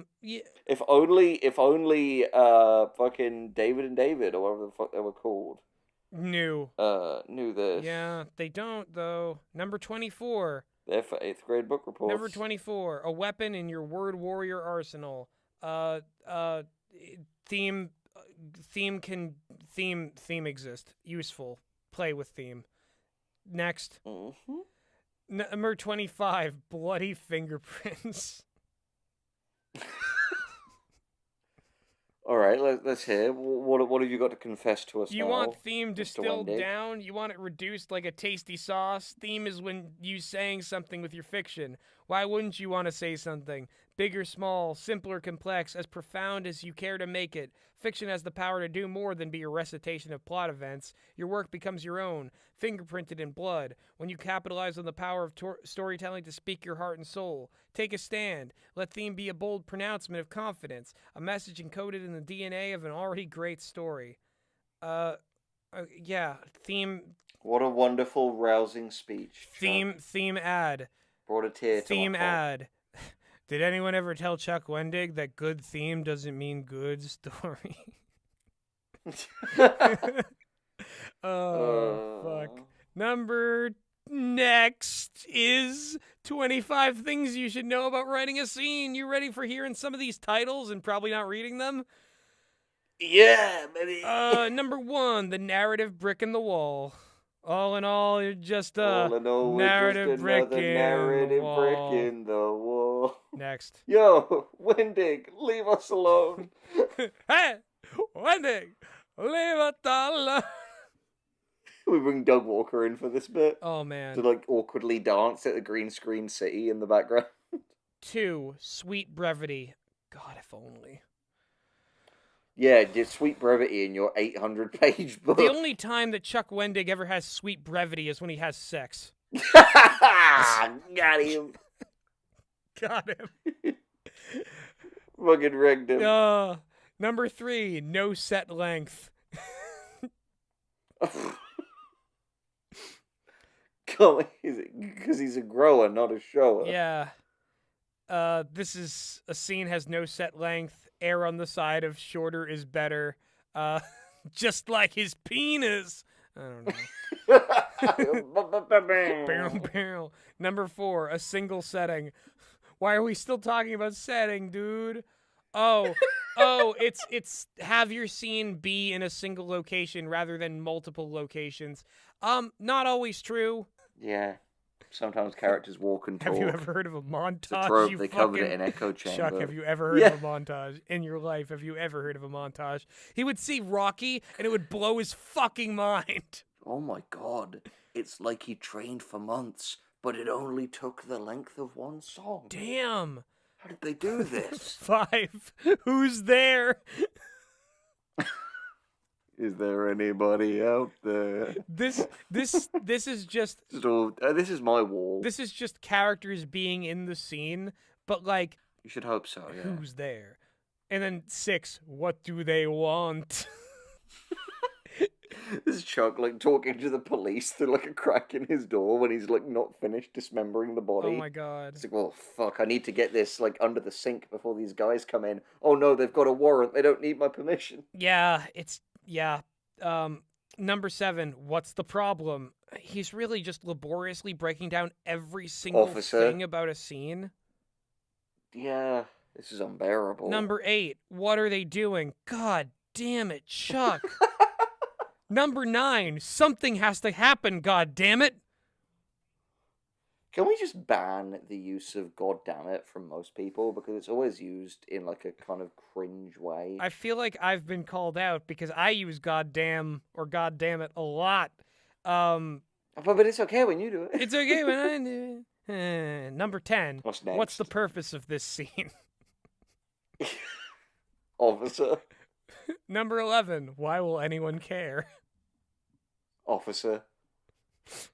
Number 12. A scene must sing for its supper. Officer. Number 13. Moves the story forward. Officer. I think we need to move the story forward. 14. Yep. Reveals something we didn't already know. I mean, yeah, no fucking shit. Oh, God. I see bondage. I see France. I see fucking number 15. I see Chuck Wendig's underpants. They're drifting down the river of story or whatever weird thing he said. Because he's thrown them out because of all the evidence. Whatever weird thing he said in the time of the second sun. You know, when like long ago, when the ancient Henry and Gus wrote on scriptures, the Killing Stone demon is just dead outside. Yeah, we've waited out the Killing Stone demon. Yeah. 15, for every answer, a new question. Help. No. A squirming knot of worms. 16, double duty. Alright, no, fuck it, I don't want to hear that. Because he's just going to say every scene needs to accomplish at least 2 things. Something like, say, plot progression and character development. Which is something that we believe in, but, But it's obvious. Yeah, exactly. And we've said it a million times. Number 17. Who is still here for writing advice? Genuinely. You are the real heroes. You are the real heroes. I'm sad that you all have to die here. Yeah, I'm trying to think. If you made it this far into the video, number one, I'm so sorry. Why have you made it here? Why are you still here? Why are we still here? Oh, I feel like I've always been here. I don't remember life before this. I don't. Started. I literally don't, dude. It's crazy. I was born here. The only me is me. Are you sure the only you is you? I'm the child of me and me who were here and built this village around the ruins of the Wendig curse, and we've always been here and we've lived here. We were born for Wendig to fuck. We were born for Wendig to fuck. Call back, baby. I'm getting lost in you. Number 17, text and subtext. They exist. Yep. Number the 8, greasy, grimy, subtextual layer of pacing. Number 18, small story arc. Yeah, scenes are a smaller version of sequences which become. It's like that micro plotting thing again. 19, begin the scene as late as you can. Yep, we believe in this. Get in late, leave early, just like Chuck Wendig when he sexes people. Move on. Arrives late. Comes at the woman's touch. Shoots her. That's why he's so afraid of women who can touch him. Because he'll just jizz immediately, then kill them out of shame. You act like that's like he's like if Joe from You wasn't charming. Yeah. Oh God. 20. Once in a while, drop a bomb. I guess have an interesting thing happen, but this really just sounds like he's gonna take a shit. What is this book if not a series of shits Chuck Wendig took? 21. Variation is the spice of life. Actually, I think the spice melange is the spice of life. God damn you, Baron Harkonnen. Whatever. I'm only reading the dude reference. Let's move on. Oh, wait, did he actually write that in there? He did. Hey guys, I read Dune. Dune I'm exists. Oh, Dune. I write Star Wars. I'm Chuck Wendig. Banana monkey bacon jizz. Somehow, of all the things we've said tonight, Gus, that voice was the most devastating.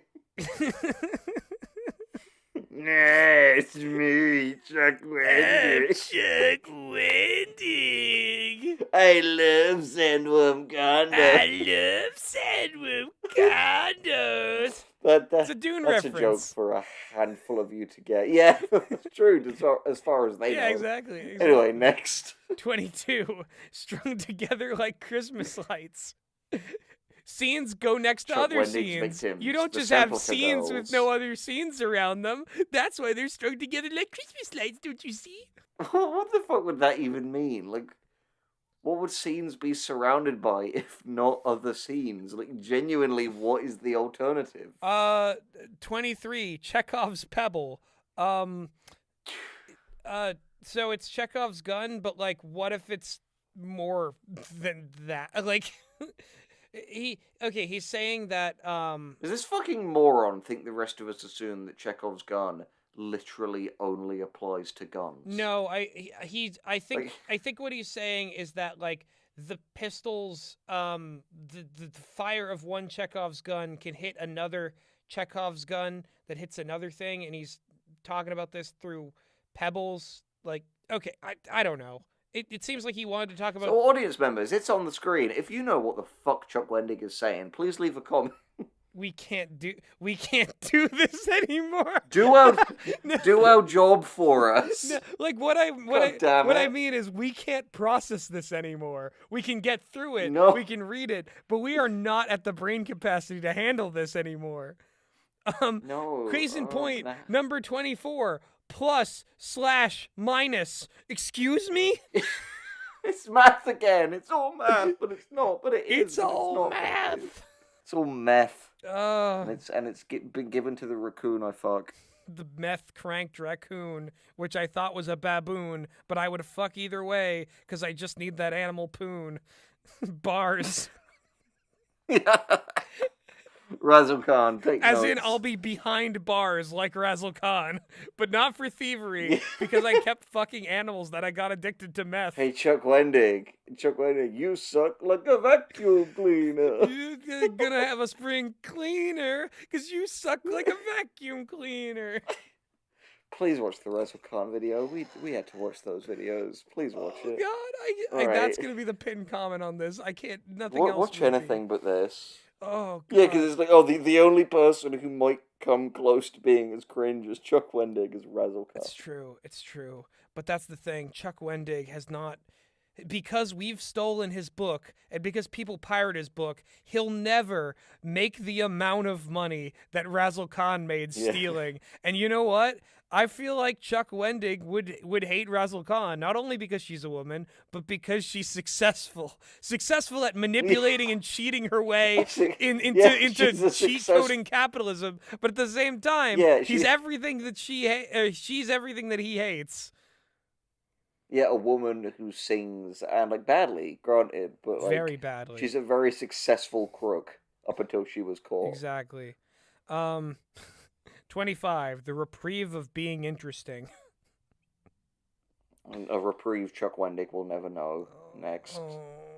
Number 25. Things you should know about dialogue. Yeah, I'm sure if anyone can write really natural dialogue, It's really fuck, quotable stick, stuff, duck, chucking, be- fucking when, tucking, tuck. it'll be fuck no dick Fuck when. who has the knowledge on this. Oh. Number 1. Dialogue is easy like Sunday morning. Fuck you. Dialogue natural. Do dialogue natural. Number 2. Easy isn't I'm the starting to same feel as... Lionel bitchy. Oh no. Okay. Easy isn't the same as uncomplicated. We like to read dialogue because it's easy, not because it's stupid. Dialogue has a fast flow. We respond to it as humans because, duh, humans make talkie-talkie. Easy does not translate to uncomplicated or unchallenging. Dialogue isn't, I like hot dogs, I think hot dogs are stupid, I think you're stupid, I think your mom's stupid, and I think your mom's vagina is stupid. Dialogue is a carrier for all aspects of the narrative experience. Put differently, it's the spoonful of sugar that makes the medicine go down. I hate to know what the medicine is. Laudanum, maybe. If anyone knows by and large why we stopped reading these and are just reading the rule titles, that's why. That Like, Chuck is one of the worst writers ever shouted out onto this planet. Number 3, sweet minimalism. God sakes, Chuck, please, if only you Oh, could. please. If only you could. Give us it. If only, Chuck. Number And let me guess, there's a really long paragraph under minimalism. Well, it's a paragraph, and we're not reading it. Number 4, you do know the rules, right? Okay, this is another structural sometime good. I can't wait for rule number 5 to be structure not sometime important. Yep. 5, oh, okay, it was not. Use it to set pace. We've got a charming little metaphor about wanting a pig to run faster, greasing him up with Astroglide, and stick a NASA rocket booster up his ass. What is it with just sodomizing animals and Chuck? I don't know. Let's just insert objects into the arses of animals. I don't know. I don't need to know. The point is, dialogue does things to pace. It interacts with it, like it would interact with any other element of a story. I guess so. Thank you, next. 6, shape determines speed. Kinda like my dick. Yeah. Oh, and then he compares it to a prison shiv. And then this is more borderline racist, prison has like guys called T-Bone and Johnny the Fish in it. Oh, nice. Classy. I'm buying myself the biggest treat after this, because we've earned it, man. Oh, yeah. It's probably going to be tomorrow morning where I am, and I'm going to order one of those, I'm going to order a fucking burger from, a 24-hour place. I don't give a shit. Yeah. I'll fucking, recharge my whole body with a fucking burger and, if a you've gotten lemonade. this far, please join the Patreon. We're begging you. Please join the All we ask is $1 a month for this. Everything on there for $1. If you want to know what us being happy sounds like, go over and join the Patreon. I get it can be hard to remember after all this time. I've kind of forgotten myself. I've forgotten happiness, Henry. But the good times will happen again Henry, someday. You know what's funny? What? None of this. 5 hours ago, we knew what happiness was. 5 hours ago, we were in a better place. We're a better world. All right, next. 7, expository dialogue is a pair of cement shoes. Be subtle. Next. 8, showing through telling. Be subtle. Or don't be not subtle. Don't be subtle. Be subtle, don't be subtle. That's Chuck. That's the Chuck way. 9. He's Reverend Harry Powell from Night of the Hunter with love and hate on each hand, and he's gonna fucking sock you with both of them. Around the neck and head. Yeah. 9. The wart on the end of the nose. On the nose dialogue, pretty bad, is what he's saying. Of course. 10. The words beneath the words. Yes, subtext exists. We know this. Again, 11. Pay no attention to the man behind the curtain. Right. Okay.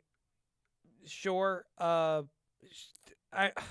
eyes are glazing over. I'm just seeing that this is another thing about a dancing robot and a romantic dalliance again? And a coked up Doberman. Dude, I'm just zooming in. Killed his wife. I'm just zooming in on things on this paragraph. The audience can see the full thing. I can barely hold it together, dude. It is past midnight. Do you know what? What? Do you know what? Fuck Chuck Wendig. Fuck this video. How about we say, people at home, was 7 hours of this not enough? Are you not entertained? Is this not what you wanted? Henry, we could always just close the book. We could always just close the book and be good to ourselves. Be good to ourselves like the human beings that we're supposed to be. Like we should be. And do you know what? We're better than this. We're better than Chuck. If this continued on for another 5 hours, it would just be us criticizing Chuck Wendig for throwing more shit and blood and cum at us. Yes. So we're going to spare ourselves that, and we're going to spare you that. Yes, exactly. And we're gonna that's. Sorry. Whoa. Fuck Chuck Wendig. Write and read good things. Watch good things. Don't listen to hacks like this who just repeat the same, like, basic bitch, like, things you could learn in college, but he doesn't want you to go to college because you'd graduate out of his things from, like, 101 level courses, and he wouldn't be able to expose you to all his weird, horny fantasies of torturing you and duct taping you to chairs and gluing your booty to chairs with super glue and fucking animals in front of you, and he fucking thinks it's all a game. He plays it like a game. He says it's like a game. He says it's all a game. It's math or magic, but we're really the ones being tricked. We're really the quotients that he's dividing. He's dividing us all. He's fucking... This is what he did. And they are trying to kill each other. This is what he does to us. And the wrath of God and from Pandora's box. Fucking pull the power of Pandora's forces, and he's screaming to God.